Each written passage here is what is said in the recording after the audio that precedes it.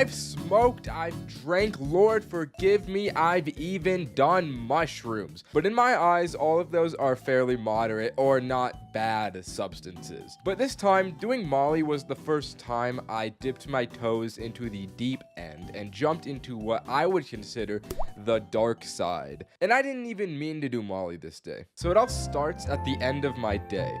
I had just gotten done with a long day of work and I was winding down and, well, I'll just let this video speak for itself. Doesn't get any better than this, brother. Got my One Piece, my Vizzy hard seltzer, and my Lego Vespa. This is gonna be a good night. When suddenly I got a FaceTime from Adam. I picked it up and I see him with the legend Roderick. They were like, bro, you gotta come over. Roderick's in town. And I hadn't seen him all summer, so I was hype. Yeah, bro, I'll come over, but you gotta pick me up because I'm off the hard seltzer, my boy. So my goons come and get me and take me back to Adam's mansion house. I had to put the brakes on the Lego Vespa, but I had higher priorities to attend to. So we get to Adam's house, run down to the basement garage, and get into the weed Porsche. We had the weed as we entered the car, but what I didn't know was that Adam had a little something else in his current possession. He turns around and reveals 3 different pills for each of us. Boys, I have Molly if we want to try it tonight. Now, I got a bit of whiplash from this. None of the 3 of us had done Molly at all before, so this was entirely out of left field. These 2 were both on board, but I was a little hesitant. Pills are nothing to trifle with. Adam had tested them, so we knew they were safe, but I was still a little sussed out, but also interested in trying them. In classic Ninye fashion, I said yes, but I opened up the pill and only took half. Because if this was gonna kill us, at least it would kill them first. Holy shit.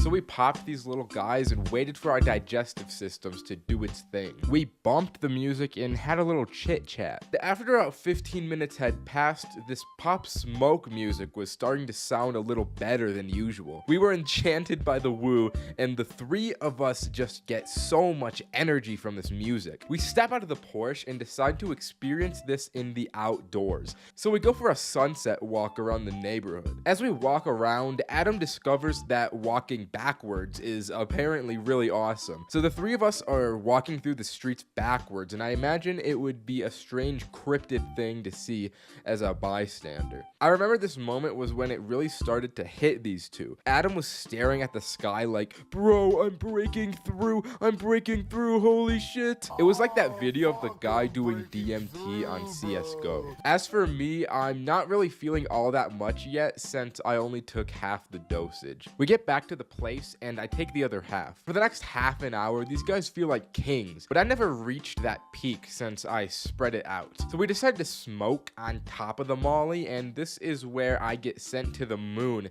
and only really remember certain parts of the night. I had smoked that Yarnum pack that had me feeling like a Lovecraftian 5th dimensional being. Before I know it, there's an Uber at the house. I had no memory of ordering one, and I had no idea where it was gonna take me, but I get in anyways. The drive felt like 20 seconds long, but it had to have been at least a 10-minute ride. The whole time, my consciousness is just shifting in and out, and it felt like I was teleporting down each block. We get dropped off at this trail, and despite being a place that I go pretty often, I was like, bro, where are we? It was so dark, I couldn't even see the ground I was stepping on. I just moved my feet forward and trusted that I wouldn't trip or run into anything. I remember saying, guys, I need you to look after me right now. I'm too fucked. Which was absolutely true. If I was alone out here, I would have been no better than the wild animals. I would have slept in the fields or something. It was so dark, my depth perception was all fricked up, and the trees looked like 2-dimensional images. I didn't even feel like I was walking. It was like I moved in place while the world spun under my feet. The trees were coming at me. I wasn't walking towards the trees, if you know what I mean. Before I know it, I'm in another Uber going home. We get back to Adam's place, and it was somehow 4 a.m., which is just an absolutely devilish time for me. Mind you, I go to bed at like 9 p.m. on a normal day, so I passed out. I wake up at like 6 a.m. and I get a ride home home on my feeble 2 hours of sleep. And you would think it's over here, but that's not the end of the story. For the rest of this day, I'm just tired and chilled out, building my Lego Vespa and watching shows on the telly. Until about 6 p.m. hits, and I get another FaceTime from Adam. Come over, bro, we got more Molly, we're taking it again. I was like, what the fuck are these people doing? They're gonna stay up for 2 days non-stop on Molly, what the fuck? So I head over to Adam's place, and he still has Roderick over there, but also my boy Kevin is partaking in this unholy day. This time, I'm purely here to observe. I'm not doing it again. Until Adam offers me mushrooms, so, you know, I won't lie, I ate a little bit, but just a little, not that much. The four of us Uber to Safeway for yummies. We walk in there looking sus as hell. I can't stop smiling. I try my hardest not to, but it's just something I couldn't do, man. I end up buying an entire box of donuts, and we Uber over to the park for a walk. We get dropped off by my boy Cameron's house, who lives by the destination, and he comes out just because he hears us outside. Just like that, my little party has grown to 5 people, and I'm handing out these donuts like I'm Mr. Beast philanthropy. From a storytelling perspective, this walk doesn't really have much to talk about. It was really just a fun and peaceful time. A late night walk out with the gang through the forest was just really nice. The entire walk, somehow, Cameron didn't catch on that the 4 of us were on drugs, which I think is really funny. Lord knows I'm not doing anything harder than Molly, especially not lean. Looking back on it, I don't think I'd do Molly again. It's just a little too intense for me. Mushrooms are where I draw the line. I'm sure a few people are gonna want to do Molly from this video, and if you really want to, I can't stop you, but if you're going to, you gotta test it like Adam did. Pills are not something you want to take risks with. Alright, my 85.4% men, 12.4% females, and especially you 2.2% unspecified. Thank you for 10,000 subscribers. That shit is epic as hell. I've done mushrooms a handful of times now, and I've only really had good experiences with it. I like that shit. Except for one time. I wouldn't call this necessarily a bad trip per se, but rather just a little freaky at times. I was chilling with my 2 boys, we'll call them Roderick and Cole. It was a Friday, September night at Cole's place with the good vibes and that good gas we was smoking. There's not much to say about the beginning of this night because it was before some of the more memorable moments happened, but I do have a little voice memo from it that I can play. We're in the kitchen right now, and the lights are off, and there's a blue light emanating from Cole's bedroom, and I'm walking into the light. Thieves and beggars. Traveler, where have you come from? Travis. This is Skyrim. Eventually into the night, Cole brought out some mushrooms, which we had not discussed doing beforehand, and I was not entirely prepared for. He was like, yo, boys, we gotta do these shrooms, and we were both game. A little thing about Cole's place is that he lives on the top floor of his apartment. So best believe we were feeling bougie with the supreme views. We were staring out the window, looking down at the street when the shrooms hit it. And combined with the weed, it just sent us. I guess staring at the window was starting to give these boys some ideas because Roderick was like, bro, we should go for a walk. Which sounded good in the moment, but in hindsight, it's kind of a bad idea to walk around town late at night on mushrooms and completely baked.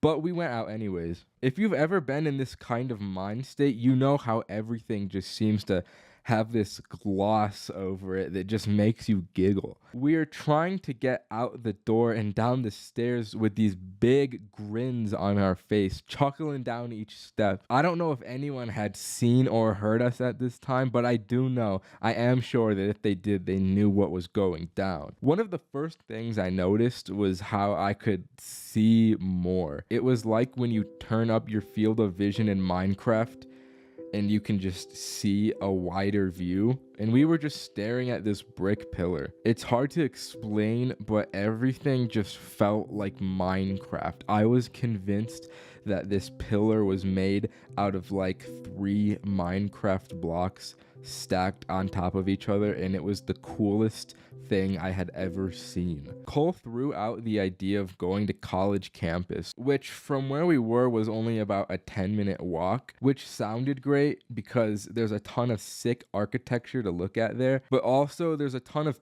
people and students walking around. But you know, what's the worst that could happen? So we were down. We had the objective. We have to get to campus. The particular neighborhoods we had to walk through to get to campus were very hilly, which my mind liked a lot. I don't know why, but I kept saying, bro, this is like Disneyland, bro. This is just like Disneyland, bro. And then this lady sprints right past us. We didn't think any of it at first, but then a few minutes of walking later, there were these 3 big homeless dudes walking in the same direction. In hindsight, I don't think these people were following her, considering how slow they were walking and how far away they were, but my mind made a connection. I was like, wait a minute, I think we just walked past a situation. And my boys were like, yo, I think you're right. I think that was a situation. So we felt the need to bring justice upon these people and intervene. We gotta help her out. But then I looked at these homeless dudes. These 3 homeless dudes were all bigger than the 3 of us. And in that moment, these homeless guys were not just homeless guys. They were predator and I was prey. I felt like an animal looking at these people. These dudes could end me in an instant if they wanted to. So I turned around and I went the other way. And there it was. On the top of this hill was a full view of the college campus. It was so bright and welcoming. It was my saving grace from whatever had just happened. Walking onto campus, Cole started to get really into the architecture. And to be fair, it is really nice buildings. It does look cool. But he was like really into it. He was running around the place and he wanted to see all of it. But considering what had happened prior, that just wasn't an energy level that I could match him on. Eventually, going through campus a little deeper, we found that there was an entire amusement park that we didn't know about.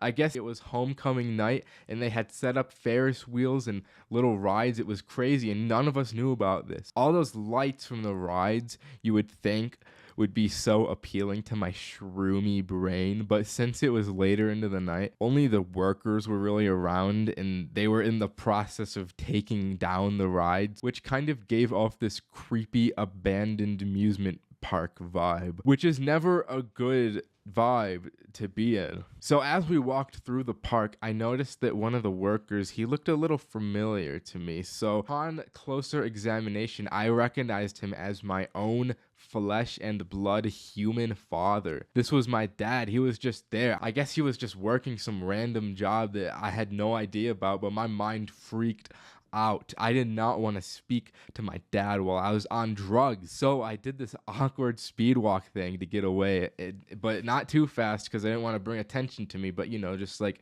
kind of a little walk. I swear I got within like a foot of him and he did not notice. It was a close call. At this point, I just wanted to go home, bro. Roderick was really just chilling. He was just having a good time and Cole was still acting like a goddamn fool. This dude started dancing around while we walked around the campus with no regard to the people passing. It was sus.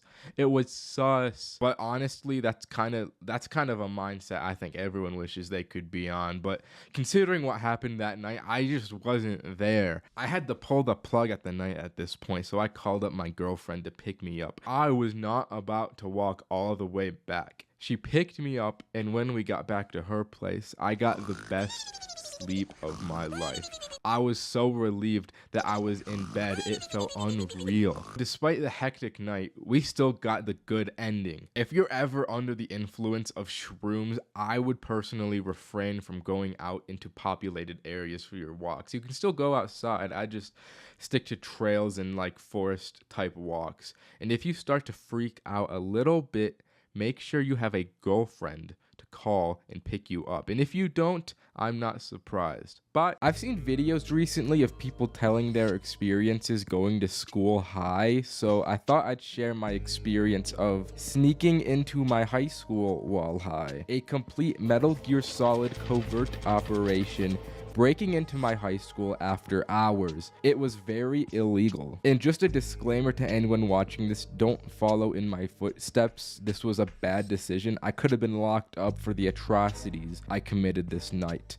And I can't go back, bro. This story starts on a summer afternoon of my senior year. I was at my boy's birthday party. We'll call this particular birthday boy Cameron. There was a handful of others there, but they weren't particularly important to the story, so we'll just call them anonymous individuals. The vibes were peak, and we were out grilling in the backyard, making some of the best food known to man. For Cameron's birthday, his parents got a hotel so that he could invite as many people over as he wanted, which, as you know, means the night came and so did that gas. And for Cameron's birthday, you know, we all had to turn up and smoke until we forgot who we were and why we were there. People were throwing up, and at one point, I swear this guy just started playing Valorant for no reason. Shit was just happening, and it was a good time. As it got pretty late into the night, people started to wind down, but I was still feeling a little nefarious, as I do. I asked around if anyone wanted to go for a walk, but everyone was pretty gone, so this walk of mine became a solo mission. Something about Cameron's house is that he lives about a block away from the school, and I hadn't been there all summer, so I thought it would be fun to walk around the school grounds. And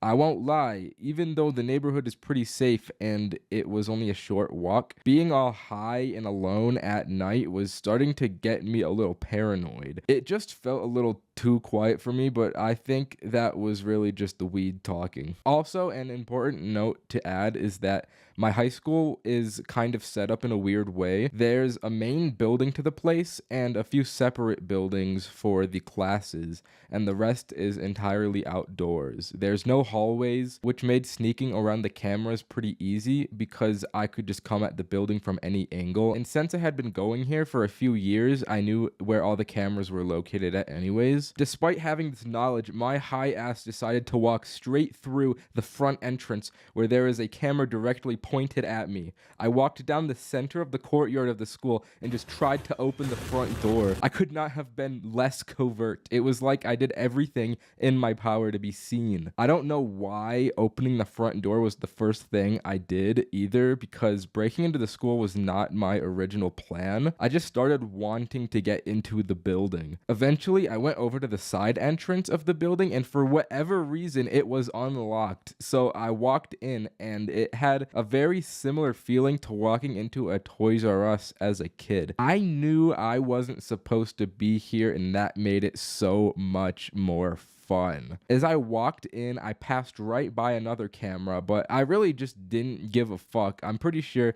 that one is fake anyways, probably, and I made a beeline for the bathrooms. You know when you have to be in school at night for whatever reason and life just feels different in an indescribable way? It was very similar to that feeling as I stood in this bathroom. Leaving, I noticed this merch table, and I just snatched this black sweatshirt and proceeded to wear it for the rest of the night. I just stole from the school. I tried to get into some of the classrooms, but they were all locked except for the biology room, so I just went in there. It was pitch black, and I wasn't about to turn the lights on, so I had to walk around with my phone flash on, and this is when I started to hear police sirens. I went into panic mode. I looked out the window and I was making a plan to run instantly. The police had to drive past the school on the road and take 2 lefts to get into the parking lot.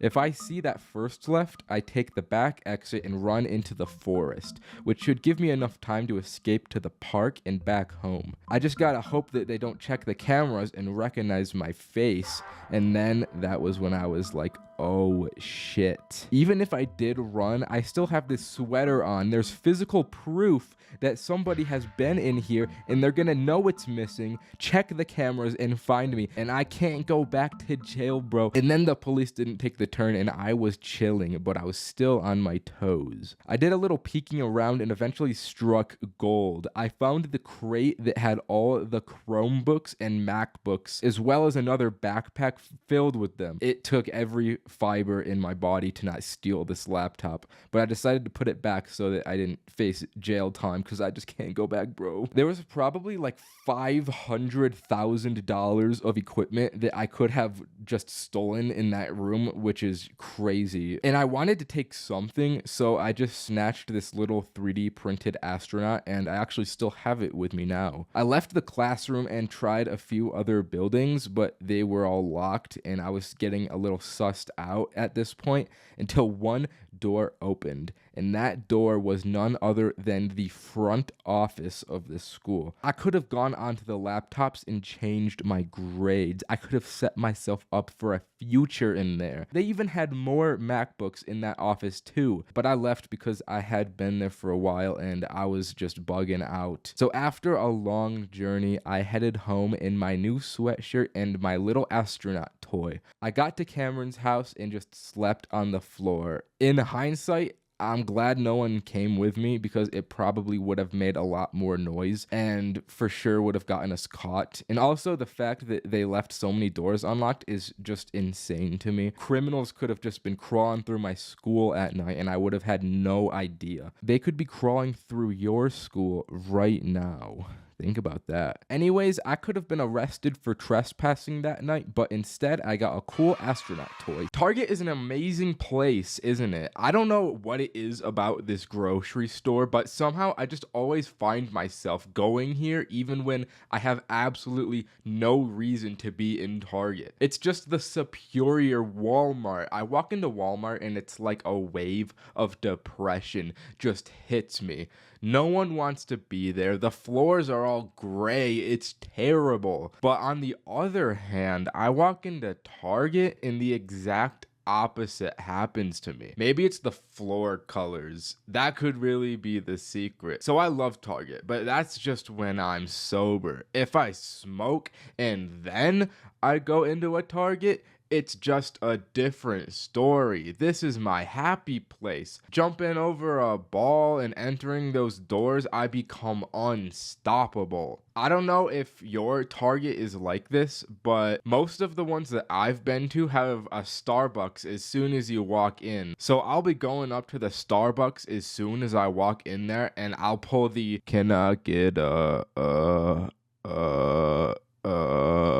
and I just can't help myself to eat one of those ooey gooey delicious little pastries they sell there. I end up buying one of those caramel ribbon crunch frappuccinos and drink the whole thing while I'm in the store with no regard to the impending diabetes that I'm going to have. I end up getting super high and cracked off this caffeine, and I've just started. I just walked through the doors and I'm fucked. I don't know if other people experience this, but whenever I'm in a public grocery store while I'm high, I just walk around with a big smile on my face and I can't control it. I don't want to be walking around with this big ass grin. I try and resist it, but it just can't be stopped, which becomes a problem because when you're high in public, you don't want people to know you're high. Me especially. Even if I'm chilling at home and I'm high, I try and keep it from everyone. It's just like an instinct. I have no reason to do this. I just kind of do. So I'll just be in Target feeling like I'm the most suspicious guy on the planet because of this big ol' smile. To be honest, I probably am. I mean, people see me, they perceive me. I probably am sus as hell. And that's why you gotta wear a mask when you go out high. That's a little wisdom for you. Despite being an adult man, the first place I'm gravitated to is, of course, the Lego aisle. I know I'm not gonna buy any of these Lego sets too.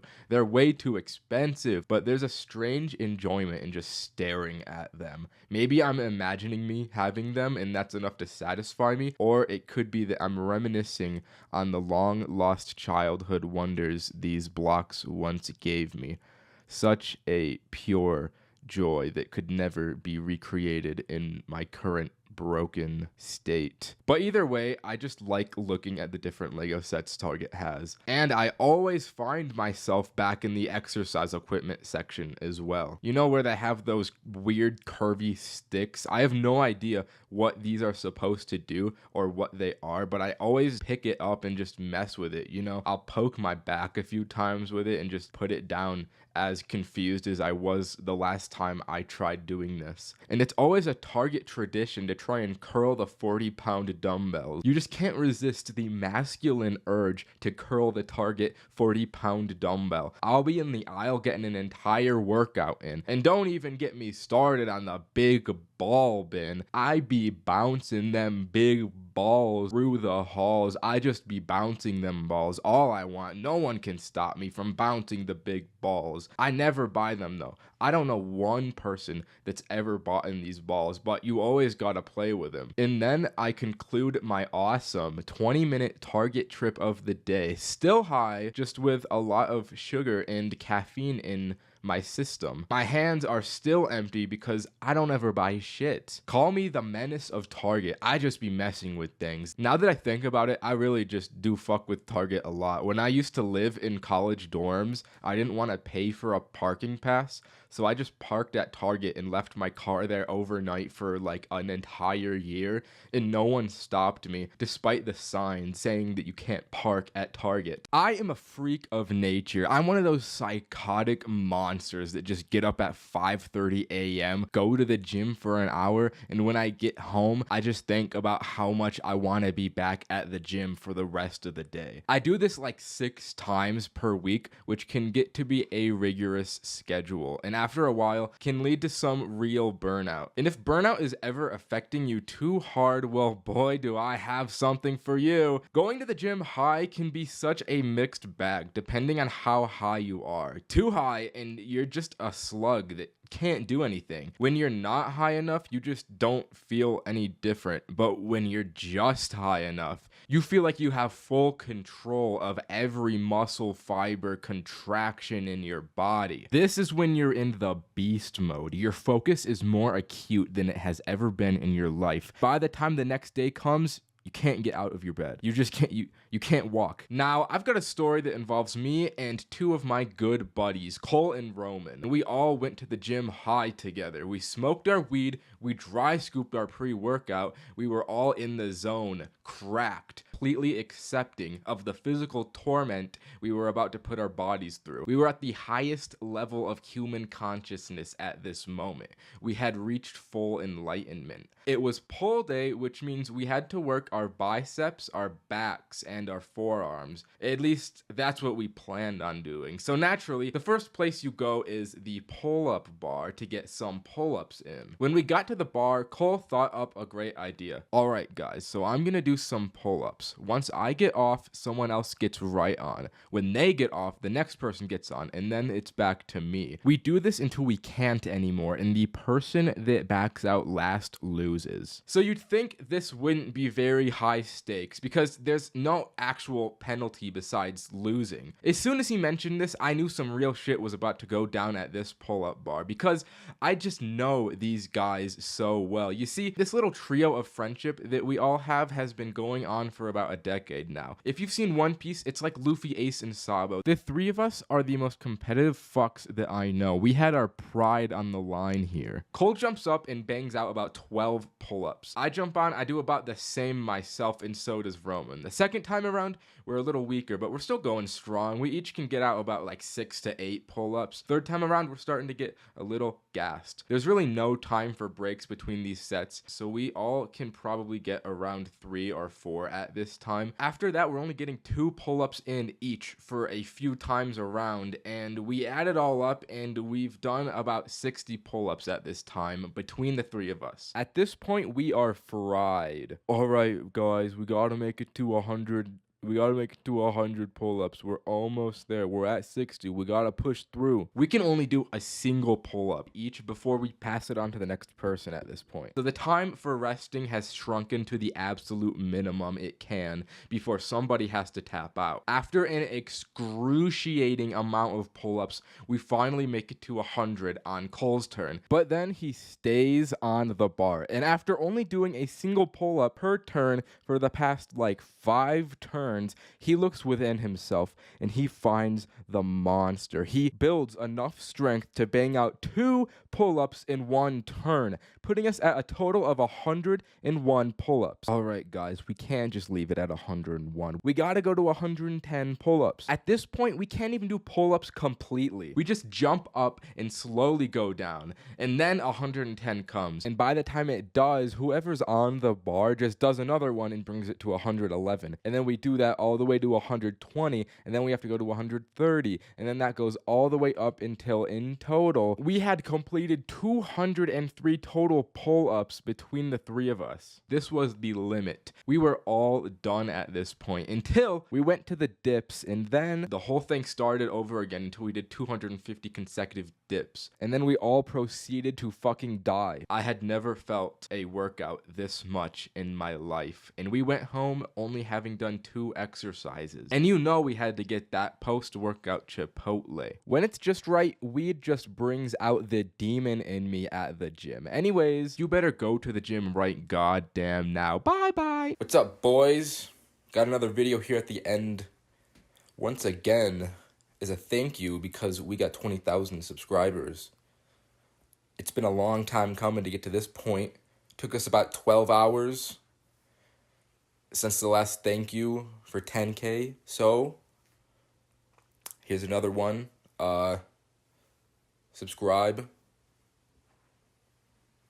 I won't lie, the movie theaters is probably the best place on earth that you can go while you're high. If you get the munchies, you can just order the most buttery popcorn you'll ever eat in your life and munch on it for the entire movie. They got those big ass sodas that probably have like 300 milligrams of sugar inside of them. And it's like there's an entire weaponry of snacks that you can choose from to eat. Although your wallet is going to go through some form of financial trauma, I didn't say it was the most cost-effective place on earth, did I? You just have to get through the process of ordering the food, which admittedly is difficult to do while you're high. But once you get into the movie theater room, it's so nice and dark that after 5 minutes pass, you kind of just forget that you're in a public scenario. And the best part is if you're in a good movie, you'll probably just forget that you exist in your entirety. You'll be so invested in whatever you're watching, you're gonna start feeling like you are in the movie, experiencing it firsthand. There's different levels to being high and watching movies that you can be in. If you're just kinda high, you're gonna just feel like you're a little more interested in the movie. If you're pretty high, you're gonna start feeling like you're in the movie. But if you're baked out of your mind, you will feel like you are the movie. My first time going to the movie theaters high, I saw Dragon Ball Super Broly,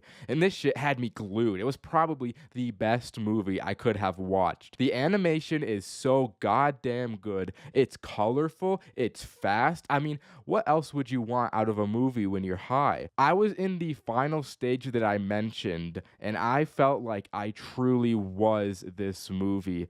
I felt like I was Goku. When he screamed, I felt that adrenaline rush. When he powered up into a new form, I felt like a new man. And at that part where he gets his fucking head dragged through an iceberg, I felt the pain alongside. Now, of course, this is all happening in my head. In actuality, I was probably just not moving a muscle with my mouth agape the whole time. I'm sure I was probably drooling, bro. I was only mentally Goku, but physically, I was probably just brain dead. Once you come out of the movies, you feel like a different person. Something deep in your soul changes.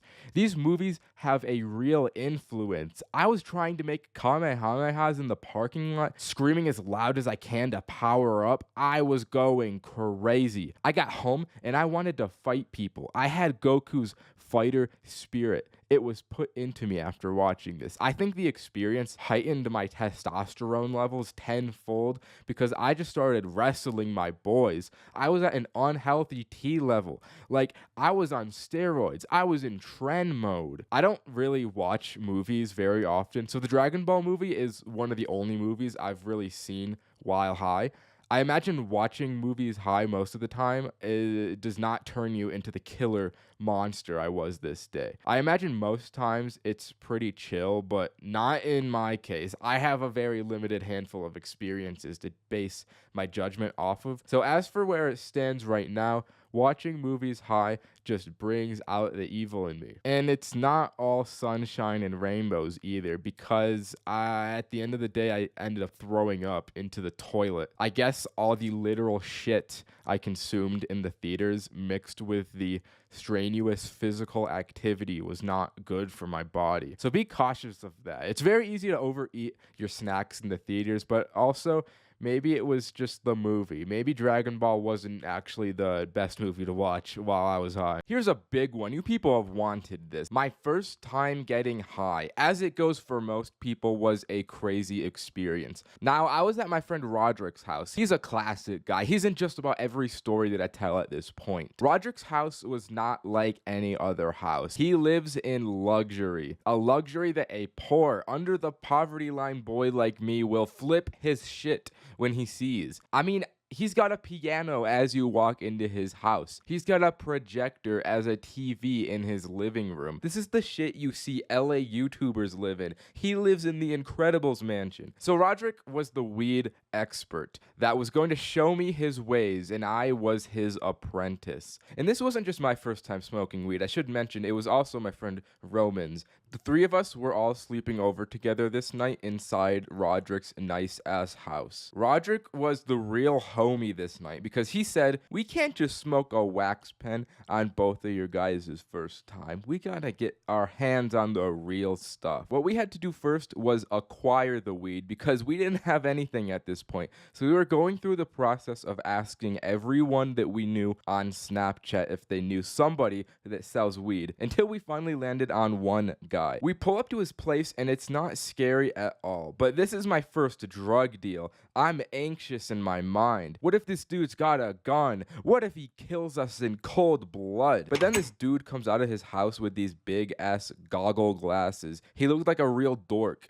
This motherfucker was a certified bozo. We could have given this dude a wedgie for the weed. Once we drove off with the weed, we all just burst out laughing because we were expecting the exact opposite of this guy. We had acquired our first weed. Roman and I were just marveling at its beauty. We felt the weed, we smelt the weed, but most importantly, we wanted to smoke the weed. Before we stopped back at Roderick's, we drove to the gas station and he was like, I'll be back in a minute. This won't take long. He comes back with a bottle of Sprite, a pack of gum, a pencil, and a straw. Yo, what is this all for, bro?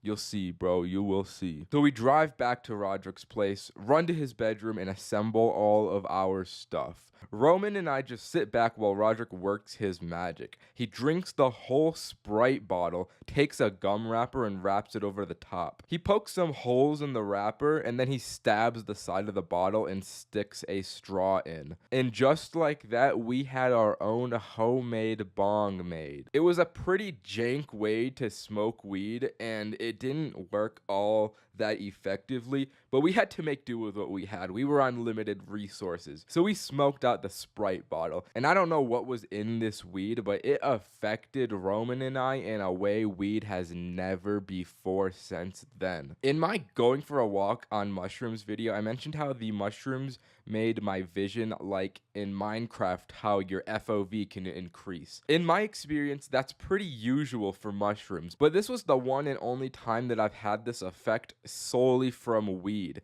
And it wasn't just me. Roman had the same experience with his vision. It was so weird. I don't know what was in this goddamn weed, but it had us looking at things crazy. I was so goddamn giggly too that I just couldn't get enough of these guys. I laughed at everything. It didn't stop. After you smoke a good amount of times, I feel like the giggles eventually just go away. But the first time I had the laughs. Then the fabled munchies kicked in and we had no remorse for the kitchen. We started tearing through everything like savages. There was a fruit bowl in the middle of the kitchen, so I went, "Don't mind if I do," and wiggled my little fingers. I picked out an apple and there was a fly on the apple, and I don't know why, but this fly scared me. I mean, I don't fuck with bugs. So I threw the apple, I projectile tossed it across the living room, and it hit right into a framed painting and shattered the glass. I don't feel good about this even today, but luckily the painting itself wasn't damaged and his parents were not home at the time. It was fucking loud. They would have known what happened. So we started to panic, but thankfully Roderick is the real homie because he vacuumed up the glass for us. Lord knows, neither of our asses could have functioned a vacuum in our current state. And by this time, I started fucking up the Pop-Tarts and I just forgot about what happened. I wasn't joking when I said we were savages. We were on a real ruffian shit. Roman went back to the room first with his snacks, and as I followed behind him, I entered the room to see that he was unclothed. He was only wearing his undies. He was sitting on Roderick's bed, eating a family bag of chips and watching YouTube videos. I feel like it's almost a universal experience where people smoke weed for the first time and search videos to watch while high on YouTube. And the same videos always just come up too. I know that you have seen this cartoon before. This video had us mesmerized. It was beautiful. We went on a YouTube binge for like over an hour or so, and I couldn't tell you how it happened, but we eventually ended up on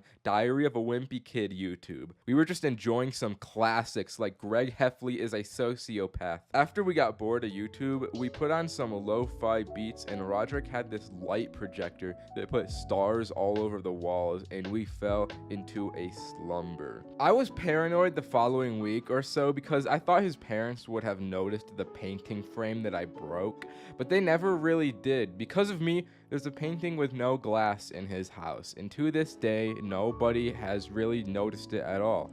So that was the story of the first time I smoked weed. Okay, bye-bye. I've mentioned how getting high at school can be stressful, but getting high at work is just fucked. I mean, at school, you just have to be quiet and keep your head down and hope nobody notices. At work, you actually have to do work, so the difficulty and the risk factors are way higher in my opinion, especially if you're working in some kind of retail job, because then you got to communicate with other human beings. In my case, I served my time as an honorary Safeway employee, and the job made me want to kill myself. I swear, human beings were not built for the 9-to-5 minimum wage grind. These jobs will just suck the goddamn soul out of you like no other. If I didn't smoke at work, I would have gone bananas. Now, I've smoked a good few amount of times while at work, but there was one particular day where I got a little confident in my ability and smoked too much. I had an 8-hour shift ahead of me from 2 to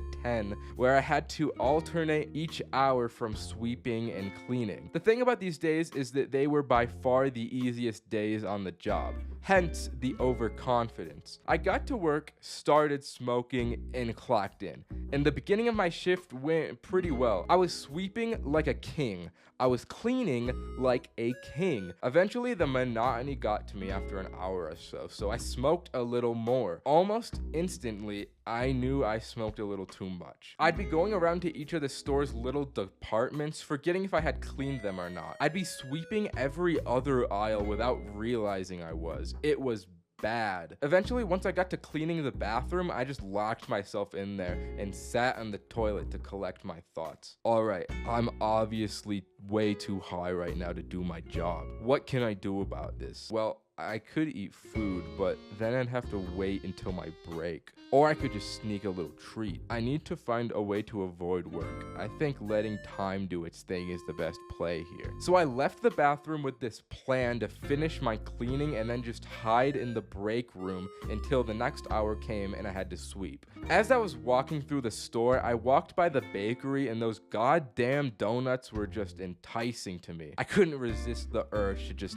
take a donut, but I didn't think any further past that. So I grabbed the donut, but I couldn't eat it because people would see that I was eating the donut and stealing it. So quickly, I thought up the idea to just shove the donut into my pocket and then I would eat it once I got to the break room. I went on to do my job, but then I saw my manager approach me. Oh fuck, she knows I'm high, bro. She knows I'm high. She knows about the donut too. It's all over. I'm gonna lose my fucking job. Excuse me, but Jared told me that you didn't clean the toilet. When I had went into the bathroom earlier, I forgot to clean it, and this goddamn guy Jared narked me out. Oh my bad, I'll go and do that now. Then I had to go back to the bathroom and watch Jared teach me how to clean a toilet. I was just watching this man filled with real, unfiltered primal rage. See man, you just gotta put a little elbow grease into it just like this.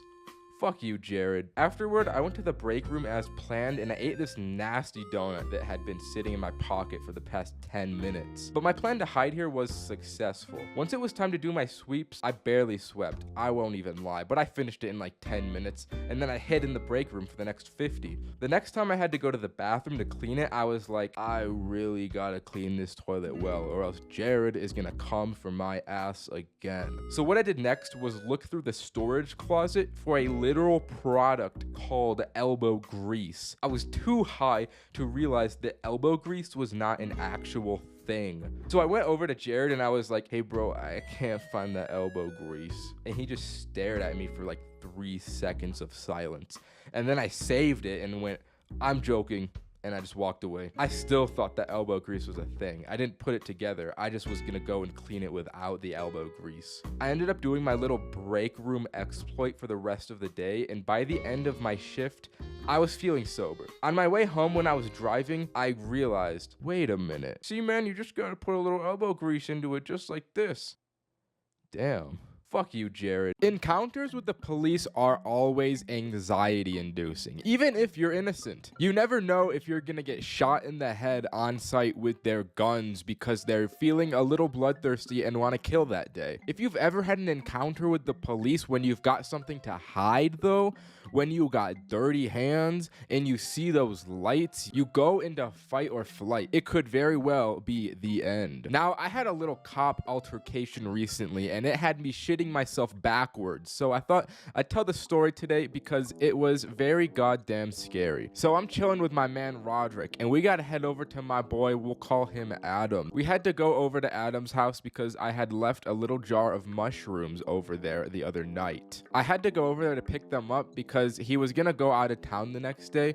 So we drove over to his place and we ended up going for a little walk while we were over there. I won't lie though, during this walk through the late night suburbs, we were partaking in some gas, some weed, some za, some goody good. You know, we went around for a bit, it was fun, but by the time we got back to his house, we wanted a little more walking. We were fiending for the walk. We decided we would drive over to the college campus and peruse around that place for a little bit. Now, I wouldn't trust myself to drive a car while high. I know people are about to say that's irresponsible, but this is Roderick driving the car we're talking about. He's high just about every waking moment of his existence. He's good. If he couldn't drive a little high, he wouldn't be able to function as a modern human. And the streets are empty past 9 p.m. where I live, so you'd be hard-pressed to even find another human person. So I got my little mushrooms and I was going to put them in the glove box, but my dumbass couldn't figure out how to open it, so I decided to put it in the tunnel console. This seems like a pointless detail, but trust me, it's important. As we were driving to campus, we saw some dude getting pulled over,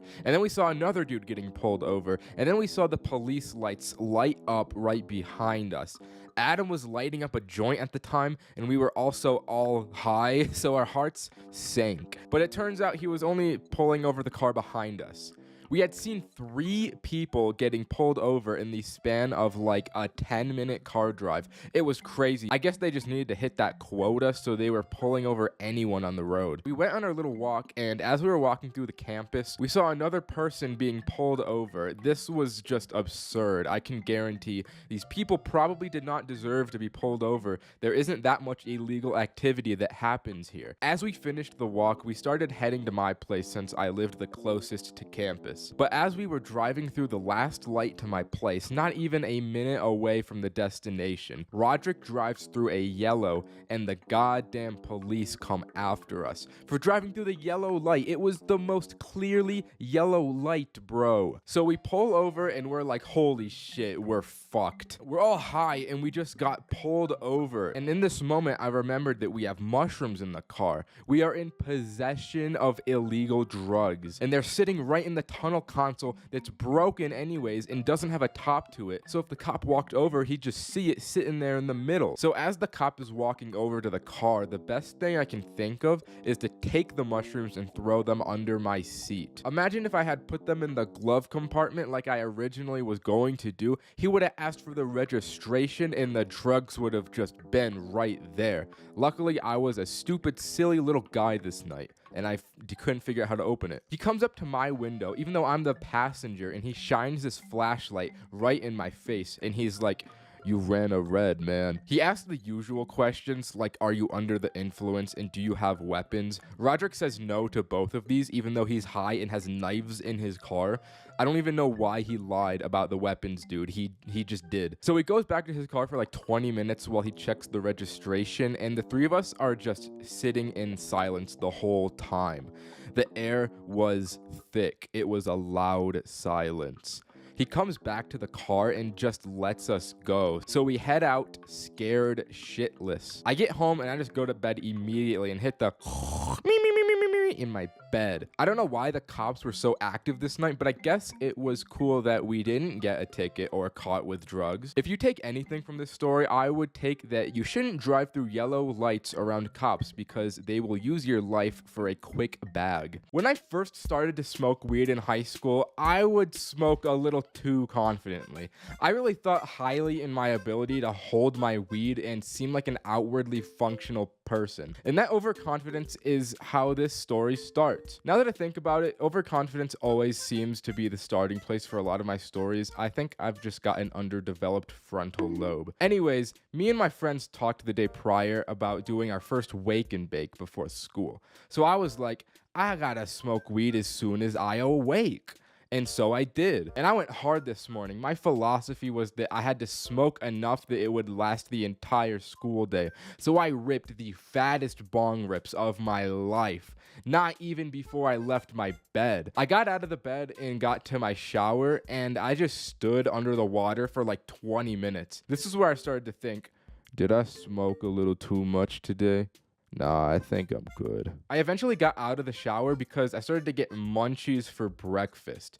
You know you're gonna have a crazy day when you get the munchies for breakfast. I then proceeded to eat 3 entire bowls of peanut butter Captain Crunch. I ate so much, I felt pregnant. It was a lot of cereal. I got out the door and waited for the bus, and once I got on, I started looking around for my boys. And once I found them, the ugly truth came out. All these dudes were sober. I had been duped. I was the only person that had gone through with the plan, and I couldn't get off this bus. I had no choice but to face this entire school day way higher than I'd ever managed before, all by myself. I felt like a kid who had nobody come to his birthday party. I was alone, dude. To give you an example for how high I really was, the entire bus ride, I just looked at the floor with my eyelids halfway open. I was spacing out of my mind. I felt like I was accepting the warm embrace and darkness of death. Once the bus got to school, I came back to my body and my boys helped me in.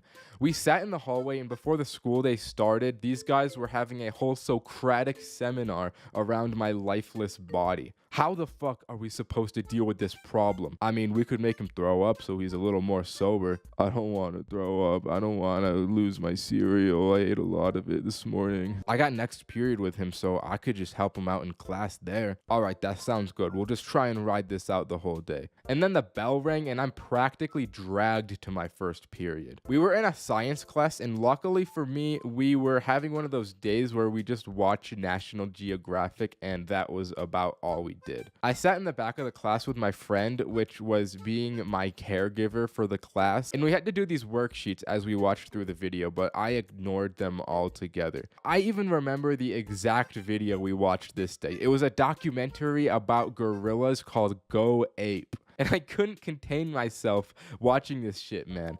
I mean, the monkeys and apes are just so silly, dude. In the way that the narrator talked was so seriously about them. It was killing me. He would say some stuff like, "She's dependent on the bigger male to keep her safe, though he spends most of his time munching leaves." and I'd be in the back of the class like, and the teacher would just look at me down with these shut up eyes. But I mean, look at this. It's still funny while sober. You cannot blame me for this at all. Just look at the way they look. They're so goofy. So the class ended and I went to the next, which I had the same friend in. So once again, I could have my little guardian to make sure nothing bad happens to little old me. After watching Go Ape, I was feeling good. Normally I would be anxious about getting caught high at school, but this video just put me in the right mindset. Or maybe it was just that I was too high, I couldn't feel negative emotions, I don't know. Anyways, we get to the next class and it's math, so the subject is a little more involved, but again, I was chilling. My friend had to carry all of the stress going in here, which I love him for doing. If it weren't for him, I would have been done for. Thank you very much. 20 minutes into the class, I've got to royally poo in the toilet because of all the milk I drank this morning. So I raised my hand and the teacher is just ignoring me. And in all this time, the anticipation builds in my head for how I'm going to communicate that I need to go. I just decide this anticipation doesn't feel good. So I get up and walk out of the class. I do my business, and as I'm walking out of the bathroom, some kid is approaching me that the teacher had sent to go and get me. You gotta go back to class, man. All right. I get back to the class and the teacher's like, What do you think you're doing leaving my classroom? and I pull out the classic I threwed up card and I get sent to the nurse. So I gotta leave the class again, but I'm not gonna lie, I don't go to the nurse. I just go back to the bathroom and sit on the toilet until lunch. Now, this whole time I'm on the toilet, I'm thinking of a way that I can get out of school before lunch is over. I didn't feel sick at all, and I wasn't about to make myself throw up. So my great plan that I had thought up was to go onto Google Images and find an image of a toilet with vomit in it. I know, it's gross, but desperate times call for desperate measures. I found the right image that looked identical to the school bathroom, and I showed the image to the nurse, and I was like, I'm sick. I gotta have I need my mom to pick me up. So my mom comes and picks me up. I won't lie, I felt like I had outsmarted the schooling system this day. That win really stroked my ego. I went home and I just played Fortnite all day, and it was a massive W because I don't take no L's ever. I imagine my friends that day were pretty confused because I had just disappeared. You know, they eventually found out. I'm sure that you all, like me, love the great American outdoors. I can't get enough of the nice pine trees, the nice fresh air, and the lack of cops. But unfortunately, sometimes it be the common man who wishes to do you wrong, in addition to the government. And by the common man, I was done wrong upon on this very camping trip. Me, Adam, Roman, and Roderick wanted to do this big trip into the woods with weed and alcohol. So we planned to go camping at this place that's sort of far away from my house. Far enough away to act a pirate, to be alone and get fucked up at. So you have to drive out of town, up this mountain, and through plateaus and valleys and rivers to get there. But once you get to the top, it becomes a lot of campsites that overlook this really big canyon. We took Roderick's rinky-dink Toyota Matrix, and let me tell you, the gams on this baby, the gams, as in there were none. It took us like 2 hours to get to the top. This car was not built for 4 young, spry boys going uphill. Once we finally made it after sweating in this no AC heat box, there was this fucking tree blocking the road we wanted for the campsite. So we moved that shit, like bam, like Out the motherfucking way, bitch. Blunts in mouth. So we get done being hot and we throw this tree, pull the car along the road, and make it to the campsite. It's all downhill to our left because the campsite washes out in the cliff drop. But we set up the tent and there's this beautifully constructed fire ring of high rocks that's right next to the edge. We set up the chairs and start working. Me and Roderick get the grate. Roman brought the skillet to rest on top. Adam starts rolling the yada yada, that sugar gabagool into the honey blunt, while my boy Roman gets the playlist bumping. We fry up eggs and bacon at like 9 at night and smother it in hot sauce and start drinking with dinner. We smash Coronas and we pass blunts for a little bit. Before long, the horror and reality of what we had just done began to set in. We had smothered a little too much and my stomach had really began to be a little fucking mad at me. One by one, we got hit by the shits in varying levels. Roman wound up throwing up because of his upset stomach. This unfortunately lasts a while, and I think the septic shock began to set in as we all felt absolutely feverish, from the shitting to the weed to the beers. Our grand night had hit a crash because I was just sacked out. But as I'm getting out of the tent at this time, I see what is clearly light coming from beyond the car. I'm at the tent, so I can't really see what it is from where I'm at. So I walk a little closer to see what it was. It's 5 flashlight beams walking in this cloud of light along the road. And if I wasn't gonna shit before, I was gonna shit myself now. No one in this group was saying anything. It was dead silent. They were coming along the road toward the campsite, and my heart is racing. But I try and be as quiet as I can as I get behind the tent. From behind the tent, I whispered that I saw people with flashlights coming. Roman sits up from the ground and reaches for the car keys, and now we're all sitting up to notice the light all coming closer. The lights reach the car and pause at it. We can see the outlines of like 3 guys peering into the car, but Roman presses the panic button. Immediately, the place just explodes with sound, and in a flash second, those 3 dudes were sprinting away from the car and not coming back. If we had not already been traumatized, we had been by now by the actual fucking trauma. We got all our shit out of the car and packed it into the tent and stay awoke all night until dawn. I guess in hindsight, it would have been smarter to leave and drive away, but we're badass motherfuckers. We wished they'd come back. We were ready to fuck them up. Eventually, I'm not gonna lie, we passed out waiting. But around sunrise, I woke up and poked my little head out the tent and I got out and walked towards the fire pit. I slumped in one of the chairs and watched the valley open as the sun floated over the canyon, and then I passed out again. I woke up like 3 hours later. We all got our stuff and got the fuck out of there. But what we noticed as we were getting into the car to leave is that there was a scratch. These dudes had, I guess, I don't know, keyed the car or something, or maybe it was a knife and they were gonna kill us all. Oh, college dorms are terrible. I'd rather sleep on the sidewalk than be in the living conditions these places put the students through. My college is just horrible. I could go on about this for a while, but on campus, there was one dorm that was actually livable, and that's the honors dorm. I won't lie, my high school performance was not good, but during my freshman year of college, I got put into the honors dorm for weird COVID reasons, probably. But I didn't complain. I didn't choose to be born God's favorite. This was the first time I had full independence, too. I mean, everyone did. This is just what you do. You smoke in the college dorm. Even the honors kids were doing it. It's crazy. So it's one of the first months of college, and I'm at this little get-together at some other dude's dorm. I don't know who was there. I hardly remember these people, but there was one guy that's important, and that's my main man, Adam. We were smoking, drinking, doing all that, but there was hardly anything happening. It was like a 7-person get-together just watching 2 guys play Call of Duty. So Adam and I are like, this is ass, we gotta get out of here and make something happen. So the 2 of us leave the function, and the thing about this dude's place is it's on a different floor of the building than we lived on.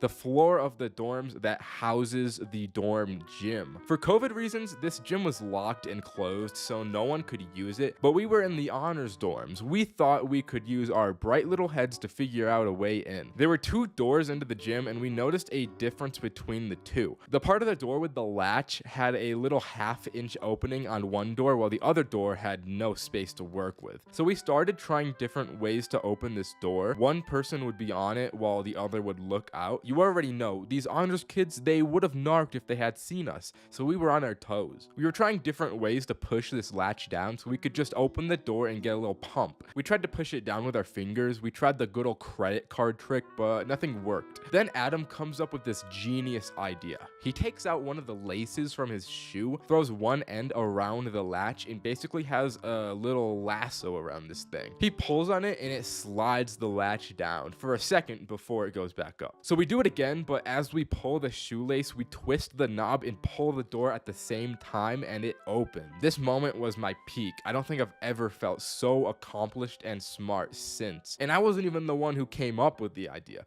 So we get into this little dorm gym and it feels so unreal. We're all giddy, running around the place. The scary thing though is that the automated lights turned on as we walked in there, but we thought we'd be fine as long as people didn't see us through the door. Before we start using the gym, we run back to my dorm and we come back with a paper towel and some tape. We fold up the paper towel so it's thick enough to be used as a door stopper, and we put some tape around it to keep it there. So we're in the gym getting the pump of a lifetime. You could say we were too high in the gym. Shout out to myself. But after about 10 minutes, we start to hear the door open. There isn't supposed to be anyone able to get into this place. I mean, the doors were locked. And as the door opens, a janitor steps in for some reason. I don't know why he would clean this place. I mean, no one's been in here all semester, but a janitor just decides to walk in at this moment. The three of us lock eye contact for a second, and he's like, "How'd you guys get in here?" "Oh, you know, it was just unlocked, man." "Yeah, we saw the lights on and we just thought it must have opened up." He told us to get out, but I won't lie, I feel like we had a pretty convincing case on our side looking back on it. In the moment though, we didn't feel so confident.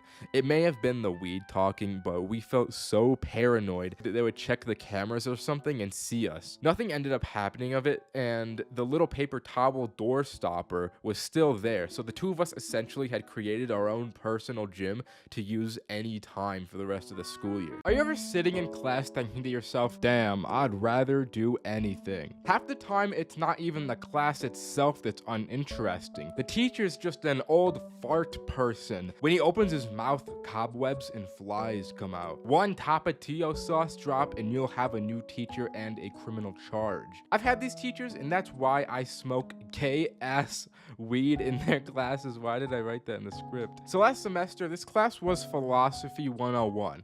I'm not gonna lie, I had a bussin' grade in this class, but I really didn't care about it. It was a waste of time, to be honest. This guy would just talk about some dead dude's idea for an hour and 15 minutes. I mean, I can think of most of these things on my own as an intellectual. Now, there was one day I was not having it. I snapped. I went bananas. I could not sit through another lecture talking about Socrates and his bullshit. I couldn't miss though because I needed a good grade. So I did what had to be done. I pulled out some of that good stuff. You know what I mean? That magic. In all honesty, I did way more than I should have. Every time I thought about how awful this class was going to be, I felt I wasn't high enough. So I get to the point where I'm baked like a fresh tray of cookies coming out of the oven. It was about a 5-minute walk to class from my dorm, so I started heading over, and as I'm walking, I'm realizing how high I really am. I keep staring at the floor and thinking, I'm grateful this floor is here to support me right now. Once I get in class, I sit in the back. It's a pretty big lecture hall, so I knew I could blend in easily. So once I sit down, the lecture starts and the professor pulls up his presentation. I am immersed in the way the slides look. I don't know why, but I just feel excited.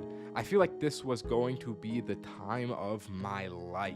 The professor starts talking about Descartes and says he was known for the whole phrase, I think, therefore I am. Now, the professor kept on talking, but I just kept on this phrase in my mind. I start feeling my own thoughts and asking myself, am I my thoughts or am I my body? I start asking if my thoughts are even my own or if they're someone else's. This idea feels brilliant to me.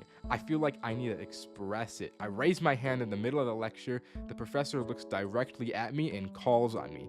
And I think to myself, fuck, what did I just do? But there's nothing left to do but carry out my plan. So I ask, how do we know if our thoughts are really us? Then the professor just stares at me in silence for what feels like 30 seconds. I feel like it's the most obvious thing in the world that I am high right now, and this teacher is looking right at me. I feel like it's already too late. He already knows. Then someone saves me. Someone else raises their hand and the professor's attention was diverted.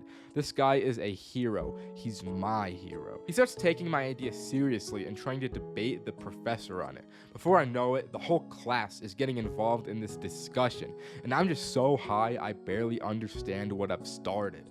Eventually, the hour's over and the lecture ends. But as it ends, the professor asks me to talk to him after class. Now I really know it's over for me. I walk down to the front while everyone else is leaving. I feel like a warrior marching to his grave. When I get to the front, the professor asks me, "Will you remind me of your name?" Now, I'm not gonna go down without a fight. If he doesn't even know my name, he can't report me. So I use the alias of the guy who was sitting next to me to take this fall. My name is Kyle. Well, Kyle, I would like to talk to you about your question today in class. Thank you for being so engaging and starting a stimulating discussion. So I'm gonna give you 3 extra credit points in this class. I just thanked him and headed out after giving this stranger my rightfully deserved extra credit points. After that, I actually just kept going to class high because anything I thought of or said while high would make people think I was really wise and intelligent, apparently. I think it really just goes to show how philosophy classes really are. Alright, this was probably the least intelligent moment of my entire life. Unintentionally getting high for 3 consecutive days. This happened back when I lived with roommates. I had one roommate that would always buy those storage jars to put his food into. Unknowing to me, he had a jar of very special gummy bears that would sit on the kitchen counter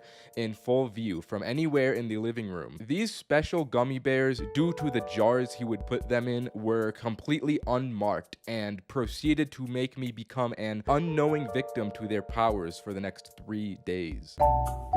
So I woke up at 5 a.m. like the champion beast trailblazer I am. I got my pre-workout and went out to drink it in the living room. This was when I first laid eyes on the gummy bear jar. I thought one little bear wouldn't hurt, so I eat it, drink the pre-workout, and drive to the gym. A little bit into my workout, I'm starting to feel sloshed. Damn, the pre-workout really hitting today. Sheesh, I feel like Charizard. But then it starts to get worse. I'm doing these curls like 1, 2, 4, 2, 3, 6. I just can't count correctly. My mind is all scattered. I started to realize something was really off when I got on the treadmill and ran 3 miles without feeling a shred of fatigue. I was just in a mental trance the entire time I ran. I go into the locker room, and while I sit here finally with a moment to myself, I realize I probably should not drive myself home. I had to wake up the boy Roman to pick me up and also bring someone else to take my car back because I felt crazy. He pulls up with Cameron and the operation is followed through. "Are you alright, man?" "Yeah, I just feel different, but not bad." We get home and I've got a Zoom class to attend in about an hour. As I'm walking to my room, I pass the gummy bears and eat another one. While I wait for my class, I remember just sitting in my chair staring at my PC doing nothing like a zombie. I was trying to mentally will myself into being functional for this class, but since I ate the other gummy bear as I entered my room, it just got worse. I sat in this class just staring at myself in this little Zoom camera window. The teacher even called on me at one point, but I just kept staring. I didn't say a word. It may have been from me being so high I couldn't process what was happening, but there was not a word spoken from me. I woke up this day pretty tired from the high of yesterday, but I still hadn't put 2 and 2 together and realized the bears were edibles. I had an in-person class today to attend, so I left for that pretty early and again ate a gummy on my way out. The gummy hit as I was walking to class and I was like, "God damn it, not again. What's happening to me?" I keep walking to class because God picks his hardest fights for his strongest soldiers, until I realize I have no idea where I'm at at. A few wrong turns had been made without me realizing it, and now I gotta figure out how to get back. I probably walk around these neighborhoods for like 30 minutes just trying to find my way back on track to get to class. But then I remember, oh yeah, I got a phone, I can use this. So I maps my way back to campus, but I had not made the calculations required to know by the time I got there, the class would be over. I walk into the lecture room that would be my class, and there's a whole different teacher in class going on that I attend thinking, nah, this has got to be the same class. I bet this is just a substitute. The class ends, and I'm still oblivious to the fact that that was not the lecture I was meant to be in. An email pops up on my phone about my absence, and I remember replying to the email just saying, not true, and then walking all the way home. I had homework to do, but as I sat down to do it, I was like, yo, the teacher did not teach us this today. So I just played Elden Ring for the next 8 hours of the day. All this weed I had been consuming kind of messed up my sleep schedule because I woke up this day a good amount later than usual. So when I walked into the living room, my roommates were all awake and out there. I was like, guys, that thing keeps happening to me. I think I gotta go to the doctors today. Something's just not right with my body or something. I reach in and eat another gummy while I'm out here, but this time in full view of all my roommates. Roman's like, bro, you're really gonna eat an edible this early in the day? And just like that, all of the stars aligned in my head. I had been drugging myself on these gummy bears unintentionally for the past 3 days. So you're telling me that those are edibles? I've been eating those every single day recently. Then everyone just erupts to clown on me. These dudes couldn't act right. They're like, oh my fucking god, this dude's a dumbass. So I run into my room in tears and listen to Heartless by Kanye West. I hate my friends. Once you enter the demon realm of young adult life, the dynamic of Halloween shifts from candy time to party time. But that is not a memo I accepted. I still wanted to go out and collect some candy booty. I didn't want any of that booty, you know what I mean? So during my freshman year of college as a dormitory resident, I had my eyes on a different prize than my colleagues. So I'm sitting in my dorm room alone on Halloween, dressed as Batman with a fire in me to make something funny happen. There's this girl that lives down the hall I kinda knew, so my plotting started with her. My awesome plan was to go to her dorm room door and trick or treat. I'd get a few laughs, maybe a piece of candy, and I'd call that a W. So I knock on the door like, I am Justice, trick or treat. Oh my god, you're so funny. I've got just a thing for you. She gives me a Skittles bag like, Don't eat too many. but I'm just popping off. I had been living impoverished off PB&J sandwiches the past month, so this was essentially gold. Before I leave, she adds, I'm having a little get together in a minute, so if you want to come over, you can. so I'm like, sure, I'll go over, knowing damn well I'm not going back to that place. I got my loot and that's all I wanted. I get back to my room and I'm snacking on these delights, probably watching Hunter x Hunter. All of a sudden, I'm like, oh damn, I'm really high right now. The fuck? On closer inspection, these were edible Skittles, but I mean, they hardly show it. I was like, why'd she give these to me? Honestly, I was fine with eating edibles since I didn't have anything better to do, but I just thought the situation was weird. So I go back to her room to see if she meant to give these to me, and as I knock on the door, she answers it like, Oh my god, you came. Come on in, come on in. I had forgotten she had a little get together I was invited to, and I didn't want to be rude and leave, so I went in, and when I saw this place, this was not how I imagined her little get together at all. It had to have been some kind of sorority party because there was like 10 girls essentially wearing lingerie, and then me dressed as Batman. They were drinking, playing games, and I'm completely out of my element and pretty high. I'm a married man. I can't be put in situations like this. So I'm like, yo, this party is epic. I'm gonna go get some water. I fill up my glass and just sit at the kitchen counter alone, trying to think of the quickest way to get out of here. I text the big man Adam to come to the door and get me out of here. I give him the room number and I say to just open the door and ask for Batman. But I didn't get a moment to see if he replied because this girl comes up to me and sits at the counter. Hey, what are you doing over here? And this is when I made a decision I look back on as highly questionable. I was new to college and I didn't want to taint my name so soon and be known as the Batman guy that sat alone at the party. So what I do is I go full Batman mode and protect my identity by speaking like Batman. I'm just thinking about criminals, you know. Haha, that's funny. You should come over and play games with us. It may have not been the best decision, but I ate a lot of those Skittles, and these people were drunk enough I could speak like Batman all I want without repercussions. This girl takes my arm, pulls me over to a beer pong setup, and hands me a ball. I didn't want to drink. I'm already zooted beyond belief, so I'm aiming between the cups so that the ball just hits the edge and bounces away. In this whole time, I'm just hoping that Adam got my text and would come through the door and save me. The more I miss, the more these people are chanting for me to get a ball in. Eventually, one of the balls land, I gotta drink it, and they're chanting for me to get more. So I do one more, and then they chant again for me to do one more. They just don't want me to stop drinking and getting these balls in the cups. I realized that this is just gonna keep happening forever, and I can't keep this up anymore. So I use the tried and true stalling method. I need to go to the bathroom. I check my phone to see if Adam's on the way, and I stand in this bathroom for like 5 minutes until I got out because I don't want to be in there for a suspiciously long time. I walk out and see the girl that invited me here. I walk up to her and I'm like, yo, did you know those Skittles were edibles? Yeah, I know you like weed, so I thought you'd like that. Huh.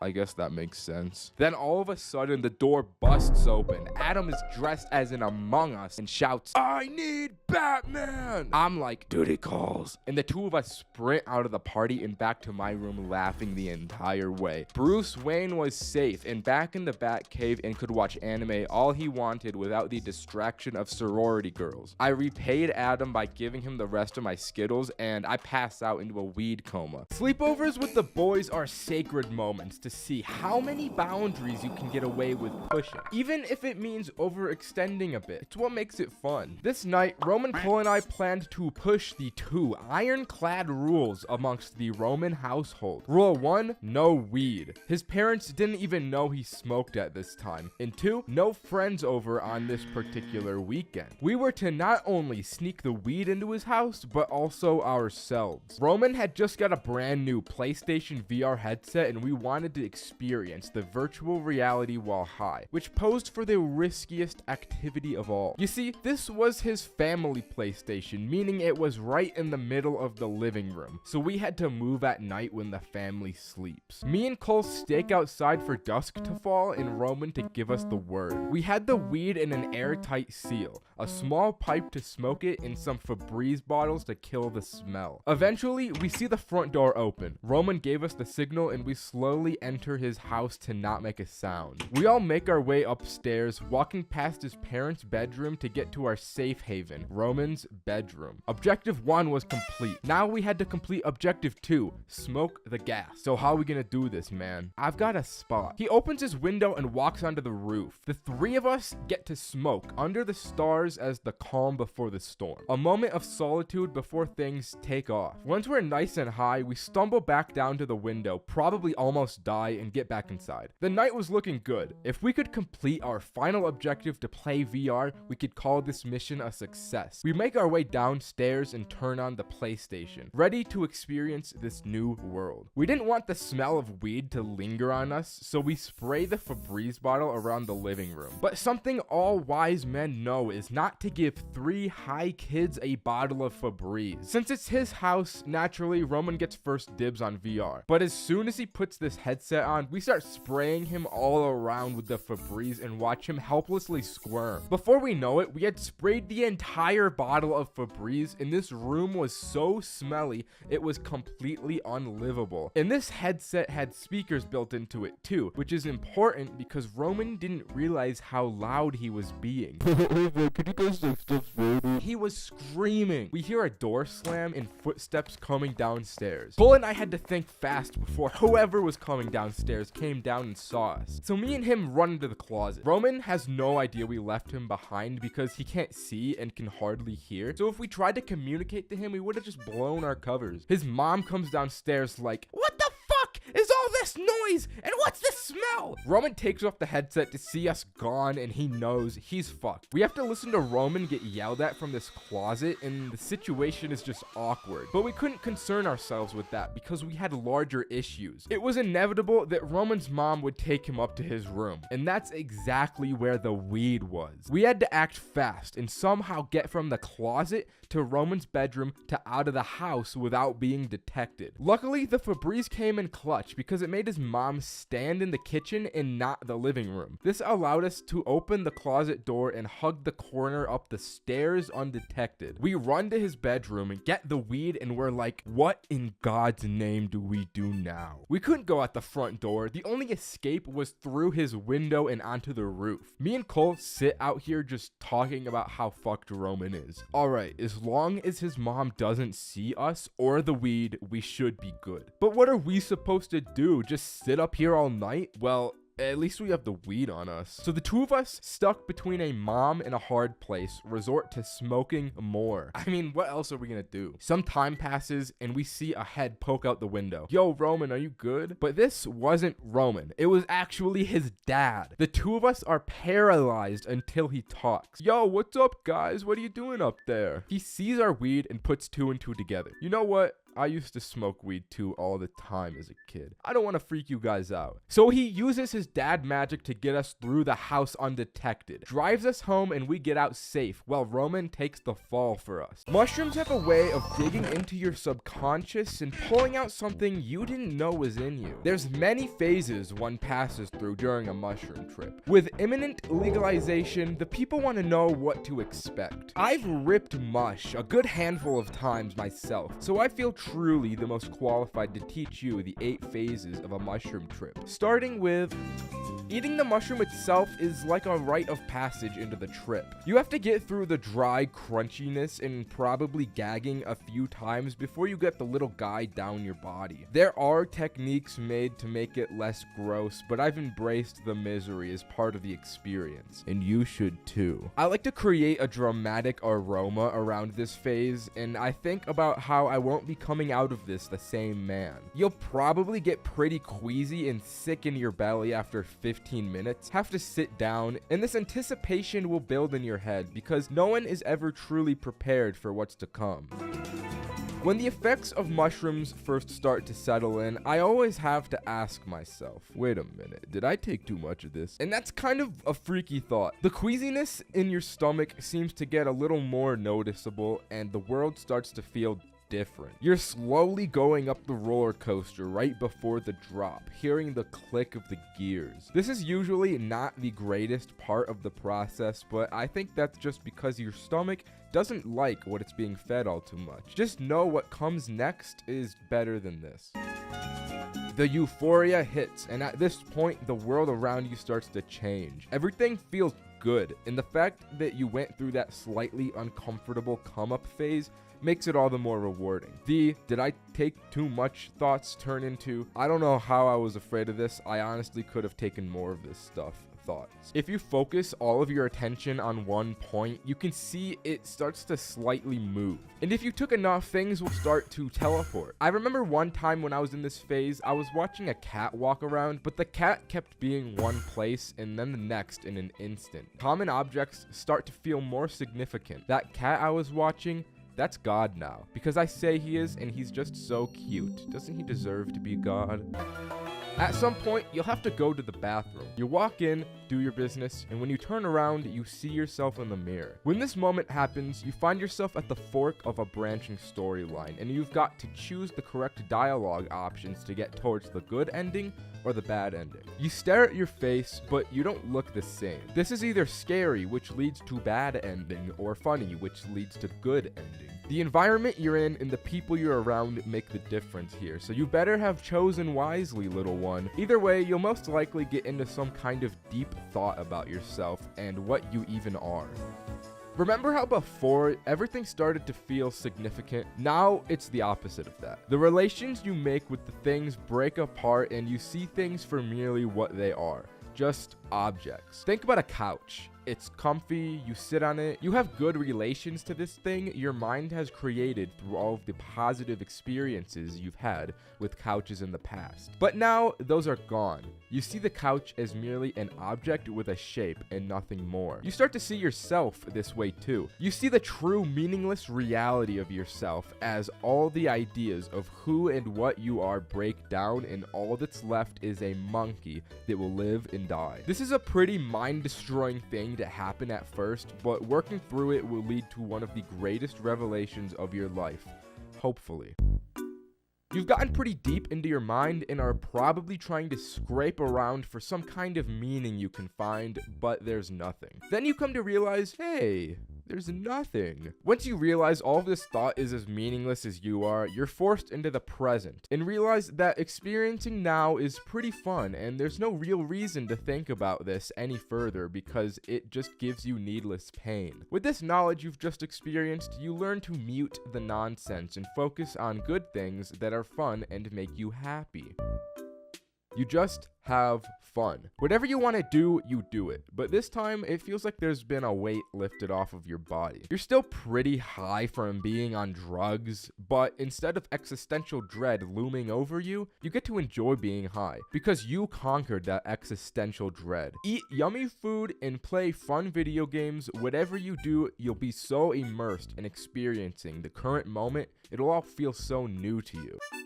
Before you felt high because of the drugs, but after those drugs wear off, you still feel that excitement. The high becomes real. You feel like you gained something meaningful from the mushrooms and worked through something that gives this feeling of being born again. The world just got a fresh restart and you want to take it by the neck and make it your bitch. You're not messing around anymore, big guy. And in my experience, this excitement for taking on life's challenges lasts for months beyond the mushroom trip. Not nearly as strong as in the current moment of coming off of the trip, but enough it's a noticeably new perspective on life. But eventually, throughout the coming months of life, you'll see yourself coming back into your human nature, rebuilding all of those relations you broke down during the trip and settling back into your ego. When that happens, it's time for another mushroom trip. Doing acid is a wild experience that I tried to peer pressure all of my friends into doing with me. My first time was just 1 week ago when I made an epic phone call. Yo, Roman, I've got a proposal. Yeah? What's up, massive legend? We gotta take acid so I can make a video about it. Instantly, I knew Roman would be on board because he lacks impulse control. Now that I had someone on board, I could make this a thing and everyone I know would drop LSD with me. Or so I thought. Nobody else actually wanted to do acid, but I did get Cole to trips it for us in case anything went wrong. When the day comes, we all meet and we make the moves required to acquire the stuff. I call the plug like, let me get some of that good lysergic acid dithylamide, boy. We drive over, both get a tab each and drive back to my place. We thought 1 tab wouldn't hurt. This is like probably the adequate amount to do. But even for a big guy like me,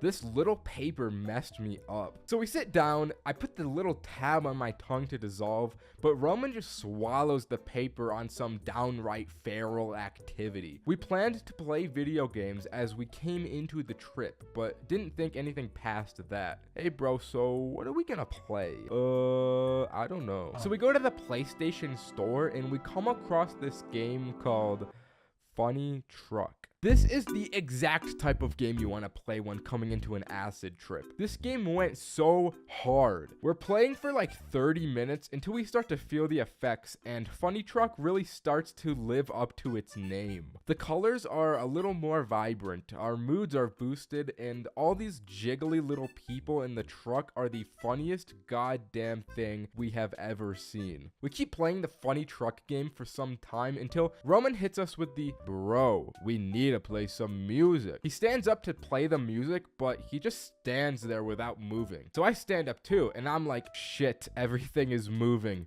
I'm gonna go get the Alexa. I go get that thing, come back, and Roman still hasn't moved. I walk over to him and just hand him the Alexa orb, and he's like, what's this? The Alexa, bro. You played the music on it. So he repeatedly says, play Drake, play Drake, play Drake. He just couldn't figure out how it worked. So Cole steps in as CEO trip sitter, figures it out, and plays Roman his Drake. When this music plays, I feel like this man is speaking directly to my soul. I had never heard Drake this sensual and beautiful in my entire life. It was like the Drake was inside me, bro. My vision starts to gain after images, and the vibe created from the combination of everything going on was just on another level. I had truly felt I was peaking in this moment. It was getting dark and Roman was like, hey, I want to go outside. Bro, imagine how the stars would look. You boys think you can go out like this though? I don't know. Yes, you feel up to it, bro. I know you do. Okay, I guess I do. Are you sure? Don't listen to him. Just run outside. Don't let him control you, bro. You're a free man. I was acting as an enabler this day and being a little cheeky, but it worked because Roman just leaves the house, so we follow. There was tons of stuff to do around my place. We got the playground, we got the pool, we got the hot tub, but me and Roman weren't drawn to any of that stuff. We wanted the volleyball court. We play the music and the two of us lay in the sand and look at the stars. This goes on for a long time. I won't lie, looking at the stars on an acid trip brings a peace you don't get to feel too often. Once our time was up, we wanted that hot tub bad. Just the idea of being consumed by the warmth was enough to make us down bad. There was an issue though. We go around the gate to try and get in, but the gate was locked. I snap back into my bad influence and tell Roman, we need to jump the fence.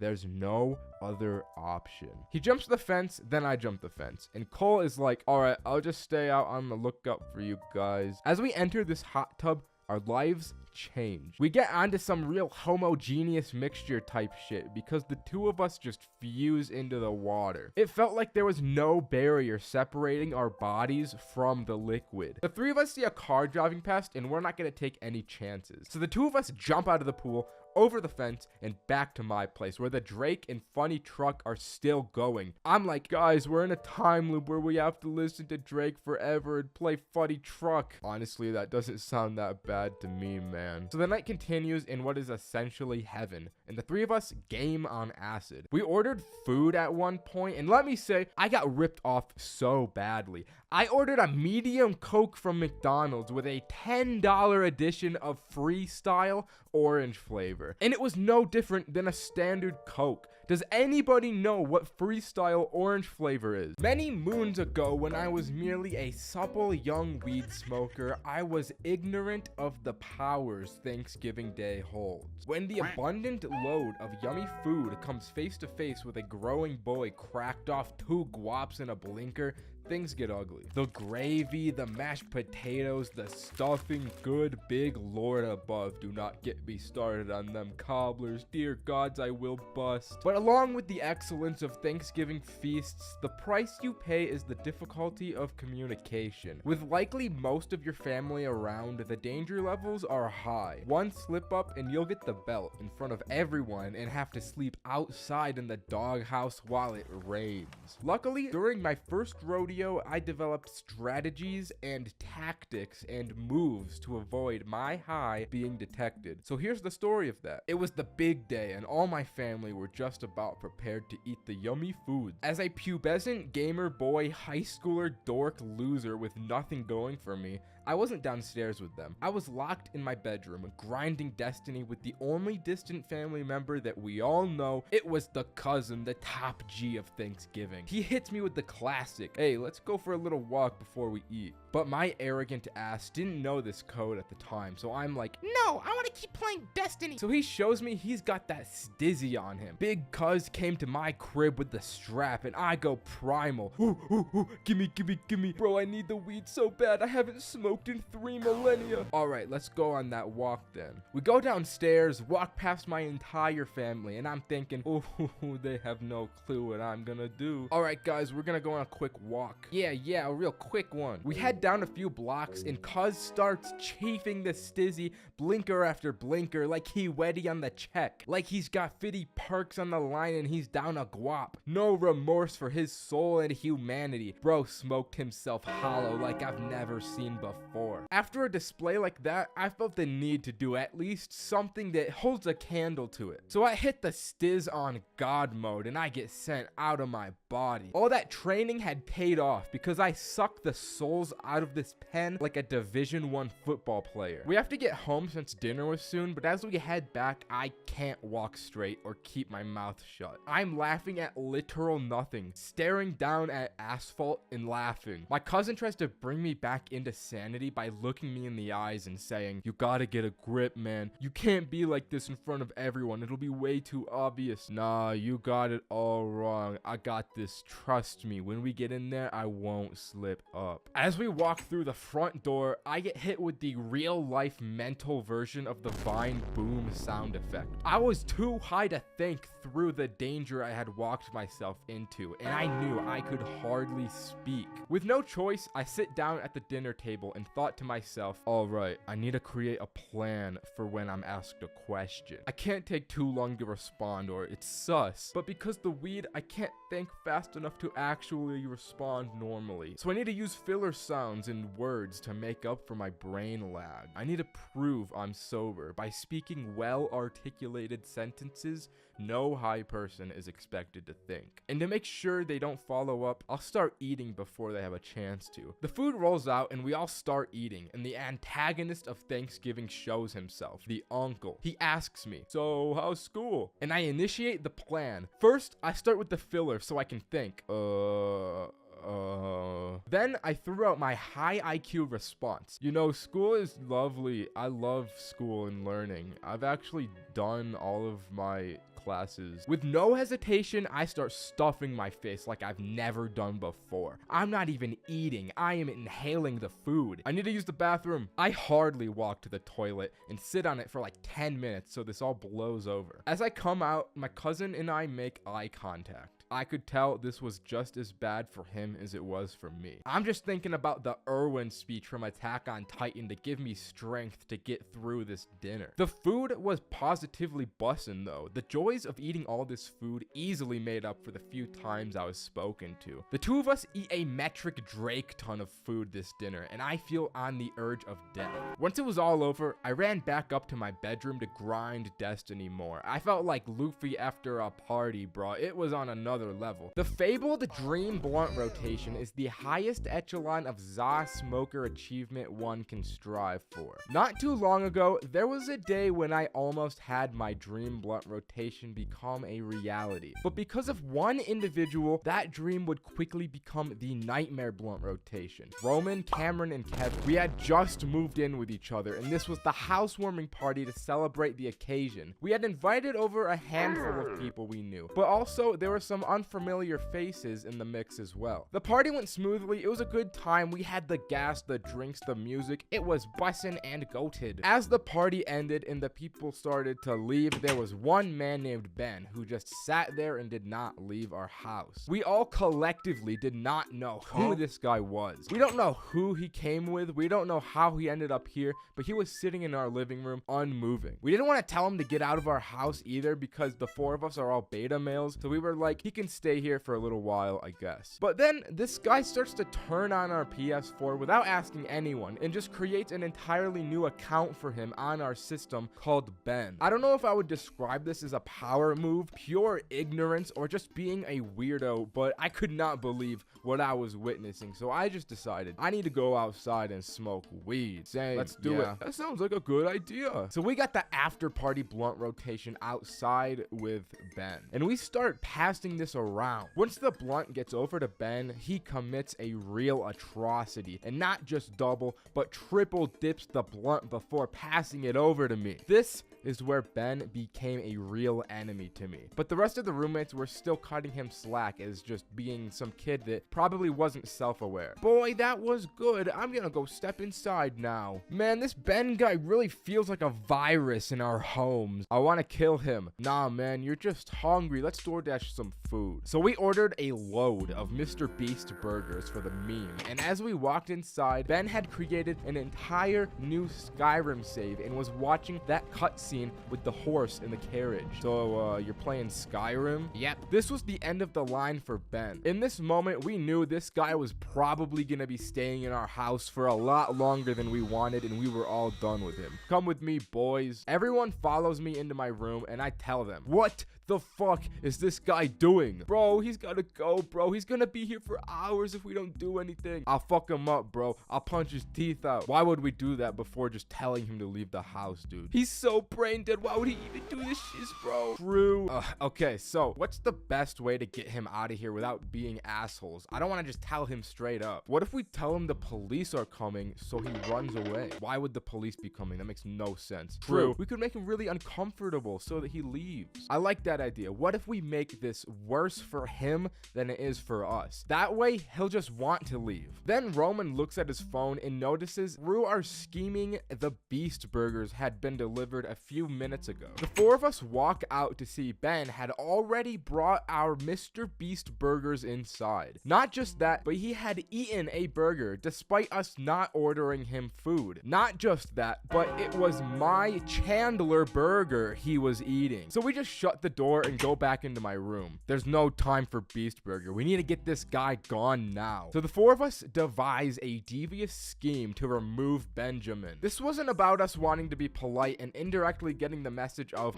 excuse me, what the actual fuck are you doing in my house? This was about how we can make this guy pay for the crimes that he has committed. So the four of us get our guns and load them up. We go over to the air conditioning and turn it to the coldest possible option. Once the house was freezing, we all point our guns at him and shoot him. They were water guns, by the way. And since the house was cold, the water was very chilly. Why are you doing this? You ate my Chandler burger, bro. You gotta go home. So Ben runs out of our house to never be seen again. But the creepy part is the next morning, we texted the people we knew at the party to find out who brought him. We wanted to know who knew Ben. The thing was, nobody knew who Ben was. I guess Ben was just a random dude who saw a party and decided to walk into it, eat a Chandler burger, and play Skyrim, which honestly, with that story, I kind of respect.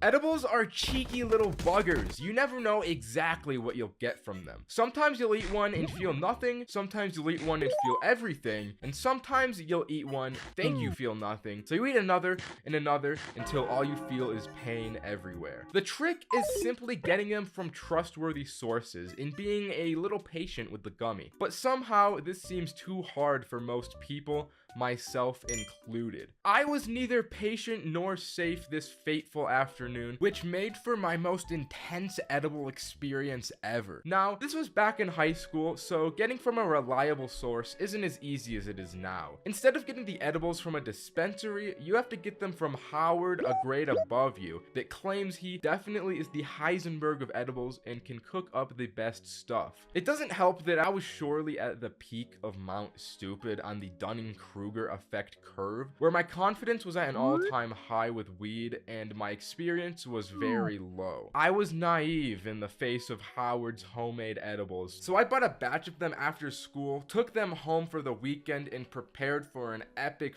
freaking time while I had the house to myself. You already know, before I ate these, I was showing them off to the boys. I was like, look at the fresh booty this young boy got his hands on. But I wasn't about wasting time. It was business time. It was time to eat the edibles. I started by just eating one of the 4 I had bought. And right from the moment it touched my tongue, I could taste just how weed infested these brownies were. But I got it down. Then with every passing second, I analyzed how I felt. And when you think about time that hard, it makes it feel like it passes way slower than it actually does. What feels like 30 minutes is actually 10, and what feels like a weak edible is actually a bombshell that hasn't gone off. So I thought, this one should have hit by now. I guess it's just weak. If this is how 1 feels, I can definitely take an extra 2. And we all know how this goes. As all of these edibles hit at once, my body is instantly, essentially paralyzed. I got the cotton mouth of a lifetime, which marked the only time in my life where I wanted water more than pussy, money, or weed. So I just lay here like, God damn, I didn't sign up for this. So I try and roll roll over to get my phone and text the boys group chat that I was on my deathbed. But my body couldn't roll over without me using 100% of my brain power to do so. As I picked up my phone, it felt insanely heavy. I had the 40-pound iPhone. The phone was just way too heavy for me to pick up, so I was left with one option. I couldn't text. I had to send a voice memo. Yo, guys,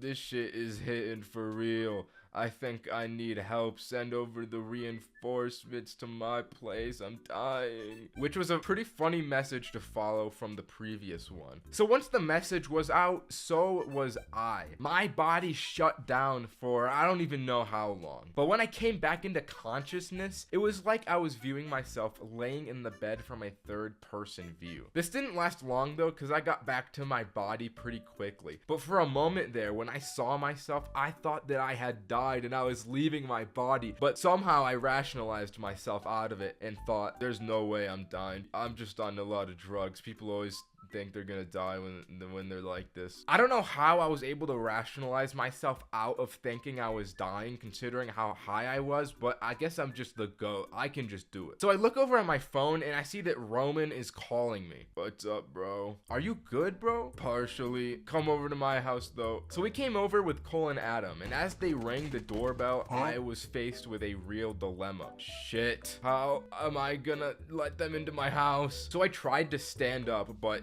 instantly just fell on the ground. I had to crawl on the ground over to the stairs and I just fell down them. I was way too high. There was honestly no other way I could get down, but I was also so high I didn't feel pain from falling down the stairs, so it was all good. I unlocked the door still on the ground with my toes and then just kicked it as hard as I could to let them know they could come in. The three of them stood over my lifeless body and asked, "Bro, are you okay? How do you feel?" So I reached into my pocket and I pulled out the last brownie. "Boys, eat this. You'll know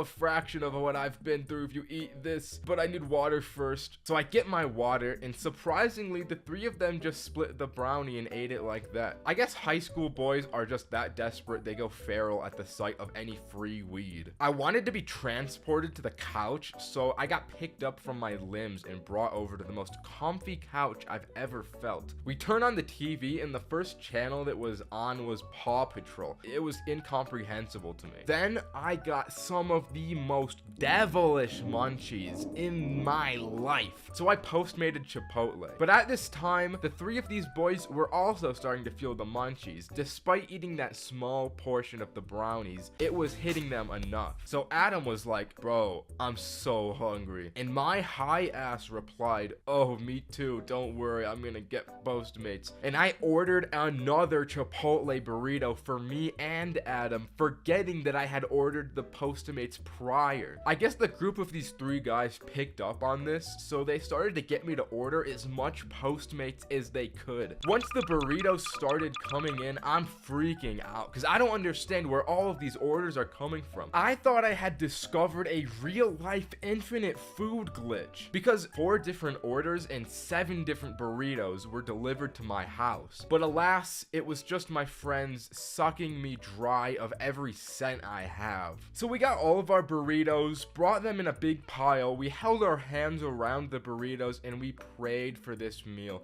We prayed to God and thanked him for this bountiful feast we had. And with that, there were 2 extreme lessons I learned this night. Don't buy edibles from Howard, and don't trust your friends. They will try and get as many burritos out of you as they can. At one point, we've all consumed more substances than we can take and lost some sort of bodily function. Whether that's the loss of literal control over your body or the loss of your mind, so you just act on all of your primal monkey thoughts, either way, something is lost. So even if this story is the highest I've ever been, if you've watched me for long enough, you'll know that the only thing that I lose is my shame. I have an ability to hard body substances without ever dropping. So at least originally, this night was going going to be planned as a mushroom trip between me, Roman, Adam, and Roderick. And I'll just skip the scene setting because I know you just want to see the drugs. So me and Roman pick up 6 grams of shrooms, stop by the Holy Land for snacks, arrive at Adam's luxurious estate, and get inside to prepare for the Ninye content farm. Also, Cameron was there too, so let's not forget about him. Round of applause for Cameron, although he was going to be sober and exclusively doing homework on his MacBook this night. So you got the stuff, my brethren? Yeah, bro, I got it right here. Let's just bust this bad boy open.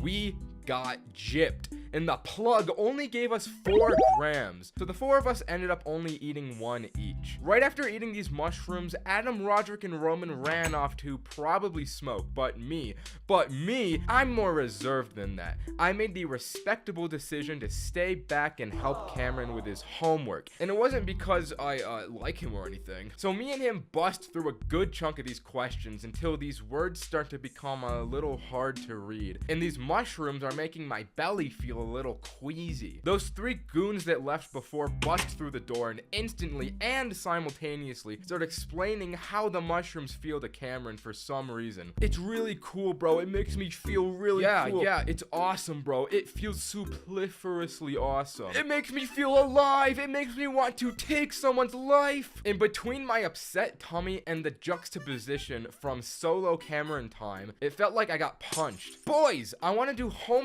right now. Frick you, bro. Fuck off, bro. What are you talking about? I was being bullied. You know what? I'm gonna go to the bathroom. Oh my god. Despite us all having just 1 gram each, they were enough. These were some strong guys. As I had that moment to myself and overcame the queasy, I left the bathroom and everyone was gone. Although, I heard faint music from the porch. As I walked out, I see these 4 are smoking a big dog style cigar in the snow outside, and Cameron was making beats in Logic Pro. Ooh, there's the big homework, baby. What'd you do in the bathroom, bro? Put a diaper on? Did you put a diaper on in the bathroom? Fug homework, bro. Check this out. This was my snapping point. My friends were relentlessly bullying me, and I had to do something now to redeem the great Ninye name I was known for. Give me that cigar, boys. Check this out. Damn, bro, you're not supposed to inhale it. This didn't exactly hit the way I thought it would, but in this moment, a shining opportunity presented itself. Who wants weed, boys? So all of us, minus Cameron, scurry our little feet downstairs into the garage and hop in Adam's classic weed Porsche. Adam pulls out the big dog bong, and I knew this was the time. This was the moment I would fully redeem my stained legacy and go down a legend. I got handed the bong first, and as I held it, all my memories flashed through me like visions. When Roderick called me a homework baby, when Roman said I wore diapers, it would all be sanctified in this moment. I lit up, and as I'm sucking on this bong, I don't let go. I take the biggest bong rip of my life until my lung capacity can't take a single more milliliter of smoke. As I exhaled, the entire car is filled with smoke, and I'm coughing like Walter White. This shit hearted. Afterward, I just lay down in the back of the car while my body recovered. The bong was passed around a few rotations, but I couldn't take any more, so I just waited until we all finally got out. And once I stood up, I realized how high I was. So as we all stumble back to the bedroom, I go up to Cameron and I ask him, "Bro, let me see the laptop, bro." I had a golden joke cooking. I sit down with Roman in an attempt to open Google Images, search for Patrick Bateman, and my joke was gonna be that I said that was Cameron doing his homework. But I only got to search Patrick in the search bar before I hit enter, which brought up Patrick's star, which had this image from an Amazon link to a Funko Pop that the 2 of us found a lot funnier than the original joke would have been. But then I took it further by clicking on the image, bringing me to Amazon where I bought it. I bought the Funko from Cameron's laptop on his account with his card and shipped it to his parents' Cameron's house. I was on fire. I was in my element here. Then Adam brings out the vodka and I'm chugging that thing like a Division I football player. Then Adam brings out the canned wine and I'm chugging those things like a Division I football player. I had completed the holy trinity of substances: earth, water, fire, but I was missing air. And I don't normally do this, but I start ripping Roderick's vape. And with all these substances combined into me, I was just like Avatar Aang. I guess my mind was still on SpongeBob because I really wanted Cameron to play the outro song from SpongeBob on his MacBook. But the video Cameron brought up wasn't just the SpongeBob outro. It was, I put the SpongeBob outro over the end of humanity. And as soon as this video came up, I had another golden bit to come to me. One that would even top the Funko Pop one. Cameron, hold your laptop up so that everyone can see. Boys, this video is something I've worked very hard on over the past few years, and I'm so happy to finally have it come to fruition. You didn't make that, bro. That's a YouTube video. They want you to believe that. But let me continue. As you know, my YouTube channel has grown at an extremely fast rate recently, and I wanted to celebrate the monumental achievement of 200,000 subscribers with a celebration that's fitting. So I've planted 200,000 bombs across New York City,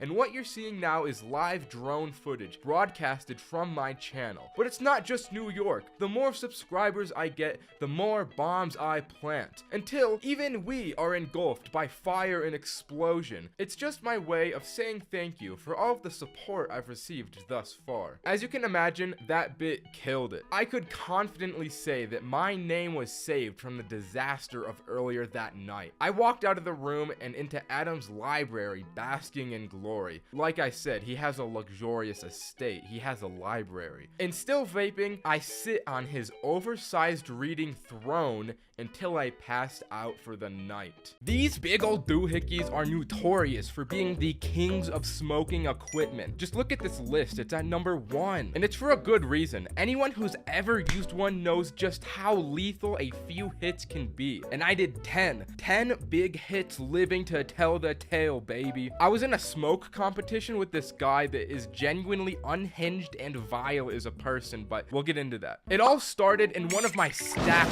classrooms. I had Roderick, Adam, Roman, need I say more? But there was one unnamed mystery individual in this class as well. No one knew him, but also everybody knew of him. He'd always be dressed up extremely classily. He had this pot hat he always wore. He had those anime hoodies and his classic lightning bolt Crocs. The dude dressed so loudly despite never speaking a word once, until Roman did his talking to strangers thing and came up to the squad like, yo guys, I talked to the Croc guy, he seems kinda cool, I'm gonna hang out with him. But then I'm gonna hang out with him quickly turned into we all hang out with him because the three of us were just too curious to meet this guy. We had to be there. So the plans were made, of course, at Adam's magnificent property. The day had come and the boys were all dressed up head to toe for Croc Guy's arrival. As he burst through the front door, we were all pleasantly surprised to see he was still sporting that iconic look. Considering his hat, we wasted no time to get to the point. You wanna smoke? Sure. So we get the equipment and all tiptoe downstairs ready for smoke time. So how often you smoke that epic, bro?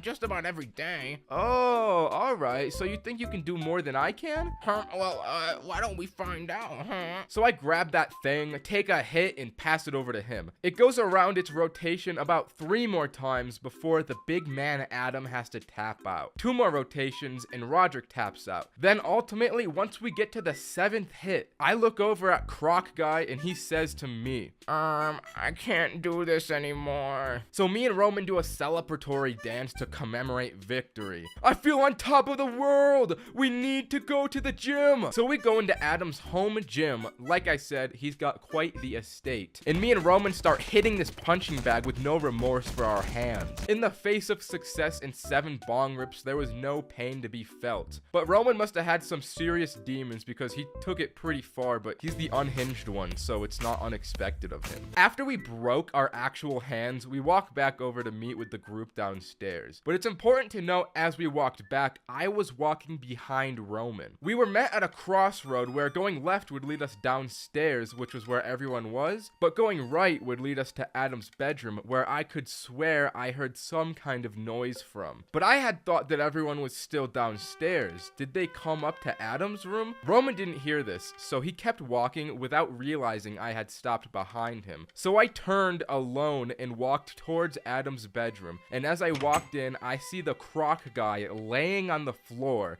but I didn't see anyone else.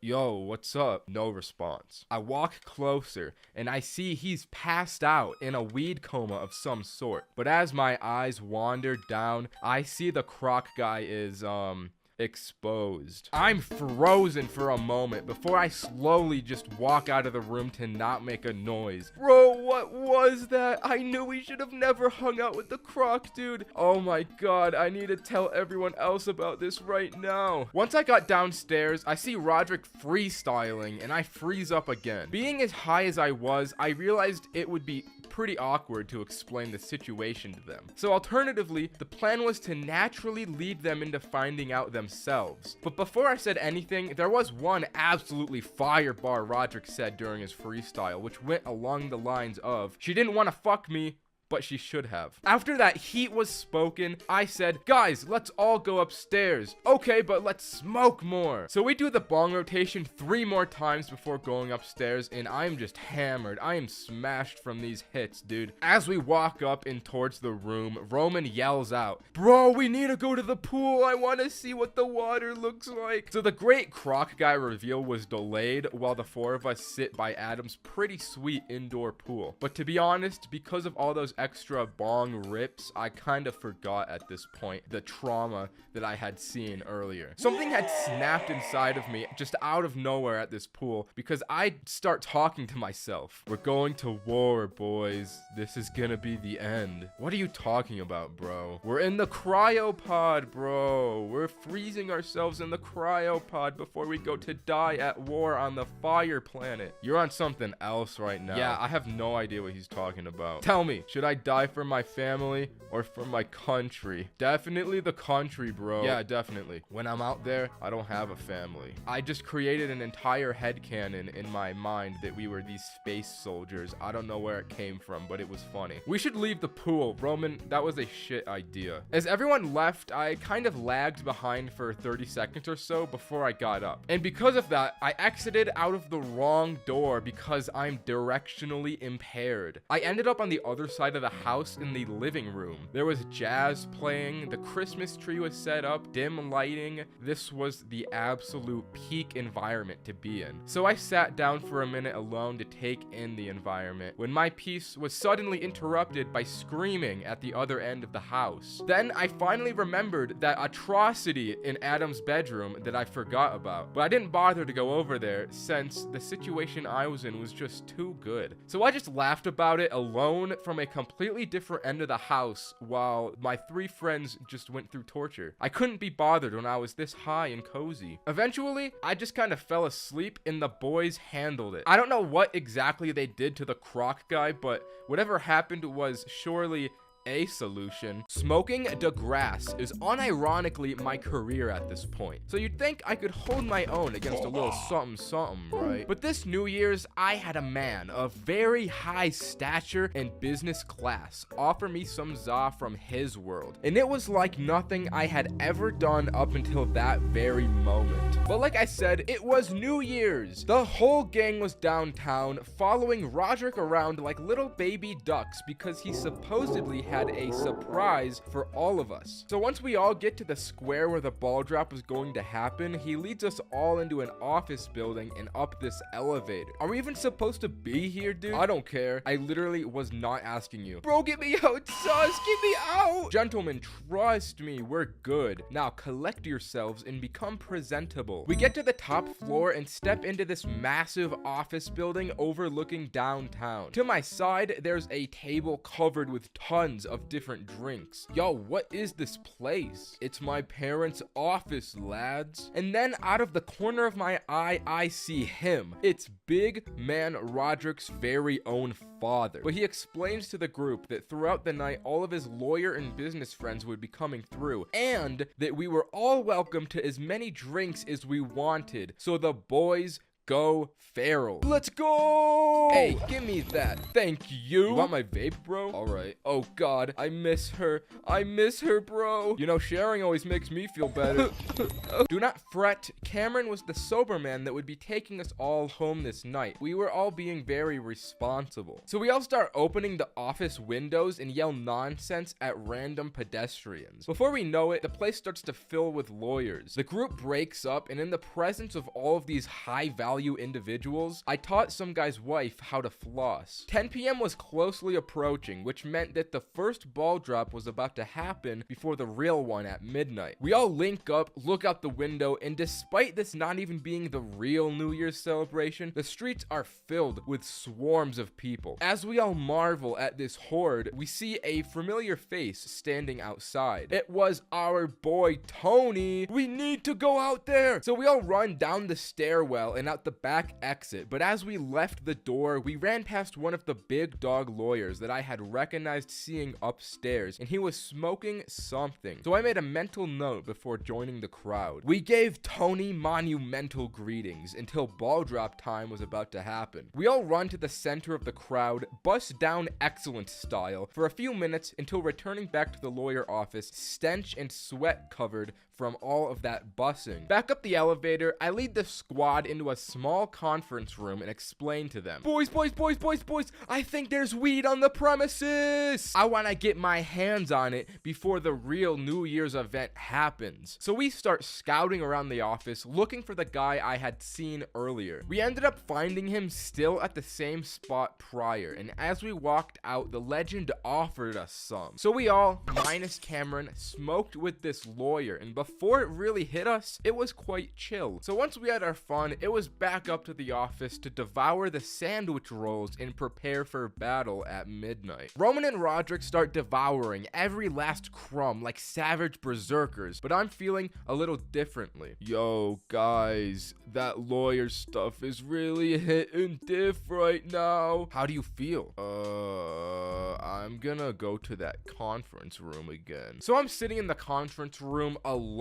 On the floor, I find a bunch of strings and start assorting them from longest to shortest. These two women walk into the room like, What are you doing? I'm playing with strings to stay alive. And that's all I remember out of that interaction. There was this dude that also came in as well, and he talked to me for like 5 minutes, but I have no memory of a word he said. Eventually, Cameron and Adam came into the room. Bro, we lost Roman and Roderick. Lamau. Do you need to go home, dude? Yeah. Alright, bro, we'll try and call them. And about 18 phone calls were made to Roman's phone, and not one was answered. Cameron and Adam decided they'd face the New Year's storm out in the streets to look for the two, while I stayed up in the office, so they moved out. It didn't take long for me to get bored of sitting in this conference room, so I get up and leave to look out the window and watch the ball drop from there. As I'm staring out this window, I eventually do see Roman and Roderick out there going crazy in the square. I watch them for a few minutes until Roderick walks away to get drinks from a bar or something. So Roman's out there all alone. Then there's this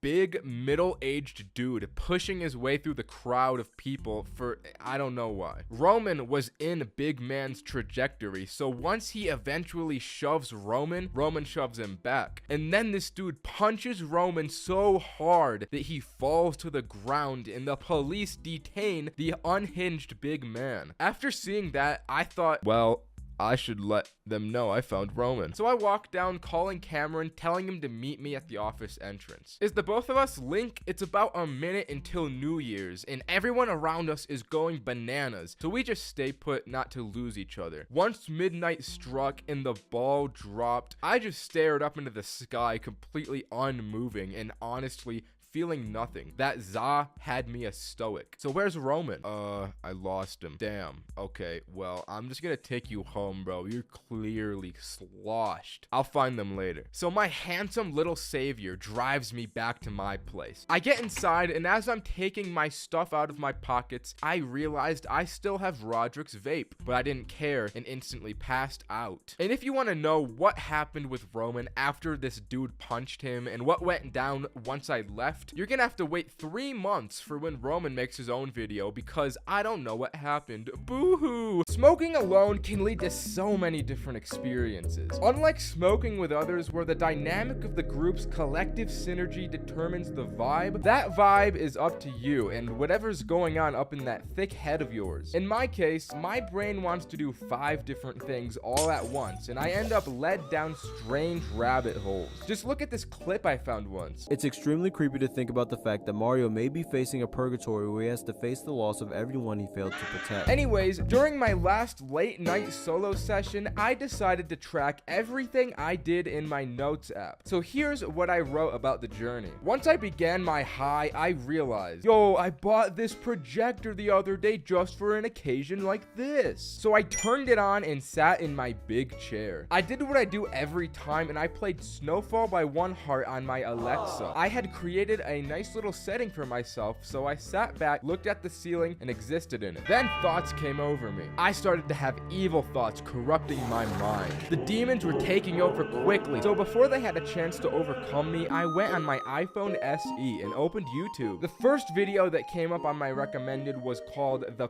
Quiet Sadness of Mario Galaxy. And after my demonic ordeal, I thought to myself, that's just like me, I gotta watch this one. But as I clicked on the video, I got an advertisement for Pizza Hut's new melts and instantly forgot about everything else. In this moment, all I wanted was to taste these delicious, cheesy new Pizza Hut melts. They looked so unequivocally delicious. All other foods paled in comparison to the melt's greatness. So I clicked on the ad, which sent me to a screen that asked me to make a Pizza Hut account to continue. I tried for like 10 minutes to make an account, to no avail, until I saw there was a guest option. But if you're a guest, you still can't order Pizza Hut. God damn it, I can't take this anymore. I'm using Postmates. And then I suddenly got an earth-shattering text message from Roman. Bad news, y'all. My parents are getting a divorce and my dad's in jail.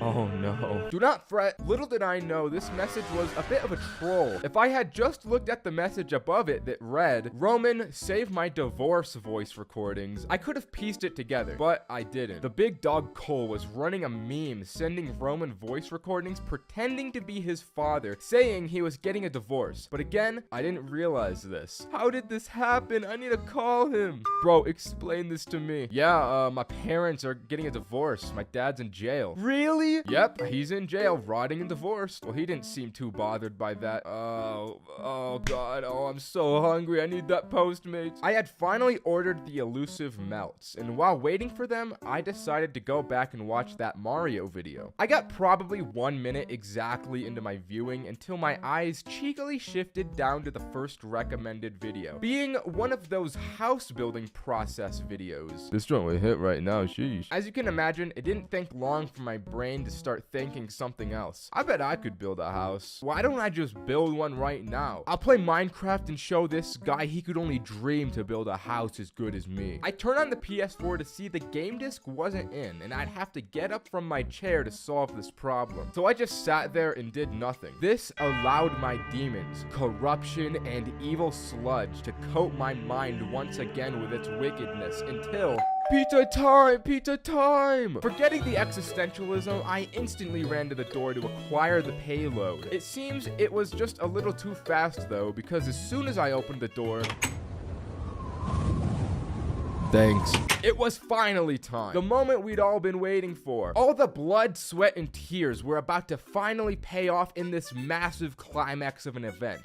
This looks so good. Holy. I took the first bite of the most heavenly food on the face of the planet. It was exactly what the commercial had promised. This melt was quite literally busting in my mouth with every delicate and cheesy bite I took. I devoured the entire thing in roughly 1 minute on my beast mode savagery and then threw myself back into the big chair. I was finally determined this time to finish the Mario video. I wasn't about to let anything stop me. So as I unlocked my phone, I saw it was still on that house making video and I remembered Minecraft was waiting for me. But this time I was changed. After devouring such a great melt, I was feeling formidable and brave enough to get up and put Minecraft into the PS4. I perfectly executed the operation, loaded up a new world, and after 20 something minutes, I made myself the most generic wooden plank house imaginable. Feeling pretty good about this, I opened my phone again, disliked the house building video in an act of ownage and deviosity. Then I got back to my Mario video. Realizing how awesome I was, I felt I couldn't fully relate to the themes of this video as well as 30 minutes ago me would have. But regardless, I watched the whole thing and only paid attention to the visuals and the music since it was all very cute. It was just so nice seeing all of these bright colors and peering into the endless depths of space while listening to the music that by the end of it, I was feeling a tad sleepy. I stumbled my way back to my bed and lay down. As I was falling asleep, I felt as though I myself was drifting through space just like the Mario man himself. It was truly serene. You know the drill. I get dangerously high by myself, track everything I do on my notes app, and tell the story of the actual brain-rotting activities I get up to. But this time, there's a little twist. Before I got high, I texted my boys group chat to ruin me tonight. They could call me, text me, or just send whatever heinous dung they can at any time throughout the night that would mess with me or just make a funny moment. So here's what happened. After eating my special gummies, the first thing I wrote down in my notes was watermelon with no melon. I guess I found this video so impressive, I just had to share it. Anyways, let me set a scene for you. As the gummies came into effect, the first thought I had to myself was, I want my big Oreos. So I walk myself downstairs into my dimly lit kitchen, fill my favorite coffee mug with warm milk, and start solemnly munching on these porcelain big Oreos, one intimate bite at a time. As it turns out, I only had 3 Oreos in my bag, which left me with a real problem. I got no more Oreos, but so much milk. Without thinking, I trotted up from my seat, walked over to my little tree, and poured my milk into the soil as if it was water. It took me a minute to mentally process that I had given a tree milk until it finally hit me. Wait, no. Trees can't have milk. That's my favorite tree. What have I done? In tears, I frantically search on Google, what happens if a tree drinks milk? After a long search, I learned that milk is actually good for plants. Not just milk is good, but spoiled milk is too. It's actually a good way of making bad milk useful, so that was kind of interesting. Now I'm sitting here thinking about milk. I can't fully explain the thought process behind this moment, but I brought my ass over to YouTube and searched top 10 milk. And just watch this. Why is it so loud? Why would this be the intro to top 10 milk? Anyways, the first milk was Safeway, which isn't even milk, it's a grocery store. But I used to work there, so I commented, so helpful, plus I love Safeway. This comment was a little premature though, because after giving such praise 10 seconds into the video, I decided to skip to the end to see what is the world's greatest milk. This was a terrible mistake that turned all my praise into pure unadulterated rage. They said the best milk is Borden. Are you joking? You have to be smoking crack to genuinely believe Borden is the best milk there is. So rationally, I replied to my original comment with a nasty and hateful reply. As I hit send on the comment, my messages start getting spammed with a constant influx of this deranged dog image coming in from 5 separate people. There had been an organized attack on my iPhone messages, and the dinging wouldn't stop until I got a phone call from someone with no caller ID. I pick up the phone. Hello? And this is exactly what I heard back. Is this Borden? Do I need to repent? Do I need to repent for the sins that I spoke on your milk, Borden? And before there was a reply, my phone crashed from the constant dog images that were still going through that whole time. Holy shit, I made a terrible mistake. But then, as if God's light came shining down at me in my darkest time, as I turned my phone back on, the image of the dog had changed. He was so happy now, grinning ear to ear. It was a beautiful sight. Seeing him smile back at me gave me such a sigh of relief. So I felt I'd treat myself to a little Chipotle queso. I ordered from Postmates and the driver's name was Quentin. And I promise you, this is a detail that comes back. As I'm waiting for my Postmates, I go back on YouTube to see something that truly pissed me off. The video was called Strongest Energy Drinks Comparison, which I thought sounded pretty cool. I was interested in what the world's strongest energy drink was. I click on the video and every single energy drink has 320 milligrams of caffeine. Like, it does not stop. The drinks just keep going and they never change. I keep thinking to myself, oh, the next one's gotta be stronger. It's not gonna be 320 milligrams of caffeine, and it never is. I was blown away by the asinine shit this video was, so much so that I left a hate comment. And then I got a neighborhood watch alert from the Ring app that there was a shooting nearby. This was one of the best things that had happened to me this night because it gave me a great idea. If you didn't know, the Ring app has a feature where you can create a post that gets sent out to every single person that has the app in a multiple mile wide radius. I had never done this before, but just the thought to have that much power, sending a direct message to so many people at once, seemed a little too good to be true. But I wanted to figure out if I could do it, if it was possible. First, I would have to figure out what the post was going to be. I thought back to everything that had happened to me this night. That dog with the massive grin, the Postmates driver named Quentin. Everything came together as I uploaded the dog image and gave it the title Dog Acquired and made my masterpiece. Dog alert, we found Quentin. Thank you everyone that helped look for Quentin, but you can finally stop because the search is over. Here he is, happy as ever now that he's home and safe. He must have gone on quite the adventure. I thought this post seemed pretty believable, and so did the people working for Ring, since my post made it through the auto moderation and was sent out to the public. This was a massive success. Not gonna lie, I felt pretty awesome after pulling off the Quentin scheme, so I went upstairs and ate more of my gummies. This would ultimately feed into a dark cycle though, because once I started playing Fortnite, in between every game, I would forget that I had eaten a gummy and I would go for more. I don't know how many of these I ended up having, but I had enough that I tragically forgot the Chipotle queso waiting for me at the door that the real Quentin had delivered for me so graciously. I was just like Drake off these gummies because after I ate all of them, I was out like a light. Every single day of my miserable life, I smoke a very unhealthy amount. And when I inevitably whisk myself away into my sweet little dreams, they always turn out to be actual fever dreams. It'll either be the most delightful, confusing, or downright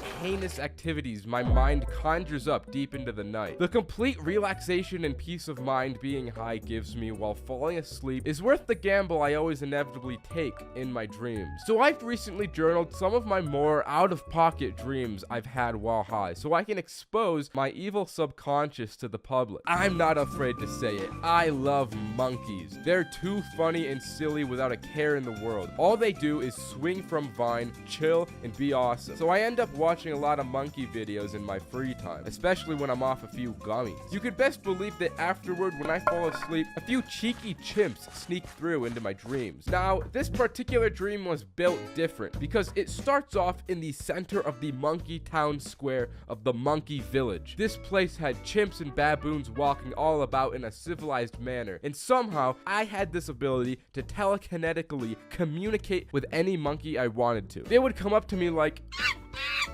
and I'd look into their soft eyes and respond. Yeah, man, I totally get you. That's too true. So I'm doing my monkey business, shopping in the local banana store, when the great sage monkey and mayor of Monkey Society approaches me. Nah, man, you got it all wrong. I'm a monkey just like you. I was just in an accident. So I started climbing this massive tree for the coconut, but it was too hard for my human body. So I eventually fell and landed into mud, where ants instantly ate my body alive. I felt every horrific bite as they tore the flesh straight off the muscle and bone and tendons. Unlike the real world, I wasn't devoured though. I was simply just decreased in size. As a tiny person, the great monk mayor officer supreme presidential monkey came to my side and said to me, I had never felt such disappointment in a chimp's eyes. Then I was quickly thrown into a trash can. It was an abrupt ending, but I mean, these are just dreams. I can't help what happens. Now that was a little dark, so let's lighten the mood. So I keep having dreams about prison. Whenever I go to bed, I more often than not dream I'm in a jail cell locked behind iron bars. This particular high-induced prison dream was a little different than the other ones I've had because it was also completely lucid. I had full control over my thoughts and actions, and for some reason I was in an all-female prison despite being a large smelly man. I vividly remember the first thought I had to myself being, I gotta rizz up these prison ladies, sheesh. Then grabbing the bars containing me with my huge arms and ripping them out of the walls one by one. Despite being aware it was a dream, I lost all control. As soon as I stepped out and all these fine dames laid eyes on me, I knew what was about to happen. One by one, each of these women slowly approached me. And right before it was about to get epic, I woke up into a sleep paralysis episode. I was laying in my infested bed as I remember it, but I couldn't move my bones or muscles. Then shadow people started to move out of the closet and slowly approach me. It was just like my dream prior, except that instead of hot babes, it was horrific eldritch underworld demons that probably wanted to kill me. They stood over my lifeless husk of a body, and as I looked them in the eyes, they just looked back. I was so scared I would have shit myself if I had bodily autonomy and wasn't paralyzed. Once I got my bodily control back though, the demons disappeared and I made a sound that sounded something like this. I just wish I got to stay in the prior dream just a little longer, man. There was another day where I was watching the Industry Baby music video non-stop just because I thought it was cool and the song is amazing. As I went to sleep, I had a really cool dream that involved a new strain of herpes that widely spread throughout the United States. It was very infectious and extremely life-threatening. So much so that it got to my entire family and I watched everyone I know and love slowly die in front of my eyes. I was not immune either because the strain eventually got to me and I had to see all my awesome and vascular muscles slowly drain away until I was but skin and bone disintegrating into nothingness. All that was left was to be welcomed into the afterlife's cold embrace. It was probably the coolest dream I've ever had. But throughout all these high dreams, my real high dream is to one day eventually smoke weed with Pokemon. I think that would make for a banger video, am I right? Anyways, I was just like Drake these nights because I would get so high I would be out like a light. I recently bought an Airbnb to stay in for 50 hours and get deviously high for the entire time period. Every 5 hours that passed, my beautiful friend Cameron would spin a giant wheel with various different challenges I would have to complete. By default, every 5 hours, I would also eat a 25 milligram edible, progressively getting higher and higher as the challenge went on. But if I failed the challenge, Cameron would force me to eat an additional 2 gummies, which, you know, would probably end up with me passed out if I failed too many. For the first 5-hour block, Cameron spun that massive wheel and got make a PowerPoint. So I eat my gummy and start thinking about what I'm going to make this PowerPoint about.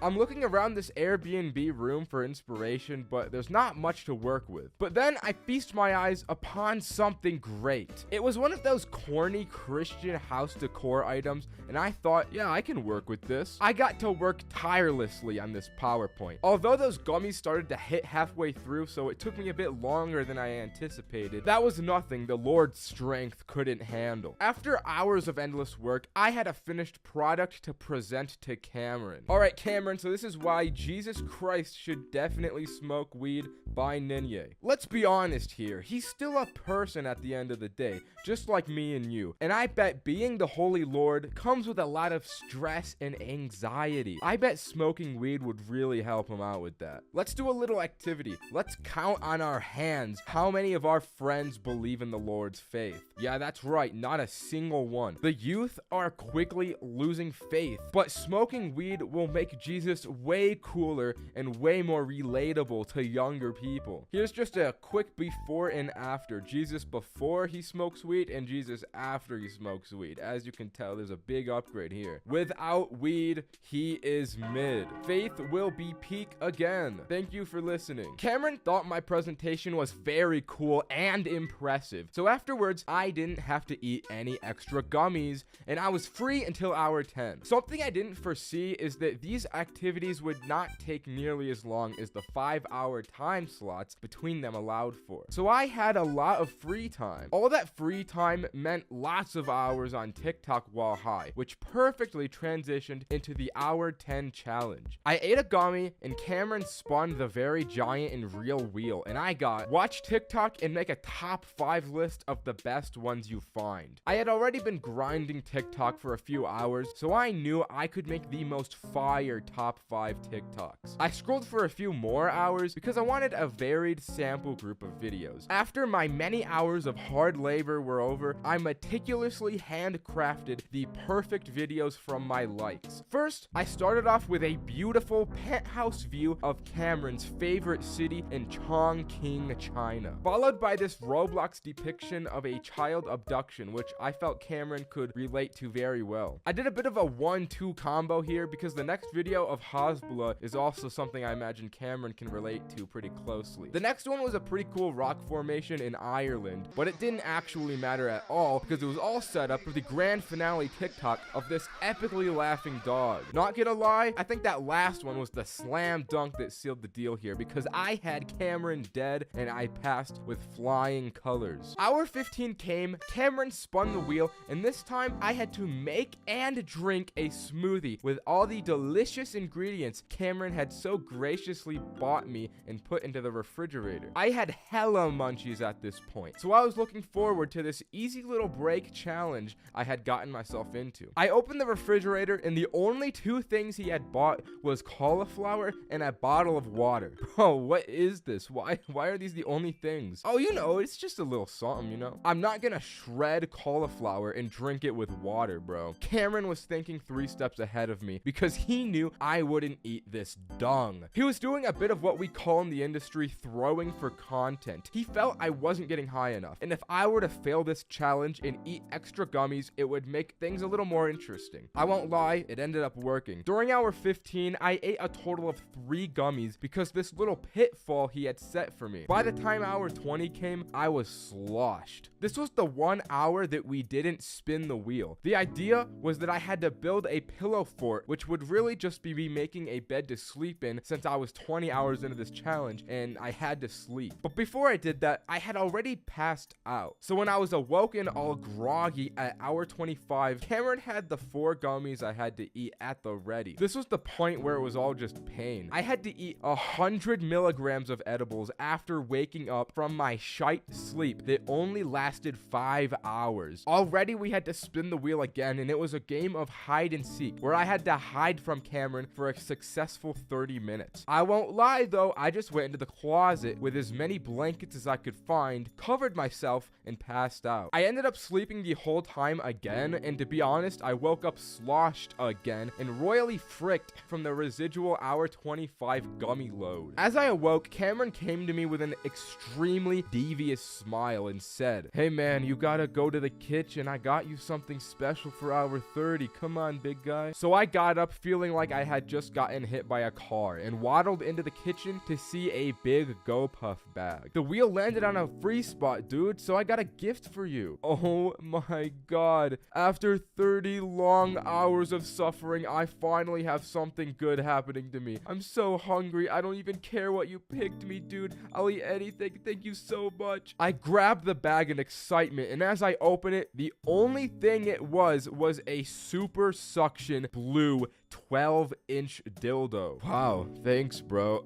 Thanks for buying me this. I actually ended up finding a lot of utility out of Cameron's epic item he got me, because the suction on the bottom made for an awesome trick shot item. So I threw this thing around the house, bottle flipping it on just about every surface I could find, until I accidentally stuck it to the ceiling and it was too high for me to retrieve. The suction on this thing was supreme. It was really stuck up there. Hour 25 was actually my favorite moment. I was tasked with making a song. I didn't have any kind of experience with music production, but Cameron did. He gave me his laptop with FL Studio to make an epic song, but he didn't actually help me at all. This song ended up taking me hours of tireless work since I had no idea how to use the application, but I seriously think I found my calling here. Once I figured out the basics, I was like Kanye West in the studio. The music was flowing through my fingertips, and I made one of the most fire songs I had ever heard. But enough talking about it, I'll just play the song for you guys.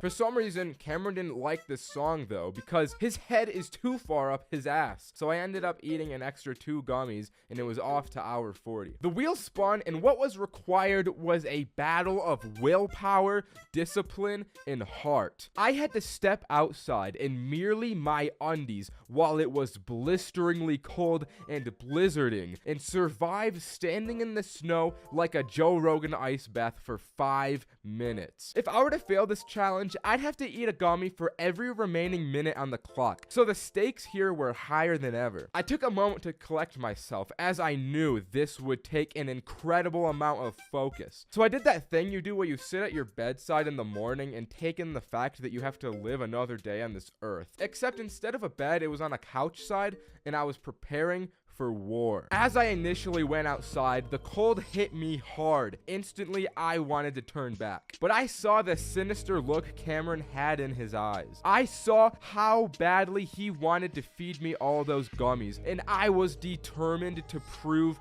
him wrong. Against all odds, I step into the snow, and shock instantly spreads throughout my entire body. I'm shivering, my teeth are chattering, but more than anything, I was persevering. With every passing second, the cold became slowly more bearable, and I became slowly stronger. In the midst of this intense and cold winter, I found that there was within me an invincible summer. No matter how hard the world pushed me, there was something stronger, something better, pushing me right back. After the 5 minutes were up, I walked back into the warm indoors and felt an indescribable warmth return to my body. Unfortunately, this hour's triumph was also my last. After withstanding 40 hours high, 275 total milligrams of edibles in 5 minutes in the snow, it was just too much stress for my body. I passed out for good right at the home stretch and didn't get back up to finish all 50 hours. While I lost the challenge, the lifelong lessons I learned throughout the excruciating pain I endured these 2 days made up for it. Maybe another day I'll have to try this again and succeed. Greening out is allegedly worse than cutting off limbs. However, despite being the massive Zahead that I am, I've never actually experienced that climax. I've had friends go through it before my very eyes and seen the absolute destruction that befalls their now forever ruined bodies. But me, I've never had it happen to me until today, when my constant push for entertaining content ended up pushing me over the edge and greening out for the first time. The night started off normal enough. I was watching Diva twerk compilations, Ice Spice full view oiled up bust down 4K, while off a few gummies as I do every night, when I had a thought come to me. I haven't left my bed in like a week. I need to get into some video material mischief right now, or else I'm gonna felled off. So I took another 2 gummies and shot a text over to none other than the absolute legend Roderick himself. Bro, I need you to come over to my house this instant. Please, please, please. All right, bro, I got you. I'll be there in a minute. Roderick pulled up instantly with his massive stature and Greek godlike appearance and was clutching none other than his epic weed in one hand and a bag of some yummies in the other. Shutting the door behind ourselves, I gave Roderick massive greetings into my humble abode, and seeing what he had brought, I knew exactly what was about to go down. So we sat on the couch and began to do our thing. We both ended up taking about 1,000,000 hits each before finally giving it a bit of a break. And let me tell you, at this point, I was already feeling higher than something that's really tall. Now scrolling YouTube, I saw a gym motivational video pop up in my recommended. I don't usually watch these types of things, but having been reading Vagabond and practicing the way of the samurai, I was feeling strong and in need of constant self-improvement. And being as high as I was, this seemed like exactly the thing that would push me beyond my human limits. We watched the whole thing in silence, but the raw emotion was louder than anything I've ever felt. The only noise we made was at the end, where we both let out mighty roars, ready to take on any foe. Bro, I need conflict! Hey, let's bust out the push-ups, why don't we, my brother? Come on, let's just get on the floor. As soon as we stood up, I found it really hard not to stumble around and realized there was no actual way for me to do anything. Neither of us were really able to move, and even if we did, we'd probably hurt ourselves. Okay, bro, I can't actually do this. Let's just watch people work out on the TV instead. Alright, dude, but the punishment for not working out right now is that we have to smoke more weed, which I gladly accepted. And in this very moment, I knew exactly what I had to do. Bro. Oh, yeah? I have to smoke endless weed and green out for views. It's what the people want. I have to persevere for those massive YouTube numbers. Us both finding this idea very funny, Roderick and I did a few more rotations of that smoky to really send ourselves flying. Finishing up this round, we decided it would probably be best if we got one other person in here to help me keep on my mission. So we decided to hit up our boy Cameron to come over and make sure we were able to keep focused. He eventually came over, and when we opened the door for him, we were nothing more than shells of our former selves. We had smoked ourselves into mere husks of who we used to be. But I was still talking coherent enough that Cameron knew his job wasn't complete. Hey, how's it going, lads? Not good. I don't think I can handle this anymore. I might have gone over my head for this one, dude. That's all right, bro. That's why I'm here. Think of the views, dude. Let the views motivate you. Just seeing Cameron's shining smile motivated me to go a little further. I took a few more hits, but not nearly enough to green out. But I was high enough to be brain dead. After a few minutes had passed, I heard another knock at my door. My first thought I had to myself was, oh, Cameron must have gotten here, forgetting he had arrived minutes ago. When I opened the door, it was actually some missionaries that had came from the church, inviting me to a local event they were hosting. I start to panic here. I couldn't even remember that Cameron had entered my house, so I knew I couldn't communicate with the missionaries. Oh, you guys, hey, come here, come over here. My words were bullshit, but sounded convincing enough to be real. I got Cameron to the door and ran away to hide. Oh yeah, Cameron already got here. He took care of those guys for me real good. The missionary encounter had shaken me up a bit and faltered my motivation visibly. I'm struggling here, my boy. You're gonna need to do something real moving to get me any further, Cameron. Then he did something I never expected him to do in my life. In an act of true selflessness and purity, he ate his first ever edible for my sake. Now that I'm gonna be high for the first time, boys, you gotta do this. Having witnessed such a manly and awesome moment, I now knew what had to be done. I wasn't gonna let anything stop me. Not even the dizziness that was absolutely beginning to obliterate me, just like I do to Ice Spice, could stop me. I took another gummy and took one last giant rip of the bong. And just like that, it was all over. My moment had finally come. After a few minutes, I began feeling the full effects. I was getting incredibly incredibly dizzy and nauseous. Standing became a near impossible task, and just the sound of Roderick and Cameron talking felt overstimulating and overly loud to the point I couldn't handle it. Honestly, this part gets kind of a little fuzzy in my mind, but I eventually managed to get carried upstairs to my bed, now unable to even get words out of my mouth. And in this instant, I immediately knew that I was just like Drake because I was out like a light. Being high and alone is something I like, but you know what isn't? Addiction. And if you're watching this video, there's a 99% probability that we share the same addiction, and that's short form content. I go on these jaunts just about every non-consciously waking moment of my life. So this particular night of me being high and alone served to free me of this terrible addiction, because every time I opened short form content throughout the night, I made myself eat an extra edible in an act of hopefully stopping my addiction. But it only kinda worked. Here's what happened. Right off rip, after eating this gummy, I cleaned my entire house. I was an unstoppable force of cleanliness off these gummies. But afterward, I quickly went back to my addiction. Not YouTube Shorts, I mean gambling. This is gonna be huge. I'm gonna open a freaking case, dude. Holy crap. Oh, alright. But I felt that if I was to truly free myself of addiction, I probably shouldn't make exceptions. So I ate another gummy after this as well. Then I instantly opened Snapchat and went onto the shorts because I'm not very smart, which meant another one down the hatch. I had already eaten 3 gummies, so I knew I needed a foolproof strategy that would ensure I wouldn't watch any more shorts. I decided to attack the problem at its roots, which is my attention span. I needed a way to fully reset my mind, and my idea to do so was a kind of strange approach in hindsight. The plan was to sit down in an empty room and just exist with myself and my drywall. I sat there and stared at drywall with as much mental focus as I could possibly exert for as long as I could. I would start to feel my focus wavering periodically. The only thing this ended up actually accomplishing, though, was giving myself a headache, which is ironically exactly what YouTube Shorts do as well. Alright, so the drywall strat, it's not working. Maybe I just watch full-length YouTube videos instead.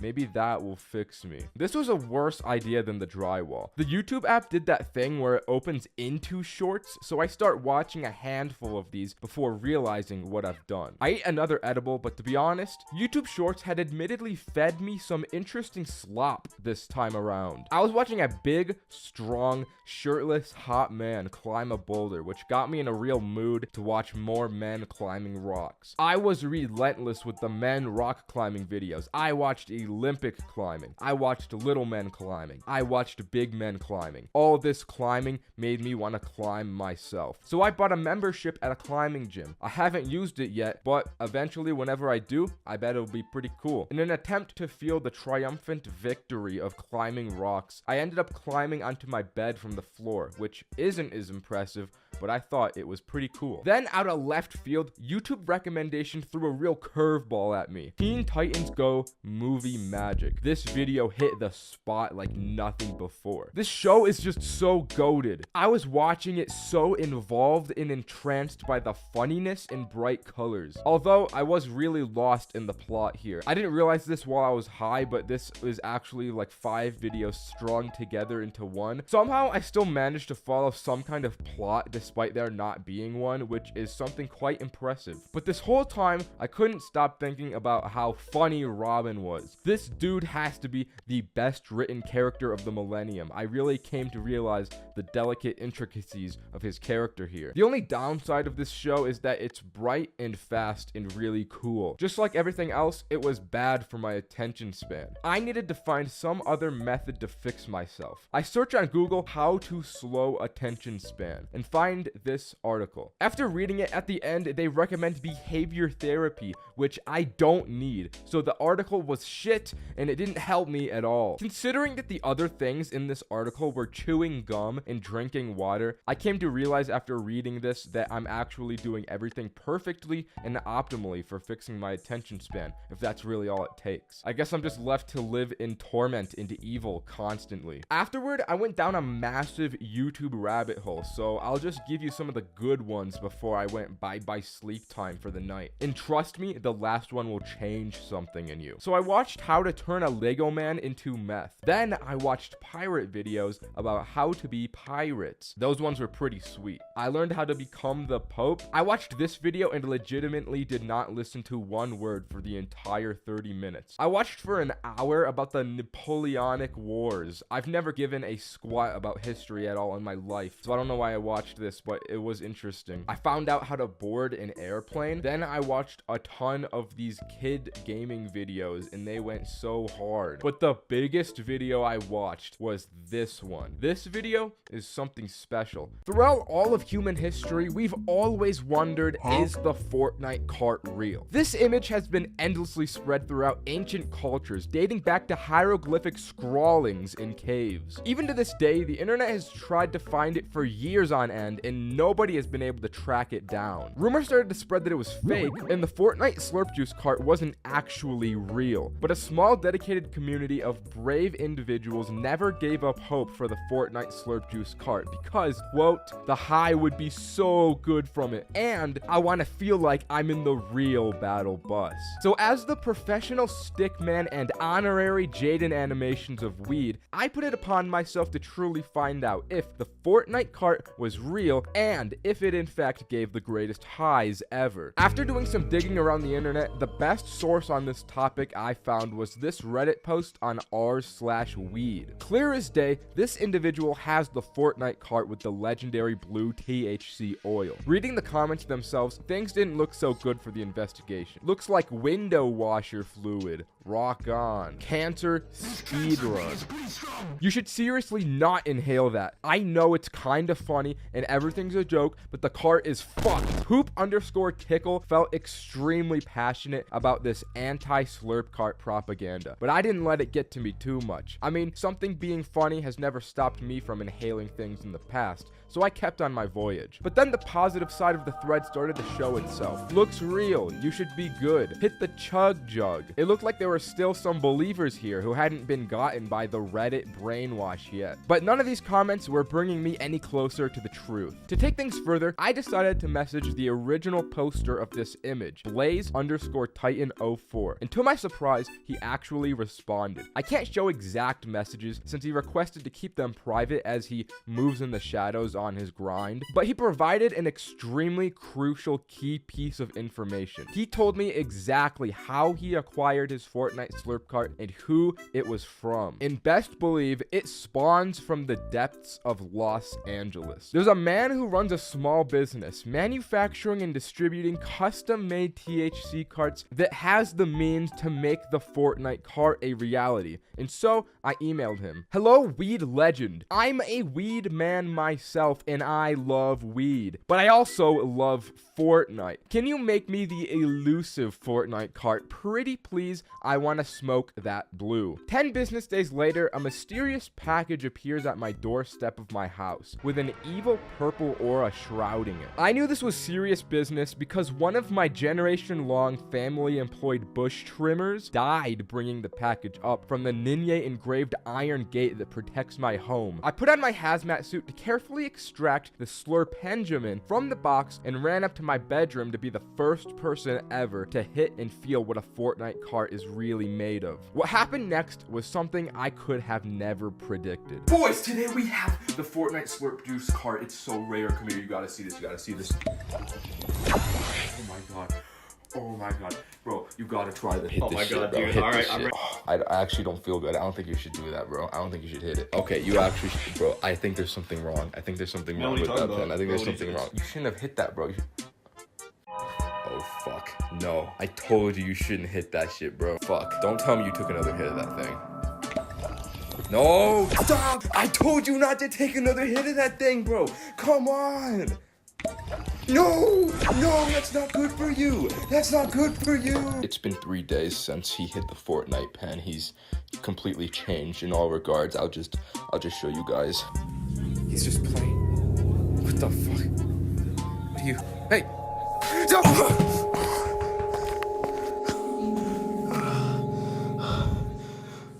To answer the millennium-old question, no, the slurp juice cart did not make me feel like I was on the battle bus. But I can confirm it does hit in an indescribably different way. Unlike anything I've ever smoked. But different isn't always better though. It was clear this THC was laced with some sort of evil dark enchantment I wouldn't even wish Chains for Real smoked. And because of this immense power, I flushed it down the toilet so it could never be smoked again. When it comes to high school, we all have shit memories. Nobody's decision making will be depthful when they don't have consciousness. Even when it was good, it was never all that good. Today, I'm unfortunately here to recall upon a time that has fallen down in infamy. It was a certified bad time. Back in 11th grade, we needed to up the ante and raise the stakes on a daily basis, merely to keep entertained and probably alive with our hormone brains. So we concocted this half scheme idea to smoke gold. And what I meant by that was to roll a golden joint, surely an absolute premium experience to be had. We wanted that man in the moon weed to get us out of this motherfucking world and to place into our wraps made of gold. But that wasn't enough. We had the brilliant idea of suggesting a boys' feast this night, featuring a steak, a beautiful steak as the main dish. We fancied ourselves sophisticated philosophers and men of taste. The philosophers in question being me, Roman, Roderick, and Adam. Our combined brain power told us we needed to act fast, or else Adam's plug may take a nap. So Adam texted him at lunch real quick to secure a dub before Mans hit his afternoon weed coma. After school, we hopped in the whip and skirted off. Questing with the boys was never any lightweight situation, you understand. A Socratic philosophical debate carried out inside revolving around how much coinage was required for the night's festivities. If we pooled our money, we had $47, which was probably enough to buy the steak and the weed that we wanted. We pulled up to Safeway and parked the whip to commence the shopping. This was my first time buying meat to cook. I didn't know what to look for, and neither did anyone else. We bought the steak,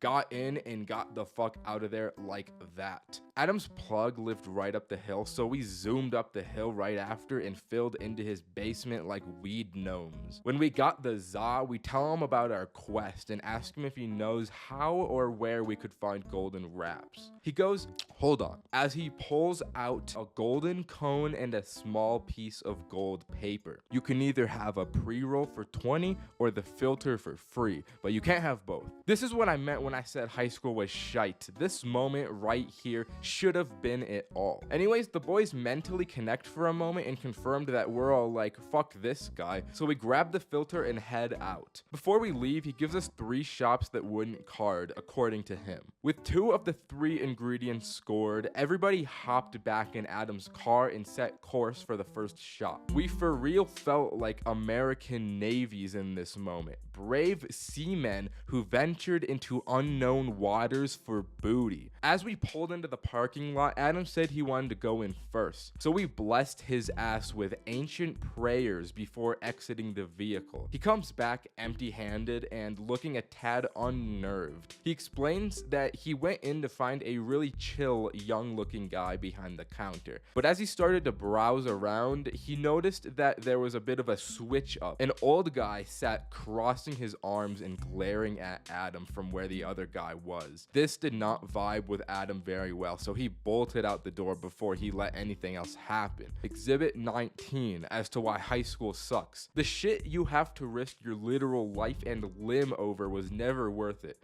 Looking back, this was not worth the amount of trouble we could have gotten into. From here on out, we decided to call the places to ask if they had any specialty wraps, but the second and third shops that the plug had given us were a no-go. So we decided to Google 24 karat gold weed wrapping paper for sale near me. This turned up some interesting results, and after some more Googling, we narrowed it down to one shop that might have had it. At this point, we're impatient and morally sabotaged after escaping a nearly fatal encounter with the last. As we're pulling into this decrepit looking empty strip mall, we consult the lexicon and find a ritual of protection for our boy Roderick. We gotta buff him with Dark Moon Blade before sending our man out into the fray of Dark Root Garden, bro. This motherfucker Roman starts chanting inaudibly. We wrap up our blessings and Roderick steps out ready to face our collective demons. Adults in authority positions in possession of shit that we want. We wait 5 minutes, then like 8, and then about 10 minutes go by and there's still no sign of him. Finally, he comes out and it looks good. He's got that little grin we all knew meant good things. Roderick went sexy beast mode and not only found the wraps, but convinced this guy that he was 21 enough to buy them. So we had the wraps, we had the za, we had the steak, and we had our magical precious filter. All that was needed now was to assemble the stones like Thanos and rip fat tokes of this golden excellence. Adam's parents still hadn't gotten home yet, so we zoomed over there to prepare the feast. Adam cracks out the pan while Roman and Roderick take over the cooking preparations. Everyone crowds around the cooking skillet watching the steak come up as Adam tries to roll the joint. The problem was that we had not expected the golden wrapping paper to be as thin and slippery as it was. Adam's fingers couldn't really get a good tuck going and fold the paper over. Micro weed nuggets start falling out and I foresee what is about to happen before it does. This moment is God sent. I prophesized the fall of the joint. As we're all there admiring this magnificent cut of beef sizzling on the burner, Adam's hands dip down low, causing every single last crumb of weed to roll out the tip into the steak. Nobody says anything. Then, without saying a word or anything out loud, we all lean forward and start trying to inhale the sizzling weed crumbs off the frying pan. But of course, it doesn't work, so we all cry and piss ourselves for the rest of the night. And that's why high school is ass. This is the craziest high story ever told in the history of all stickmen on YouTube. So I was sitting in my living room and I was on my couch and I was smoking up a freaking bowl, dude, in a joint, and I was eating edibles and I was going crazy off the walls. I was higher than anyone had ever been in their whole life. I think I smoked a whole pound of weed, actually make it 2 pounds. I had 100 edibles and I smoked 4 joints. So I was in my living room, higher than a freaking kite, dude, higher than tilted towers. And I was having like dark thoughts to myself. This weed was speaking to me in an evil way. The thoughts I was having to myself, and let me repeat that one more time. The thoughts I was having to myself were evil. I was having evil thoughts. So pretty much I was wanting to go on a run, and I was like, I shouldn't be going on a run after I consume these substances. Like, what if I do something while I'm out that is embarrassing and people perceive me doing something embarrassing? But I said, whatever, I'm gonna do it. So I left my house, but then this walk quickly turned into a jog. The jog quickly turned into a run. And before I knew it, I was sprinting full force to a gas station. I run right up to the gas station, and who else is getting gas, filling up their car, than a police officer? I look him in the eyes and I go, I'm freaking high as balls, dude. Are you gonna arrest me, you cop? I'm so high. And then he saw me and he was like, I'm not gonna arrest you, but I'm gonna beat the fuck out of you. So he snapped the femurs in my leg, both of my femurs. He snapped them. So I'm immobilized. I can't move. I have 2 broken legs and I'm really high, dude. So I'm like, okay, so this just happened to me. This isn't good. I'm all the way at this gas station, miles away from home, miles away from civilization. I'm in the desert. There's scorpions, snakes, and the sun is blistering down. I didn't even wear sunscreen and the sun is blistering down on me. I'm probably gonna get cancer from the sun.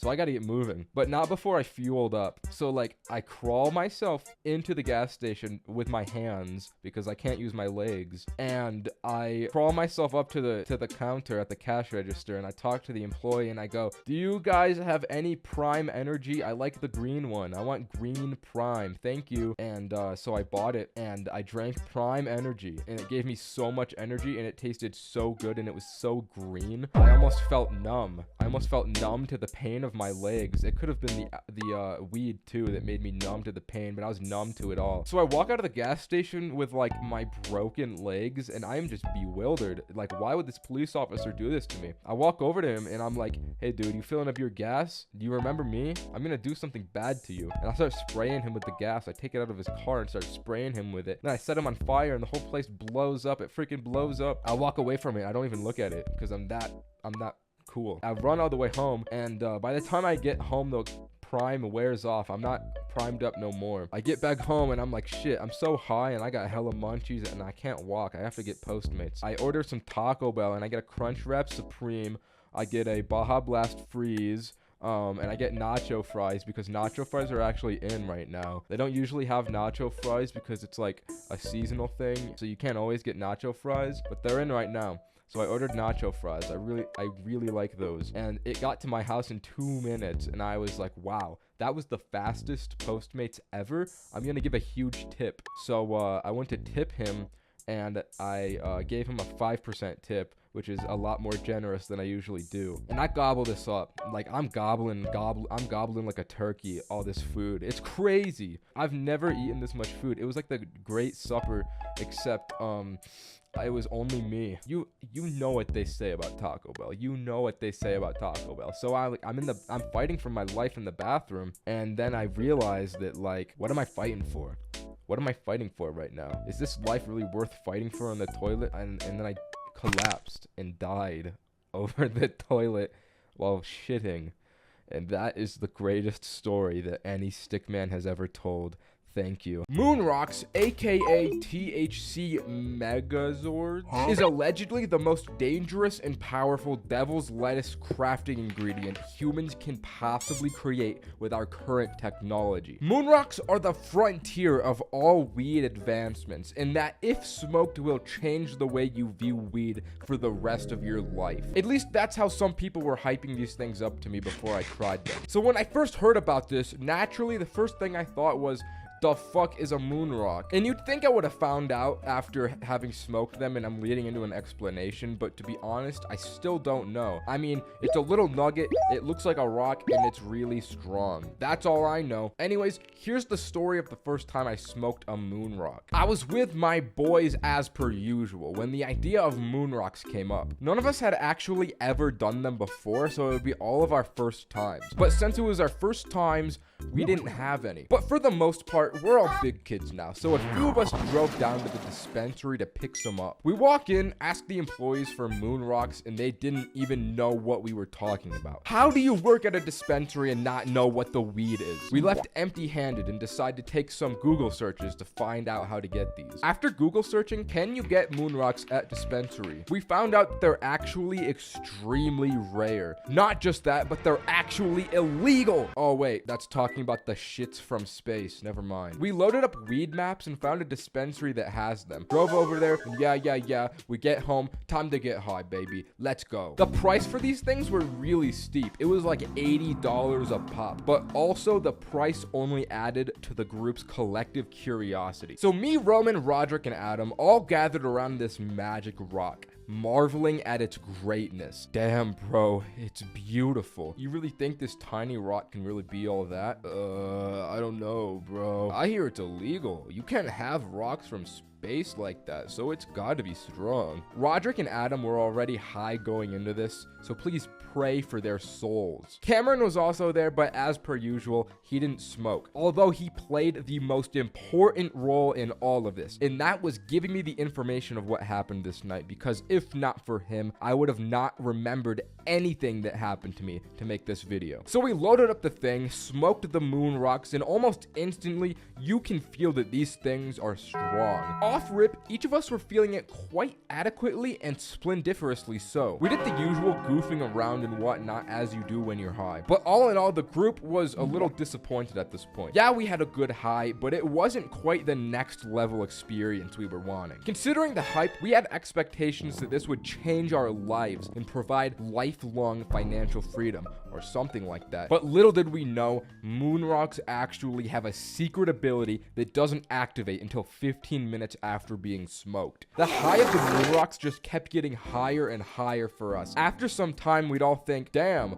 all right, this is actually getting somewhere. And then it would just keep going and going and going. The moon rocks had no plateau. And I guess that's the appeal of them. That's probably why they're called moon rocks, yeah? But anyways, after letting the moon rocks cook, we finally got it. Roderick and Adam being high beforehand definitely made them more zooted than anyone else, because Roderick became completely non-verbal and just lied on the floor, being completely still, while Adam was feeling the texture of the walls going, yo, it feels so real, it feels so good. These two were like the hollows from Dark Souls, dead spirits roaming shallow levels of the astral world, relentless and tormented, clinging on to the last remaining bits of their lives. Me and Roman, we were just really high. Now, what I'm about to say will probably be really controversial and could even possibly ruin my career. But in this heightened state, Roman did the impossible and convinced me that the Ohio meme was actually funny. You know how something that becomes unfunny gets life again by becoming ironic? Well, through that irony, I came full circle to the conclusion that Ohio is funny. He kept pointing and saying, Ohio weed. And I hated it at first. I thought it sucked. I did not think it was a funny joke at all. But by the time he got to his 20th Ohio weed, he eventually broke me. And then he stood over my body as I fell on the ground and said, I control you now, you're mine. Then proceeded to point at things and do the Ohio meme. In hindsight, I kinda don't think he's remotely funny to me at all, but there's something impressive about the fact that he could bring a day's worth of longevity back to this joke. As for me, I felt like my body was made of the sticky part of Velcro and everything else was whatever you call the other end of Velcro. I jumped on this bed and got completely stuck to it and couldn't get off. But I had a TV and an Xbox at my disposal, and from there, those two simple items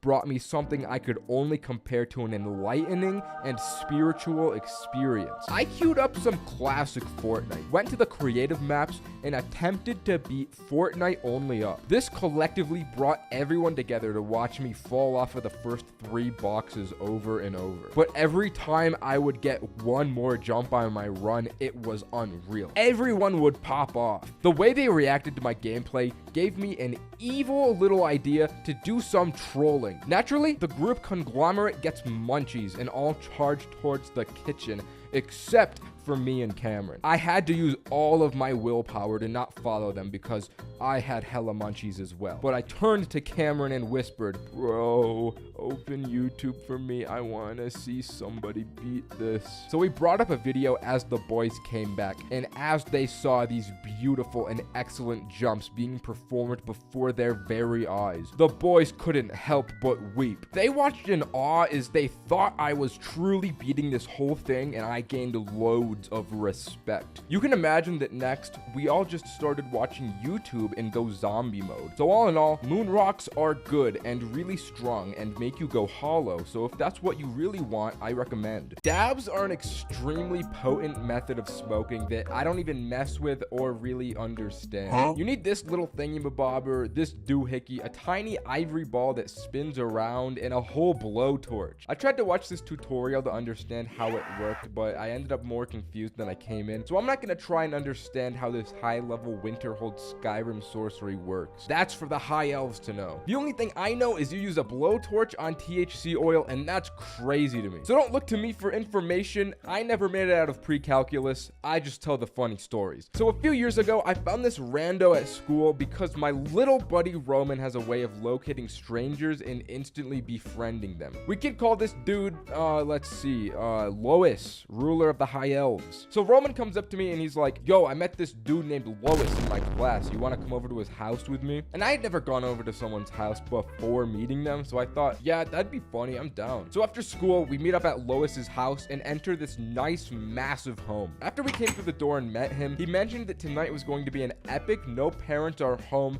we can do anything we want type of deal. So we popped off and he led us into his bedroom. As soon as we entered his room, it reeks and there's garbage everywhere. Bro's This room was completely different from the rest of the house. He had clothes all over the ground in probably like food crumbs in his bed sheets. But the most bizarre thing he had was an open bag of coffee beans lying on the ground under his desk. I asked him, bro, why do you have an entire whole thing of coffee beans in your bedroom? And he explained to me how when his parents make him go to bed at night, he likes to secretly stay up and game. But when he gets too tired, he swallows the beans whole with some water because he doesn't know how to use a coffee machine. And that was the first red flag that we were in the presence of an actual sociopath. And then he wasted no time to instantly pull out the entire dab rig. So you guys ever smoked dabs? And to be honest, neither of us really even knew what dabs were at this point, but we didn't say all that. We were just like, nah. And then this kid proceeded to pull out one of those wax weed pens and a syringe. He opened up the pen,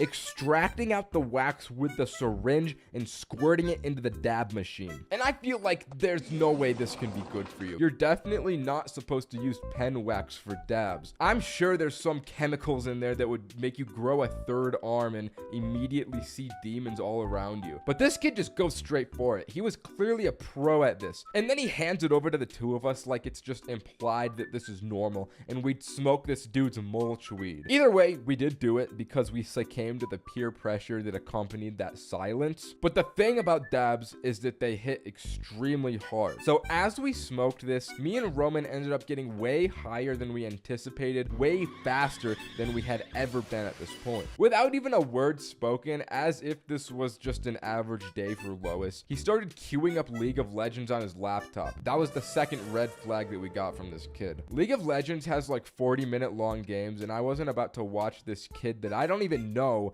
play a game I hardly know for 40 minutes while high off my first dab hit. But then he has the audacity to ask the two of us to get him a glass of water since he was getting into a game. And to this day, I literally cannot wrap my head around the situation that we had gotten ourselves into. We go to this random kid's house we don't even know, smoke his suspicious weed, and then he ignores us. And the fact that he's so casual about the whole situation makes me think that he's done this to other victims, and every time his parents go out, he just picks a new kid from school to do his bidding. So me and Roman go down to this dude's really nice kitchen and start eating all of his food while plotting and preying on his downfall. On one hand, we had a really cool house to stay in, and we could just eat all of their expensive snacks with no real repercussions. On the other, we'd have to spend the night with this strange elf person that kind of seems like he's using us. In the end, we decided to troop it out for the night because, to be honest, if we were to leave, we probably couldn't find our way home in the current state we were in. We brought up this dude's little Wawa drinky in the sippy cup and tried to make some kind of conversation with him just to see if he was going to do anything else but play League. But the way he was glued to this game, we kind of realized that this was all he was going to do. So we just walked out of the room and started exploring and pillaging all around this dude's massive house. I mean, it's not very often that you get to go through a stranger's house with no supervision and off a dab hit. And let me tell you, this exploration felt otherworldly because of it. The house could have felt way bigger than it was because we were high, but going through the hallways, the rooms just felt endless. The amount of bedrooms were ungodly in this house, and it took all of me and Roman's collective willpower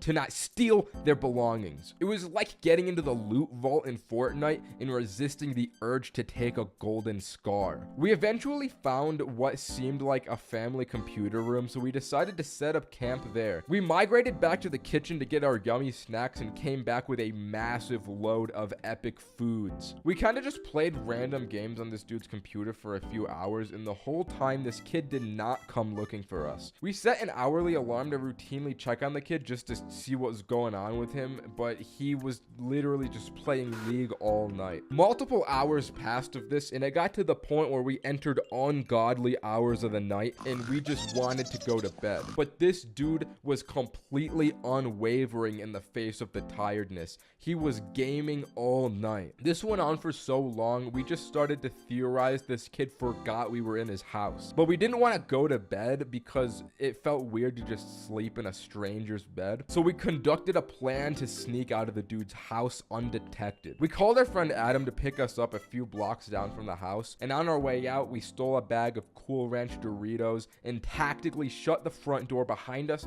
very sneakily and quietly. We got out of the house, and the next day at school, the kid didn't even mention anything or talk to us, and it was almost like he didn't even know the whole thing happened. Ever since then, I haven't smoked dabs because it was a weird experience. I've made like 700 videos about weed. I'm an extremely trustworthy and qualified source when it comes to this stuff. So trust me when I say I can tell you exactly what smoking truly be like. So back in the day before my ex-wife left me, when I was a spry young boy, I used to believe all sorts of deceitful lies the world would feed me about weed. The first lie was that it comes in the forms of plants and gummies, and that's it. Once you get into deeper and higher level za smoking, you find out that there's actually 1 gazillion different methods to smoke weed. You got the classic plant and gummies, of course, but then there's also the globular oil weed that you use for dabs. There's spray weed that you squirt under your tongue. Hash is like this resin shit. They have vaporizers for plants as well as oil. There is just so many methods, and to be honest, I don't even know all of them. On top of smoking methods, there's also different strands and hybrids that the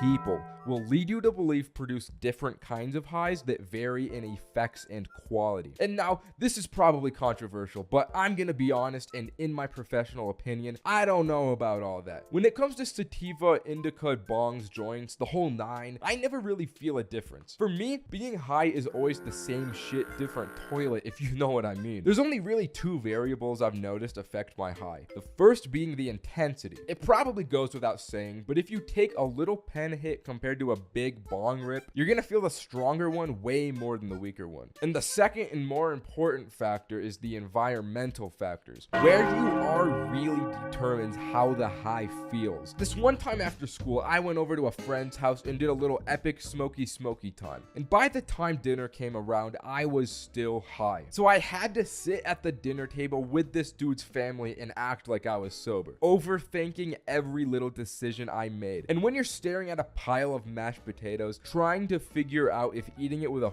fork as opposed to a spoon makes you come off like more of a human being, it's not a good environment. But when you're in the comfort of your own bed, free from all societal expectations, it just makes the high hit differently. The people that you're with are also a major environmental factor in determining your high. And under all circumstances, do not smoke with weed people. I see the irony in this considering my channel, but trust me guys, I'm more than my internet persona. When you smoke with weed people that make their entire personalities about weed, you just end up doing nothing but smoking. And once you're high and realize that this is all you're doing, you're gonna get depressed and start questioning what the purpose of everything is. And these people are always the ones that swear that they can just stop at any time and that weed isn't addictive. Bruh. You can be addicted to eating rocks. You can be addicted to chewing on literal sand from the ocean. Of course, weed can be addictive. Do not believe their slop in propaganda. That's the most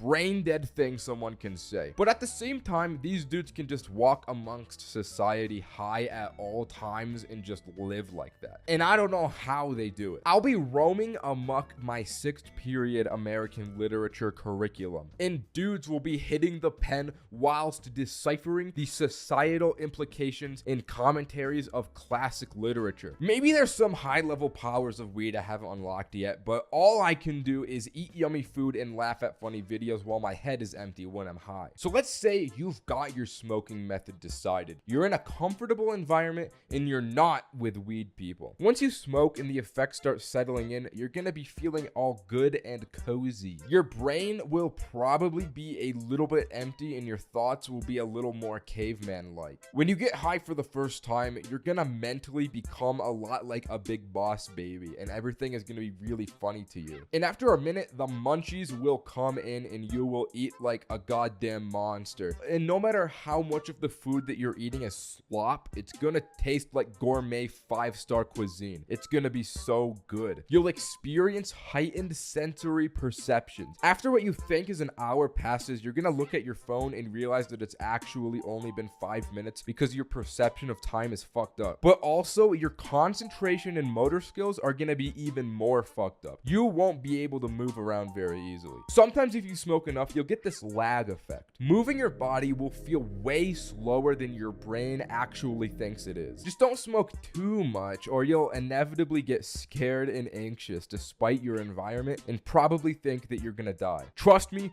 it's happened to myself, and it's not something you want to go through. In my opinion, the best way to view weed is as an enhancer. If you're in an uncomfortable situation, it will only make it more uncomfortable. But if you're with your boys, maybe getting a little Vic Roy on the battlefield, getting into a little questing and mischief, it'll make you feel like you are truly killing real human beings in Fortnite. Just don't smoke too much, pace yourself, and you'll be alright. Smoking alone for the first time can be a daunting task. A little inexperience can make you truly fear you'll smoke the grass wrong and end up in the shadow realm. And a part of that's true. If you never smoked alone before, you gotta understand it leaves you susceptible to your demons more than any other scenario. In Fortnite terms, running solos can really feel like you queued solo squads with the amount of demons you gotta fight off. Truthfully, I'm not one to talk though, because the first time I smoked alone, I did it out a goddamn banana. I was truly struggling back in the day. This particular instance of my first time, I think it was my 4th time ever smoking weed in my life. I came into it so inexperienced, I didn't even consider something could go wrong. It was the day after I had some boys over. We had gone questing for Zaza the night prior, and when the next day came, I had a little leftover nugget in my name. So once they all left my abode, I got a real sinister and evil idea inside of me. I got the idea to smoke it on my lonesome. The only issue, I was so new to weed, I didn't even have a method to smoke it. I went on Google and looked up homemade ways to smoke weed, and that's how the banana thing happened. Then came the second problem all low-level ZA smokers encounter, and that's masking the smell. And to be honest, I don't really have a very keen nose. My sense of smell is kind of fucking bad. But I just turned my fan on full and blew the smoke out the window. It was really the best I had. I won't lie though, the banana was goated. The banana was a little too goated because I ended up smoking way more of that razzmatazz hop skiddly do than I thought the banana was capable of.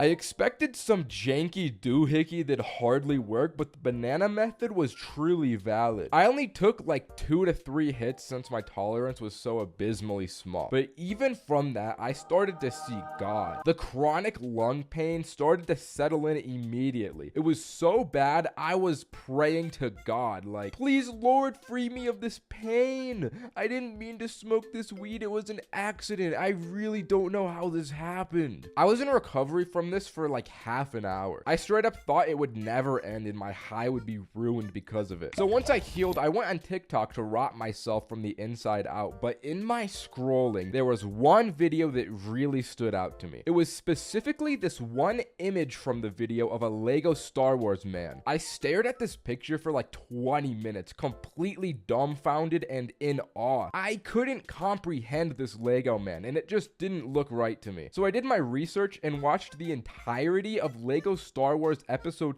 3 until precisely 12 minutes and 8 seconds into the video when I saw him. This is not the same as this, and it fucked me up. Immediately, I called Roderick like, bro, they fucking changed him, bro. What are you talking about? This Lego guy, he's not the same. They changed him. You have to come over right now, dude. I'll show you. So Roderick heads over to my house while I cannot comprehend why they changed a Lego man. He pulls up and I get the text that he's outside, and suddenly my brain does the Vine boom sound effect. Wait a minute. If I gotta go get Roderick, that means I gotta go through my house. That means I could be seen by my very own mother. I looked in the mirror to do a quick checkup, and bruh, my eyes looked like Squidward when he said, I'm all out of money. And I had no idea if I smelt or not. So I sprint downstairs as fast as I can plan, acquire young Roderick at the door, and take him into my room. Almost immediately, he's like, hey bro, it smells like weed in here. And my brain goes Vine boom sound effect with extra reverberation and bass boosted. Ain't no way, bro. Please say you're joking, bro. I can't have that be the truth. Nah, dude, it smells like weed. I start to panic. I don't know how potent the smell is, and I don't know if the smell had leaked out when I left my room. Now the objective has changed. It's no longer about Lego men anymore. It was about getting rid of the smell as to avoid getting a beating. I showed Roderick the banana, so he took it from me like, all right, this makes sense. The source of the smell has got to be coming from this banana. So what do we do about it? Give me a lighter. Oh, all right. And Roderick starts smoking out the banana, not before eating the whole thing. Eating that banana is just downright awful. All right, dude. Now the source of the smell is inside of me. So as long as I don't open my mouth very much, it can't get out. Oh, wow, bro. That's genius. I didn't know you had this much intelligence. Hey, I'm not done cooking yet. We gotta get the smell out of the atmosphere now. The atmosphere? Yeah, dude, the atmosphere. Go get a vacuum. Go get a vacuum. So I run and get the vacuum, and then bro turns on the vacuum nozzle and starts attempting to suck the weed smell out of the bedroom's atmosphere. Wait.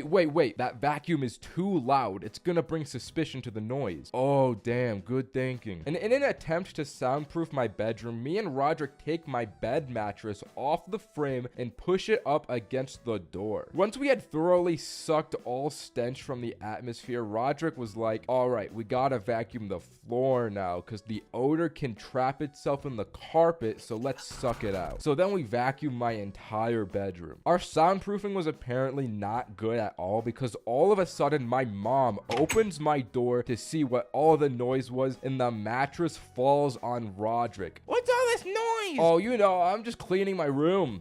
Are you okay, dude? I think my rib punctured my lung. Okay, but we should be all good with the smell now. This was perfect because now I could show Roderick how they changed the way Lego General Grievous looks in Lego Star Wars. So I showed him the difference, and bro didn't really care. He never played Lego Star Wars, so he didn't really have any reaction. After that anticlimactic reveal, he just headed home, and I was back to being high alone. But since we had cleaned my room, I won't lie, I felt like a king. I felt like I was living in the highest echelon of society, so I took a whole shower for like 30 minutes in complete bliss. Once I was done, I got out and looked out my window to enjoy the view to see Roderick's car was still outside my house. It turns out he forgot he drove to my house and he was walking home this entire time. So I called Roman to get Roderick to take him to my house so he can take his car home. So we go through with the plan until Roderick gets back to my house and he's like, I'm high, I can't drive. So we call Adam to drive over and bring Kevin to drive Roderick's car home. In the meantime, me, Roderick, and Roman all go up to my bedroom, and as soon as Roman steps in, he's like, it smells like weed in here. Are you joking? After all the atmospheric sucking we did, it still smells like weed. So Roman did a little scouting around until he finds little bits of weed all over my bathroom counter. It turns out Roderick had just spilled them all out before eating the banana and forgot that they were out in the open. So Adam and Kevin come to my house, and as Kevin gets ready to drive Roderick back home, he realized he doesn't know how to drive a stick shift. So we need Adam now to drive Roderick's car since he doesn't know how to drive a stick shift, and they did a whole thing that I completely tuned out because I'm high and can't mentally comprehend their plan. As I'm watching them try and figure this all out, I'm just thinking, damn, if they never changed the way that Lego guy looked, none of this would be happening right now. So since I just kind of tuned this whole thing out, I decided to sneakily turn around and just walk back into my house while this chaos is transpiring outside. Even though at the heart of the cause, it was my fault, I was just like, I can't deal with this right now. And as I went into my room, I won't lie, I still smelt the weed at this point. But I couldn't really bother to care about that either. I was just so mentally fried and I was so high. I decided I would just watch funny videos on my iPhone SE until I passed out. I feel like everyone's first time eating edibles involves disappointment, quickly followed by a wave of high, hitting like the GTA 5 train. It's just unstoppable, leaving yourself floating at the mercy of the sea of THC just hoping you didn't get too high. It's the classic these edibles ain't shit dilemma. And in my case, my first edibles really were shit because the mixture of THC in these brownies I got were just not evenly spread throughout. I got my first edibles from this one kid I went to school with. I didn't really know the guy, but I knew Roman, and he knew the guy, so I trusted the guy. He had baked his own edible brownies he was selling at school, so I decided to jump on the opportunity, and I bought 3 of them for Cole, Roman, and me. We got through our day of school with the weekend ahead of us, so we decided to all assemble at Roman's place that night and eat the brownies. And if anything bad were to happen, we had Saturday and Sunday to recover from this. So it's around 6 p.m. and the 3 of us are all bunkered down in Roman's bedroom. We had prepared for the munchies, so we had boxes of Oreos, bags of Doritos, and 3 Happy Meals for the 3 of us. We got our brownies and we prepared to enter the high. Wherever this brownie takes us, we don't know. We could very well come out of this new men. Let us surrender to the high in complete acceptance. There's no fighting what's to come. So after the epic speech, we eat our brownies and we start playing Minecraft. We make a new world with the hopes that we'll make some weird stuff we can look back on when we're sober, but I won't lie, we don't end up playing the game for very long. Just about every 4 or 5 minutes, we're all like, feel anything yet? No. Nah. Damn, I hope we didn't get scammed. After 30 minutes or so pass, Cole just falls over and starts laughing. These brownies hit him hard. Almost as hard as the carbon monoxide poisoning that will be taking out Chains for Real on the 16th of October, 2023 at 4:08 a.m. The 2 of us turn around and this dude is already shredding into the Happy Meal with no remorse. Damn, that shit must have really hit. Seeing Cole act a fool had some kind of chain reaction on me because I started to feel these brownies almost right away and I started tearing into my Happy Meal with no remorse. We get our toys out and at the time, McDonald's had Frozen 2 toys.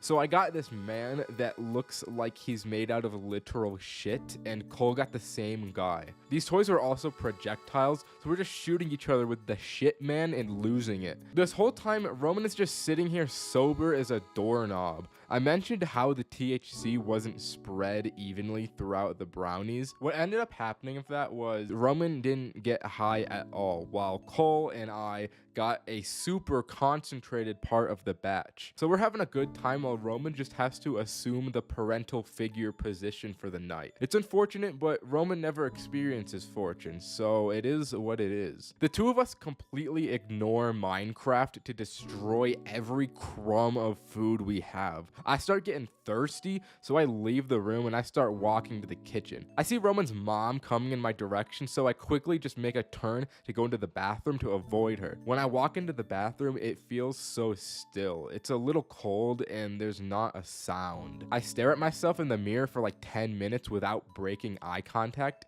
and I just think to myself, damn, I'm really just a guy on drugs right now. My thoughts get broken by a loud thump from outside the room. So I go out and I go back to the bedroom and I just see all the Happy Meal boxes crushed flat on the ground. Cole is just walking around talking about Don Juan, some Spanish dude that seduces women, I guess. I don't really know. I'm like, yo, what was that noise? And I don't even know what Roman said back to me because I just enter a new dimension in this moment. I don't know what it is, but I'm just hit so hard.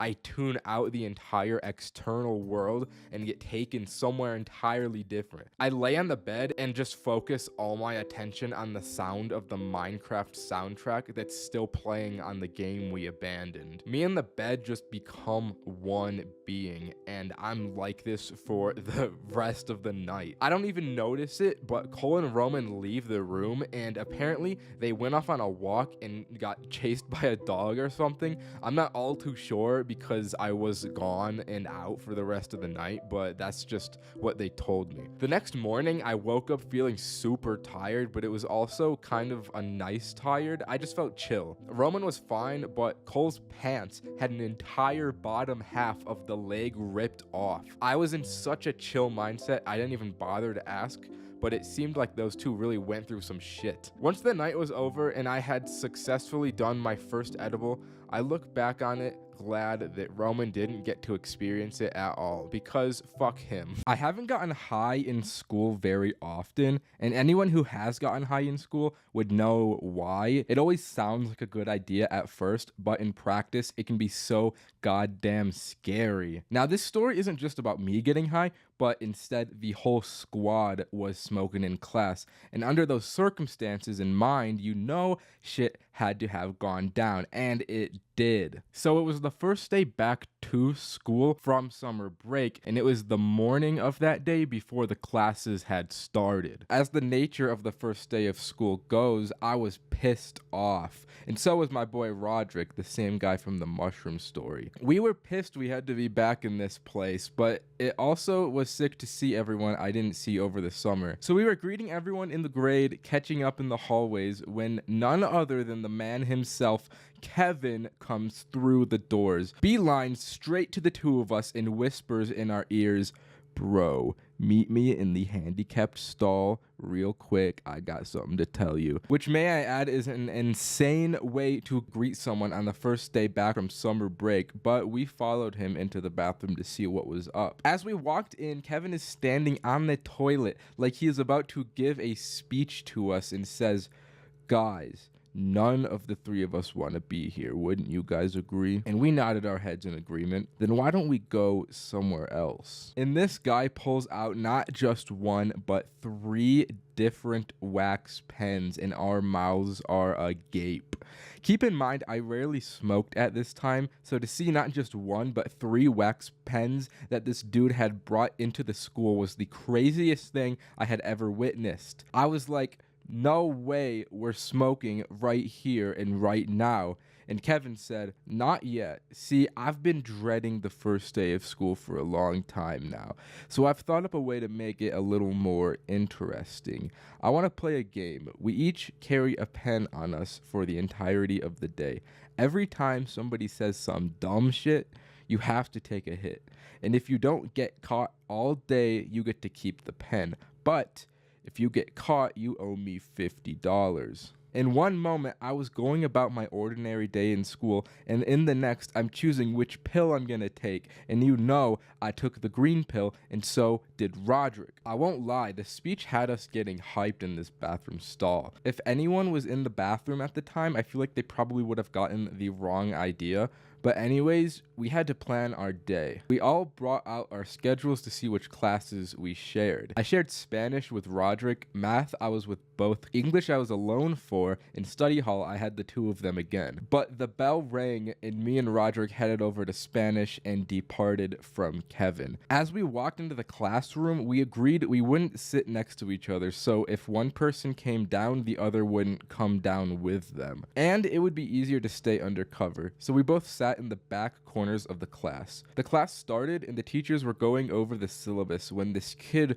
raised his hand and asked, "When we get our assignments, do you want our names in English or Spanish?" Me and Roderick just stared at each other from across the class after that. We knew what we had to do. As soon as the teacher turned around to the whiteboard, we took a hit, but then she turned around and we just had to hold in the smoke until she turned around again. And once I did, I started coughing loud. I couldn't hold it in that long. So I crossed my arms and put my head down, and no one thought anything of it, but it was close. The class went on and we got out of that one safe, although those wax pens, if you've ever smoked them before, hit hard. So even though I only took one hit, I was already feeling it as we walked to math. We got to the class first, and as Kevin walked in, he looked so fucked up. I was like, "Bro, what happened to you?" And all he replied with was, "It was Liam, bro." And then just took a seat before I could respond. Lord have mercy on his soul. Let me tell you, math was a dreadful class to get through. Not because of the challenge. We didn't even have to smoke once during this period. It was just the munchies, bro. Lunch was the next period, and I was fiending for that school lunch. The most entertaining thing that happened to that class was that I sat across from Kevin, staring him straight on, and he just kept nodding out of existence and coming back. This guy was on another planet, and it was only 10 in the morning. Once lunch came, I spent like $20 on snacks, but they were all out of the vending machine, which was a process I did not have the patience for. Waiting for the food to come down just felt like an eternity. The squad linked up, and I tried to get more information on what happened to Kevin during first period. Can you elaborate on what happened to you earlier, bro? Liam, bro, he had to introduce himself, and he said he likes kids. He didn't realize how bad that sounded, bro. But he really said it. And to be honest, me and Roderick, we just decided to take a hit right there after hearing that out of respect for what he had gone through. Once the bell rang, I started stressing because my next class was alone. I lost my supports and I had to face English class like a real stoic man. I sat down. I don't remember exactly what the question was, but I do know that some kid said something that I had to smoke to, so I had to take a hit. Then the guy next to me leans over and looks into my eyes and just nods. I was sitting next to the school stoner Bradley. Bradley saw this and asked, "Yo, can I get one, bro?" So respectfully, I handed him the pen and with no remorse for his own life proceeded to blow it straight into the air, and of course the teacher noticed and walked over. I thought it was all over for me in this moment, but he just ended up sending Bradley to the office. But the thing is that he still had my pen on him when he left. This guy, 200 IQ, outplayed me and purposefully got sent to the office so he could take the pen for himself. I don't know if that was actually his plan, but that's just what it seemed like to me. Once English ended, I walked into study hall, and this part was the hardest part of the challenge to overcome. If you've had study hall before, you know how silent the class is. So I'm trying to tell these two how I got my pen stolen, but I'm so high I cannot control how loud I'm being, and I just can't communicate what happens. I guess they both deemed that to be smokable, so they both took a hit, and as they exhaled, I couldn't help but just laugh at myself, and I laughed loudly, which alerted the teacher and got Roderick and Kevin caught. But since I got my pen stolen, I got away from it. I didn't have anything on me. They got sent to the front office, and I had to wait out the next hour of this class in an excruciating silence, just paranoid that somebody was gonna come after me. But at the end of the day, nothing happened of it, so I technically won the challenge and got to keep the pen. But since it got stolen, I really just got nothing. But I'm glad I won though, because if I had lost, I would have had to fork over $50 and a new pen. So I dodged a bullet there. So while I didn't get anything, at least I didn't lose. The relationship with the plug is more impactful on your life as that of your parents. But what precedes that relationship with the plug is a constant and brooding struggle to find the one. Those moments when you struggle to find a plug at the climax of a dark and damp boys' night, it's a formative canon event that bonds us all. Sometimes you come out the trenches dry and you and your boys throw in the towel on finding a plug. But when the gang clutches up and secures that last minute plug for the night, the moment is nothing shy of pure bliss. I can't imagine any other scenario more intense. And an intense night was surely ahead of me and the boys when a very tantalizing Friday night opportunity presented itself during the before school round table discussion. Boys, who's trying to get into a little trouble tonight? Oh, you couldn't possibly mean. I think you lads know exactly what I mean. Alright, so you got any of that skiddly diddly hopscotch diddle drip on you, bro? Nope. Yeah, my pockets are empty. Oh, damn. Well, I guess we've got to get a plug on our hands. And right then, phase 1 of the plug struggle began. As all desperate high schoolers do when in need of a little grass, we all spammed everyone we have added on our Snapchat. We all tried different approaches, starting with the simple and to the point method. Anyone got grass? We tried the desperate attempt. Hey bro, please, does anyone have weed? I need it so bad, bro. And we even tried the really desperate method. Hey bro, would you trade a couple dozen tamales for for a perk. And by the time the gang got back together after our first few periods, it was like, all right, boys, let's see the plugs for tonight. What did you all get? The only snap I got back was a picture of this girl's forehead. What about you guys? I got the left side of her face, but I think she wants me, bro. Damn, all I got was left undelivered by Team Snapchat. I think it was safe to say phase 1 was a complete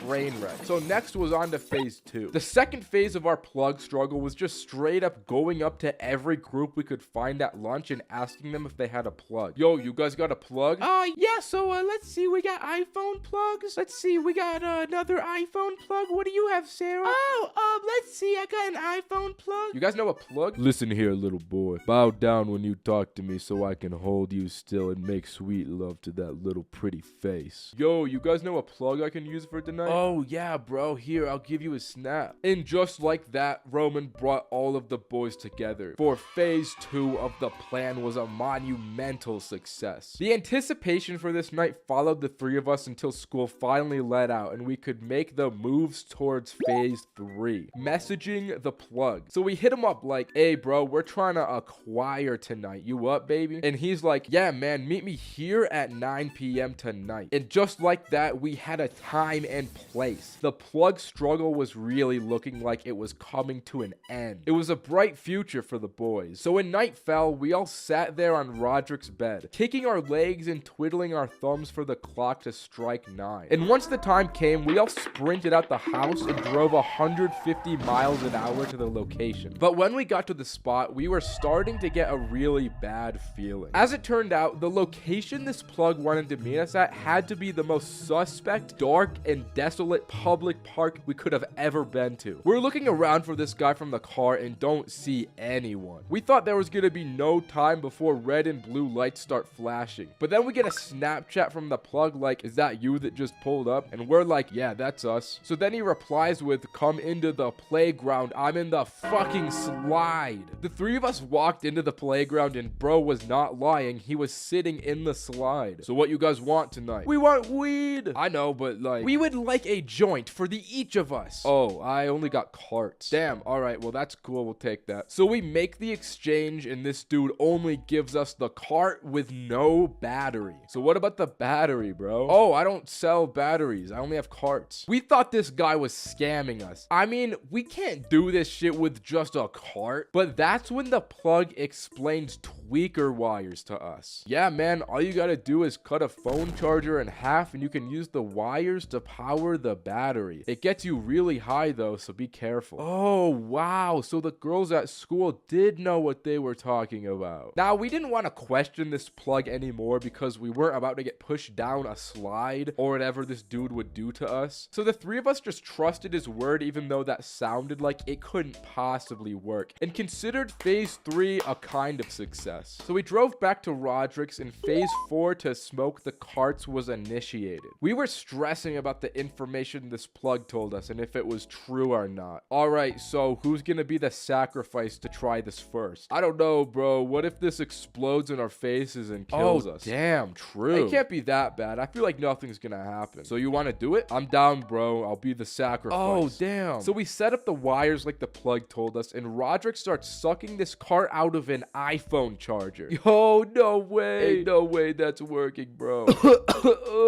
Bro, do you feel high? Did it really work? Bro, it's like I hit the cart, but the house was the battery. No way. He's for sure high, dude. So what's it feel like? Is it good for us to smoke?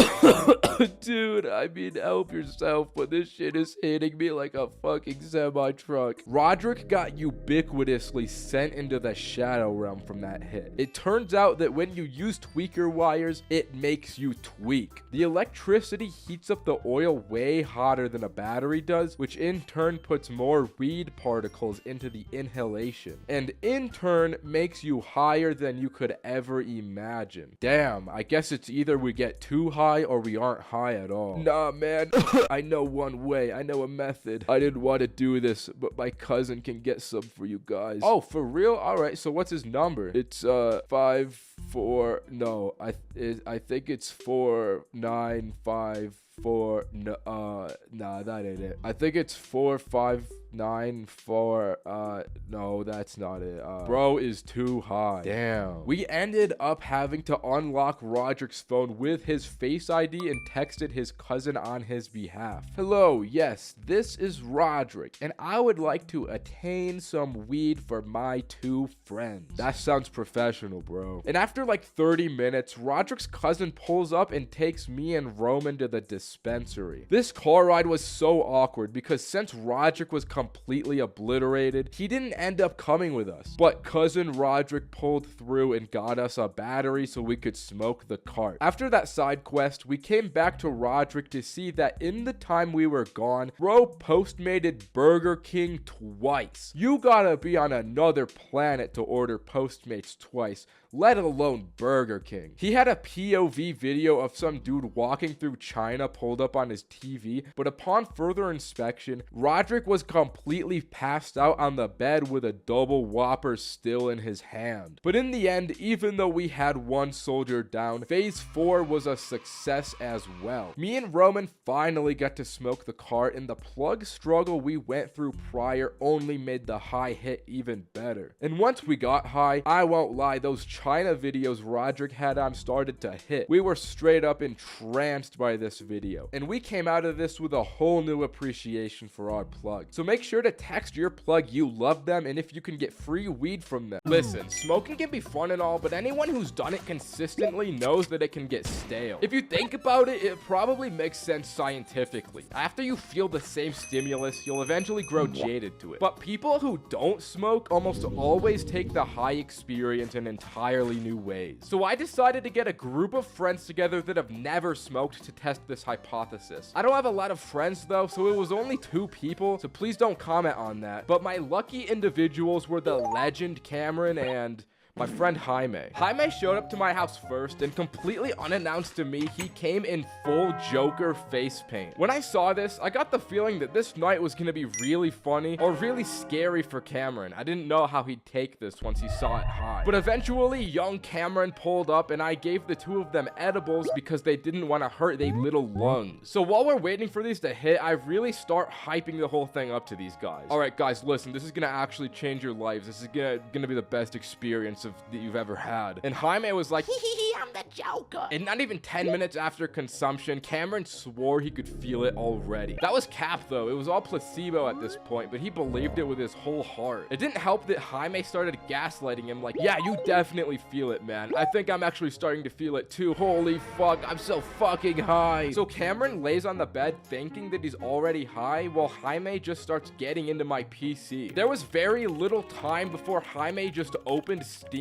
and bought Honey Pop with my credit card. Trust me, I didn't own this game beforehand. I got a little pissed because bro really thought he was the Joker and intruded into my things, but the game didn't cost that much, so I let it slide. The only thing I hoped for is that once this gummy hit Jaime, this game didn't make him go off and do something the real Joker would never even think of doing. After 30 minutes, these gummies actually started to hit Cameron, and he explained it was like it felt like he was driving a car. Bro is laying on his back with his arms up in the air like, oh my god guys, I'm going so fast, I can't slow down. And as soon as he stood up from the bed, Jaime charged him holding a yoga ball, screaming, holy fuck, there's a car coming, and launching Cameron back into the bed. Bro would not let Cameron get off the bed. Every time he tried to get up, he just got launched back to where he started. I was watching him get bullied before my very eyes, but I decided not to intervene. So after Cameron got launched a few more times, he started explaining how the impact of every crash was turning his insides into mush. He used the analogy that he felt like an orange that still had the peel intact, but the fruity inside part was smashed. This is when I decided to actually make an intervention, and I stole the yoga ball from Jaime. He was getting a little too in character with that Joker face paint. Jaime started throwing a little hissy fit and crying, so he walked away and started playing Honey Pop again. So I took the opportunity to really interview Cameron. So Big Dog, explain to me how you're feeling, Big Dog. And bro started smacking his lips lips together super loud. This was some audible lip smacking until he explained, my mouth tastes really good. Like, I feel like I don't have to eat anymore for the rest of my life because my mouth tastes so good. I'm like, damn, that's crazy, big dog. And upon further inspection, the reason that he felt this was because all the impact from that yoga ball made him bite his tongue and he was slightly bleeding. I didn't want to bring attention to all that, so my plan as the professional in this situation was to give him yummy food and hopefully he wouldn't notice the blood in his mouth. So I'm like, are any of my little boys hungry? And immediately those two go feral. Those first time munchies hit hard. So I pull up the classic McDonald's Postmates and Jaime takes my phone like, let me pick what I want. I'm the Joker, baby. Chicken nugget. I want chicken nugget. I'm on it. Let's get some of these chicken nuggets. So Jaime starts spamming the chicken nugget button and orders 50 chicken nuggets to my damn house. As an empathetic individual, I knew the long wait for the Postmates to arrive would be harrowing and brutal for these two. I decided I needed a distraction so they wouldn't complain about it taking too long,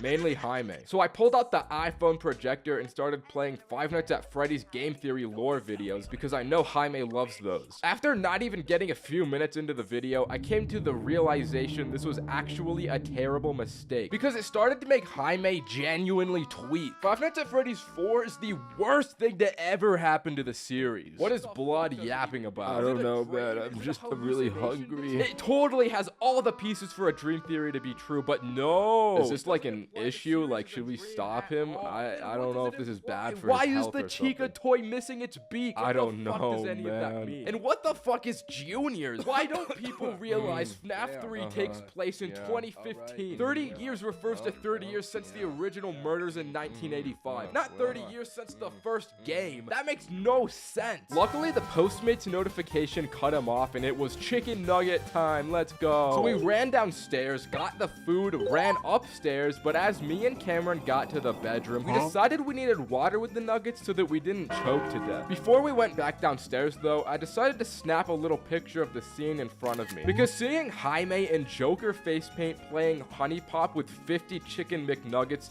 was something I didn't want to forget. But unknown to us, this would quickly become a top 10 moments caught before disaster image. So we go downstairs, fill up the water in the slow refrigerator faucet and head on up. And in that short amount of time, Jaime had eaten every single one of the 50 chicken nuggets. What the fuck happened to the nuggets, dude? Oh my god, no. Why? And he just stared and laughed. The worst part is he didn't even eat these nuggets because he was hungry. He ate them because he thought it would be funny if we came back and they were all gone. And considering that he ate 50 nuggets in the period of a few minutes, it didn't take long for Jaime to run to the bathroom throwing up. And honestly, he deserved it at this point. Bro has been acting a fool for hours. He deserves to feel some of the pain he inflicts on others for a change. Immediately after he finished at the toilet, he got right back to playing more Honey Pop as if nothing happened. He had a serious grind to commit to still. Cameron, on the other hand, wasn't feeling all that great after the nugget disaster. Bro was crying his eyes out and bleeding from the mouth like, I'm so hungry, bro. Is there any more food left, bro? Yeah, dude, there is. I just need to go get it from the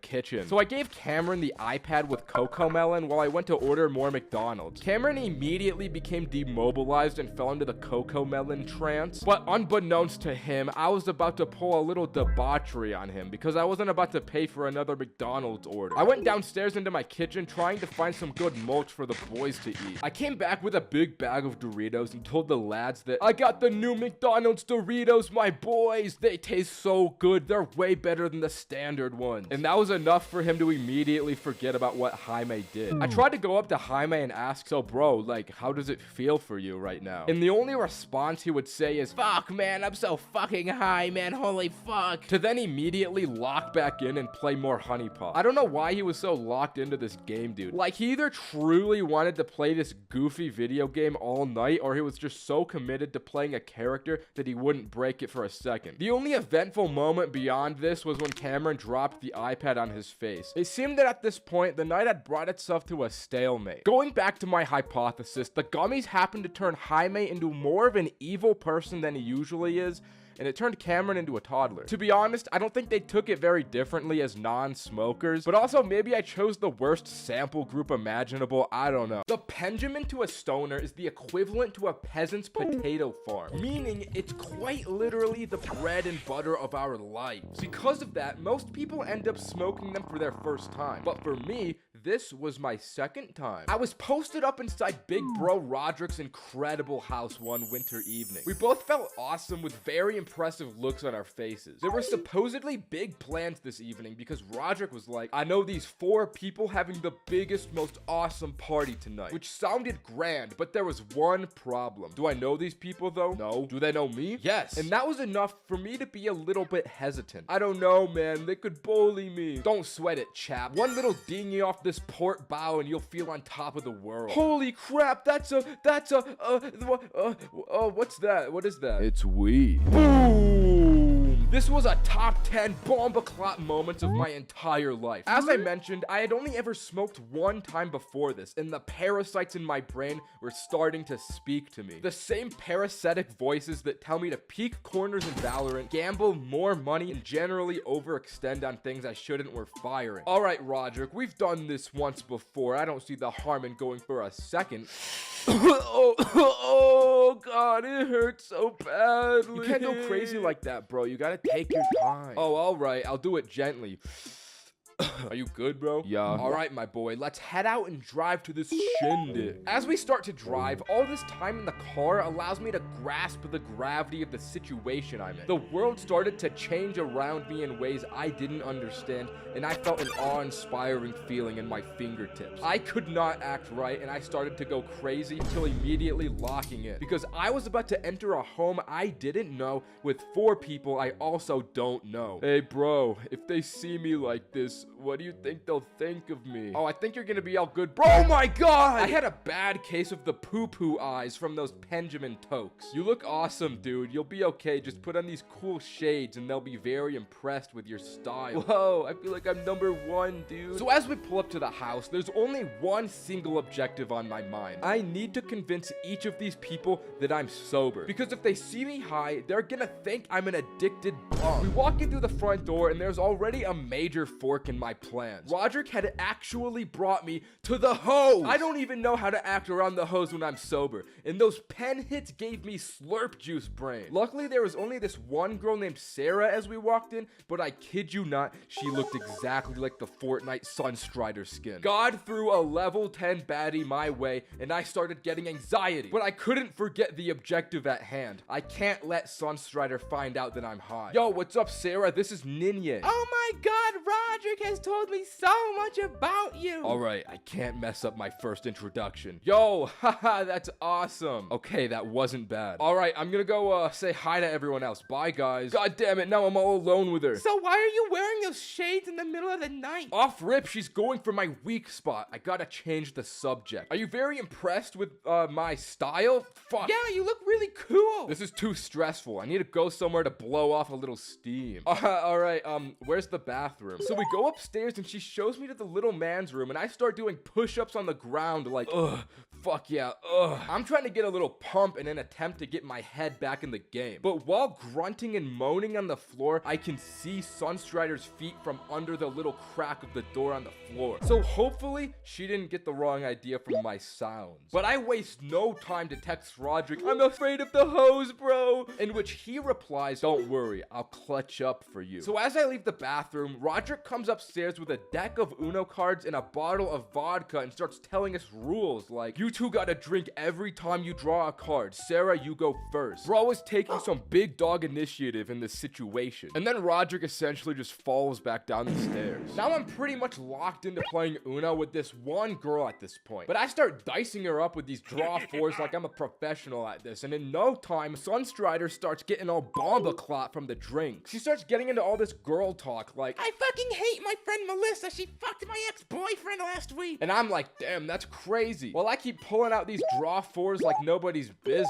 Somehow before I knew it, Sunstrider had inched her way to sitting right next to me. She starts taking whole swigs from the bottle and looks at me like, You haven't drank anything yet. You can't be the only sober one. let's fucking go! This whole time I had successfully masked the fact that I was high, and her saying that just confirmed it. So I take a celebratory swig, but then she starts doing some weird shiz, like putting her hand on my thigh like, Fuck Melissa anyways. but it turns out she drank more than she could handle because she couldn't control the volume of her voice, and she said that really loudly. Before we know it, this girl runs upstairs like, What the fuck did you just say? Turns out Melissa was at the party and heard everything. The two other girls come running up from behind Melissa, and a whole fight starts breaking out before I could process what was about to happen to me. Even this girl's little brother walks out of some bedroom. I didn't even know he was in the house, but he starts to get involved in this. I'm just sitting on the floor watching it all unfold until Roderick slowly walks up the stairs behind them and beckons me to come over to him. He's like, yo, I don't know what's going on, but we should probably leave. I'm down, bro. This place is getting a little too heated for me. So we sneak out the front door and drive away. I start telling Roderick about what happened with me completely washing this girl in Uno with no remorse for her soul. And he drops the biggest plot twist of the night. It turns out he had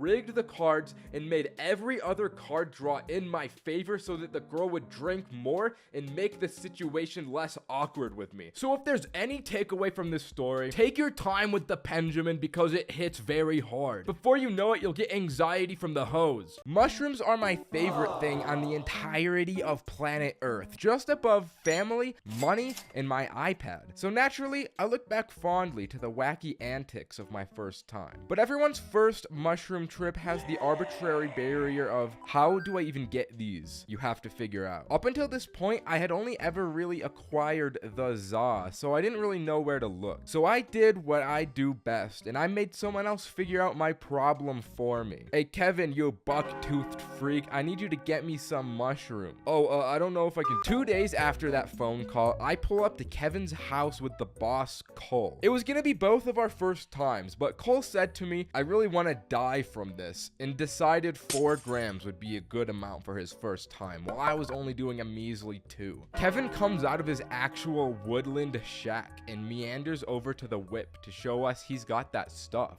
I kiss him on the lips as thanks and pull out my scale to measure the grammage. Although this wasn't my brightest moment because I didn't have the right kind of scale to do this. I had brought one of those cooking scales and the thing was not nearly accurate enough to measure them Johns. Not to mention it was in broad daylight on the hood of my car, so people kept driving past us and it was real sus. So we just decided when the time came we would eyeball it. So the time did come and we did eyeball it with Adam because he wanted to join us as well. Adam and I were able to get ours down with no problem, but Cole just couldn't stomach it. So this guy puts his shrooms into a blender with just water and makes this nasty shroom water drink. But this wasn't good enough, so he put sugar into the water, which made it worse than before. Since we didn't measure the shroom dispersion correctly, there's no way to know if he really ended up drinking 4 grams or not, but I'm willing to bet that he had more than 4 because this drink sends him to another planet. Cole was where most of the content of this night came from. So let's skip 30 minutes to when they started to hit. As the high came over me, I felt like every aspect of myself was at 11. I could think sharper. I could see clearer. I felt like I could do anything. I was quite literally cracked. An immortal being living amongst the mortals. Adam was just vibing out on the couch listening to music, but Cole was on God mode with me. Considering that he ate double the mushrooms I did, I can't even imagine what he was on. Cole looks over to me and says, I need to kill God. I didn't completely know what that meant, but I was like, yeah, bro, go for it, kill him. So Cole grabs this sword he had, and I can't say what it looked like from his perspective, but I'm sure he was winning. At one point, I took my glasses off, and my vision was so bad that the blurry world without my glasses felt like a whole new place. I thought of it as a personal little pocket dimension I could enter whenever I wanted. But then Cole just yells, yo, bro, you need to see this, from the bathroom. So I walk over and he's doing what most people tripping would consider unspeakable. He's looking at himself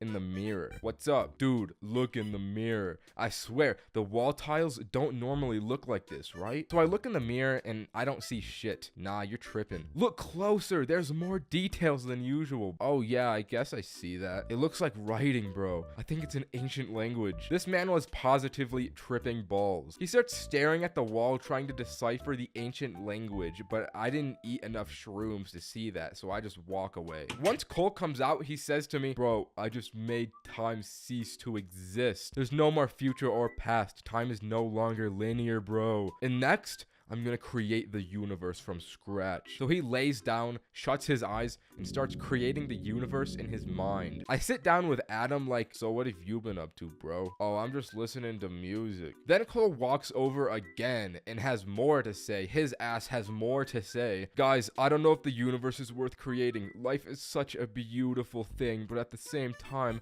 I would be causing every human atrocity. I think you need to go on a walk, dude. So the three of us go on a walk around the block.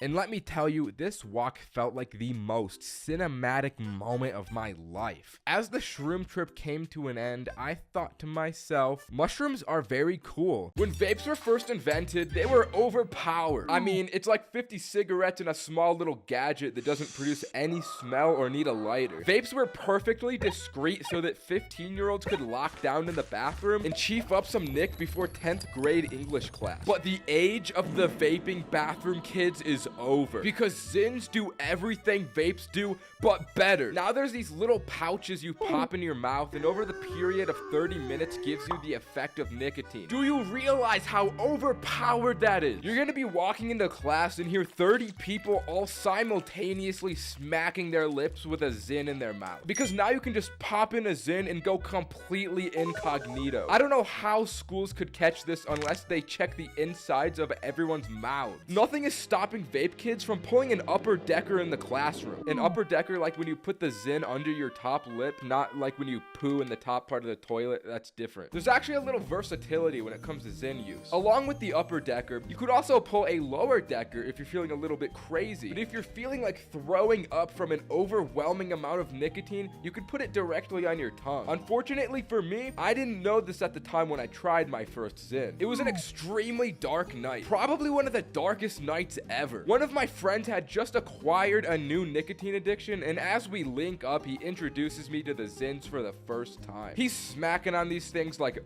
yeah. So my eyes shift over to observe the activity, and his bloodshot eyes immediately lock in with mine. I asked him, bro, what are you munching on all like that, little bro? And like all people addicted to nicotine, he immediately offered one to me like, yeah, bro, it's a Zin. It's actually way healthier than a cigarette. It's like no tobacco. It's just nicotine, and it's not that bad for you. The only two things that I know are make YouTube shorts and eat peanut butter. So of course I believed him. But as it turns out, he was very incorrect. I was just easily fooled by his charm. But Zins are in fact not great for you. So I start chewing on the damn thing like a damn dog, making all the rookie mistakes. You see, when you put the Zin pouch in your mouth, it's got nicotine in it. As the nicotine comes out the pouch, it infuses with your saliva, as so when swallowed makes a lot of nicotine go into your body at once. And I had also applied it directly to my tongue, which isn't advised either. But at first, I felt pretty fine. I didn't think anything was wrong, so I just went along with my method. It actually took a while for the poison to catch up to me. It wasn't until I got back to my home that I started to feel extremely depressed, and I knew that something was wrong. So I spit that thing in the trash, lay in my bed, and writhe in pain while rubbing my feet together under my blanket. In the course of an hour, this Zin had put me into critical condition. So I start looking up information about Zins to find out I had done my shit all wrong. But also while looking up stuff about Zins, I found out that the Zin community is insufferable. Just look up Zin on TikTok and read any comment section. You will find the most annoying people on the planet coping with their addictions. I don't know why nicotine addicts can't just admit that they're addicted. The annoyance I had with these Zin heads completely overpowered the pain. This shit turned me into a bona fide Zin hater. Eventually, after about an hour on life support, I made it through the terrible pain of the nicotine sickness and I went to bed. But when I awoke the next day, I went right to my phone and ordered more Zins to my house. You'd think I'd learn from my mistake, but the upper decker was just too sweet. I needed it again, bro. And this officially began day one of my Zen experience. So the shits arrived at my house and I used medical grade precautions as to avoid what went down last night at all costs. I carefully inserted my upper decky and had an oversized cup to spit all my nicotine saliva into. And after taking the correct precautions, this Zin started to hit correctly. I started to feel the color come back to my life. The way I felt inside is only comparable to that video of all the 3D animated dancing chimps. Joe Rogan was right. It truly is a surge throughout the entire central nervous system. I'm sitting there getting the whole Gen Alpha experience, spitting into my big cup, watching funny TikToks off the nicotine buzz. The feeling probably lasted around 30 minutes until I threw away the Zin pouch and went on with my day. Later that night, I decided to pop another Zin while playing Fortnite, and it still hit me, but not quite like the last one, and that's something important to know. In day 2 of the Zin experience, I can't even lie, I start munching on the 3 milligram wintergreen Zin the second I wake up. That first Zin high of the day feels amazing. It's like I'm naked on top of Mount Everest with a cool breeze brushing past my body. But this day, I got a little bit more feral with it. I was popping the Zins just about every other hour, but with each passing Zin, I felt the effects weaker and weaker, which made me come to a realization about the Zin metagame. After doing this same method for day 3, I realized that I was only really getting those good effects from my first Zin of the day. Every following Zin in the day paled in comparison to the first Zin. And now I can use this knowledge to educate you all on the most important aspect of the Zin. You have to view the Zins almost like your ultimate attack with a 24-hour recharge until you can use it again, which to be honest probably helped me not get an addiction. But as soon as I started to respect the power of the Zin, a whole new level of Zinning opened up to me. I started popping the first Zin of the day when I went to the gym, and the high was unlike anything humans were meant to experience. Pop the Zin before you beat your meat. Pop the Zin before Fortnite. Pop the Zin before you go to the dentist. It just makes everything better. You gotta trust me on this one. I used this method to go through the rest of my Zins over the course of the next few days, and once I was out of them, I was ready to never do them again and start scripting this fucking video. But then, before I knew it, a really dark day befell me. Probably one of the darkest in my entire life. A few days later, I'm at what you could call a little kickback, if you will. We got some familiar faces here, but namely, there was the individual who initially put me onto the Zin. This dude's already zinned up out of his mind because he's addicted to them, and I can't lie, I help myself to one as well. I take my hand, wiggle my fingers around and say, don't mind if I do, and I take a Zin. Now, me and this other guy are zinned up with double upper deckies, which naturally makes the other people at this so-called kickback go, now what perchance is that in both of your mouths? Oh bro, it's so good, bro. It's like nicotine without tobacco. It's not even that bad for you, bro.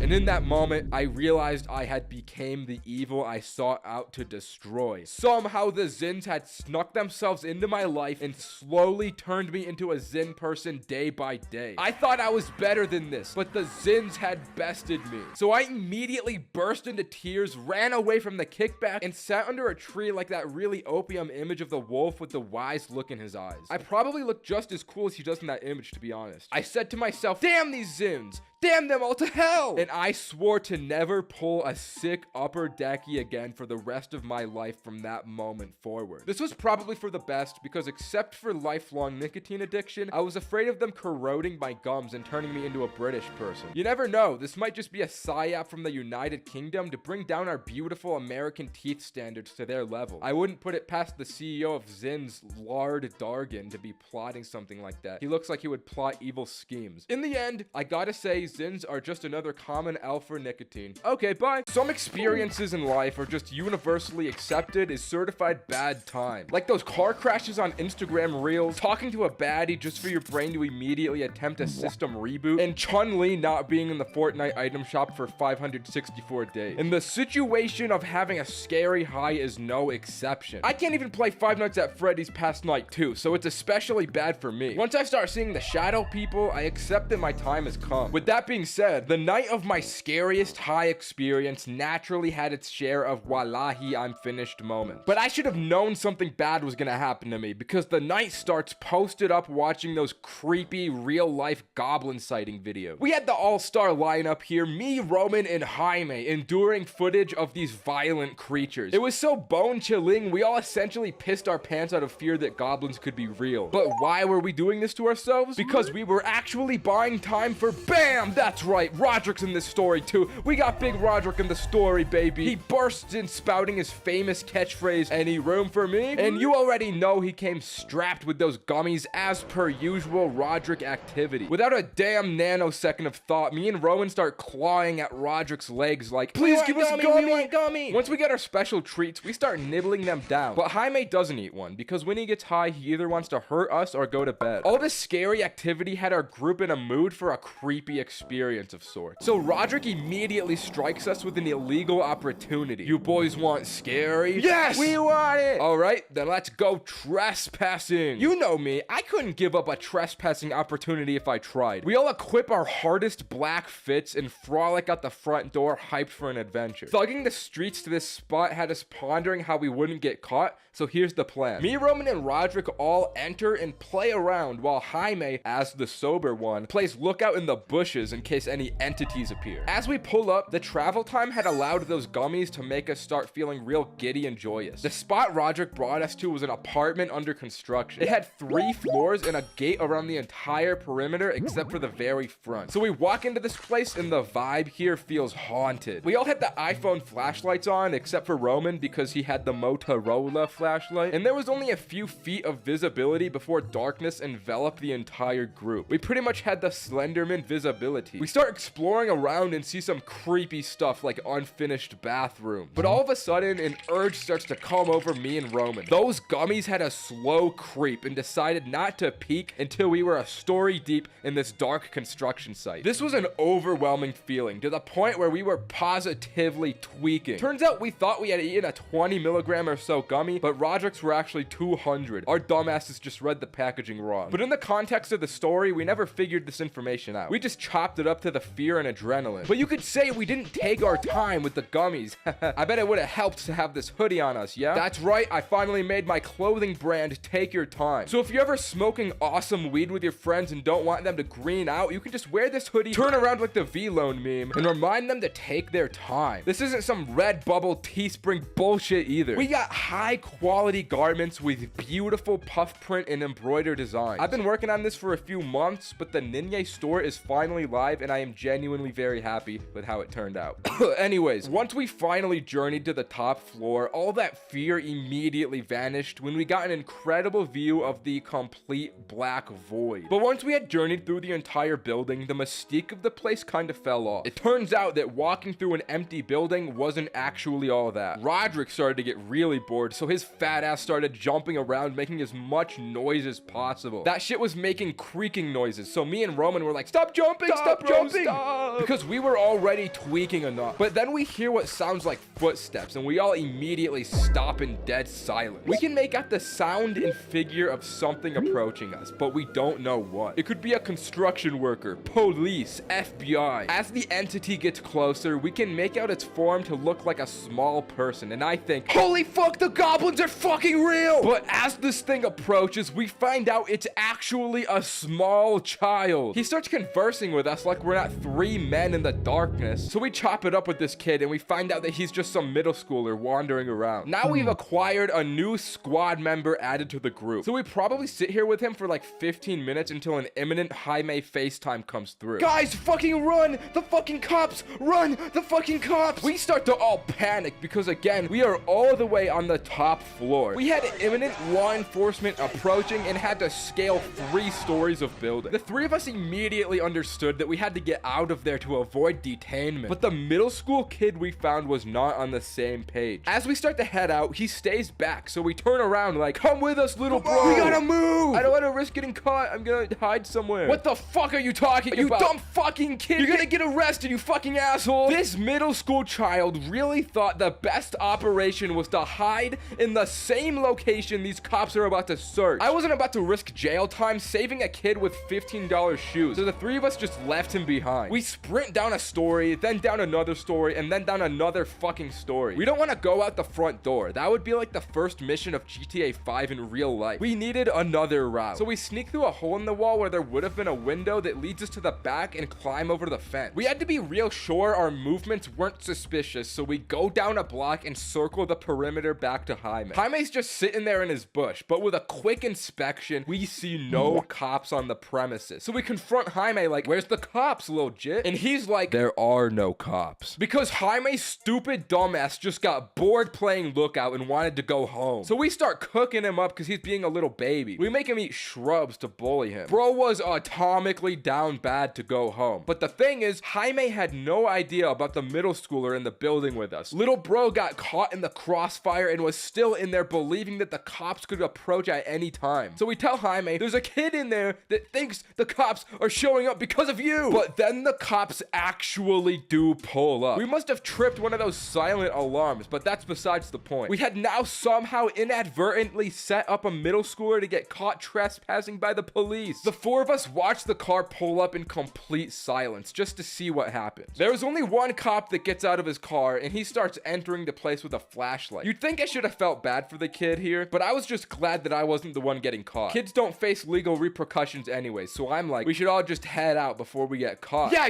I wanna go home anyway, so that works. Any room for me? So we all just started walking home with a skip in our steps, leaving the middle schooler storyline unfinished. Hopefully, that isn't the beginning of the kid's villain arc story, where he finds this video, tracks me down, and kills me in Planet Fitness under a Smith machine. But the journey home that night was restless. Me and Roman were paranoid with schizophrenia, seeing tall black figures lurking in the darkness. When we finally got home, a wave of relief washed over us, and I laid on the floor face down, booty up, melted into the carpet. I couldn't get up from the floor because I didn't want to stomach more goblin sighting videos. Those videos hit too hard. But when you've experienced your own real life goblin sighting, they hit even harder. So the moral of the story here, buy the Ninye clothes. If you wear it to school, your social credit will increase and you'll get unfathomable popularity and sex. Okay, bye guys.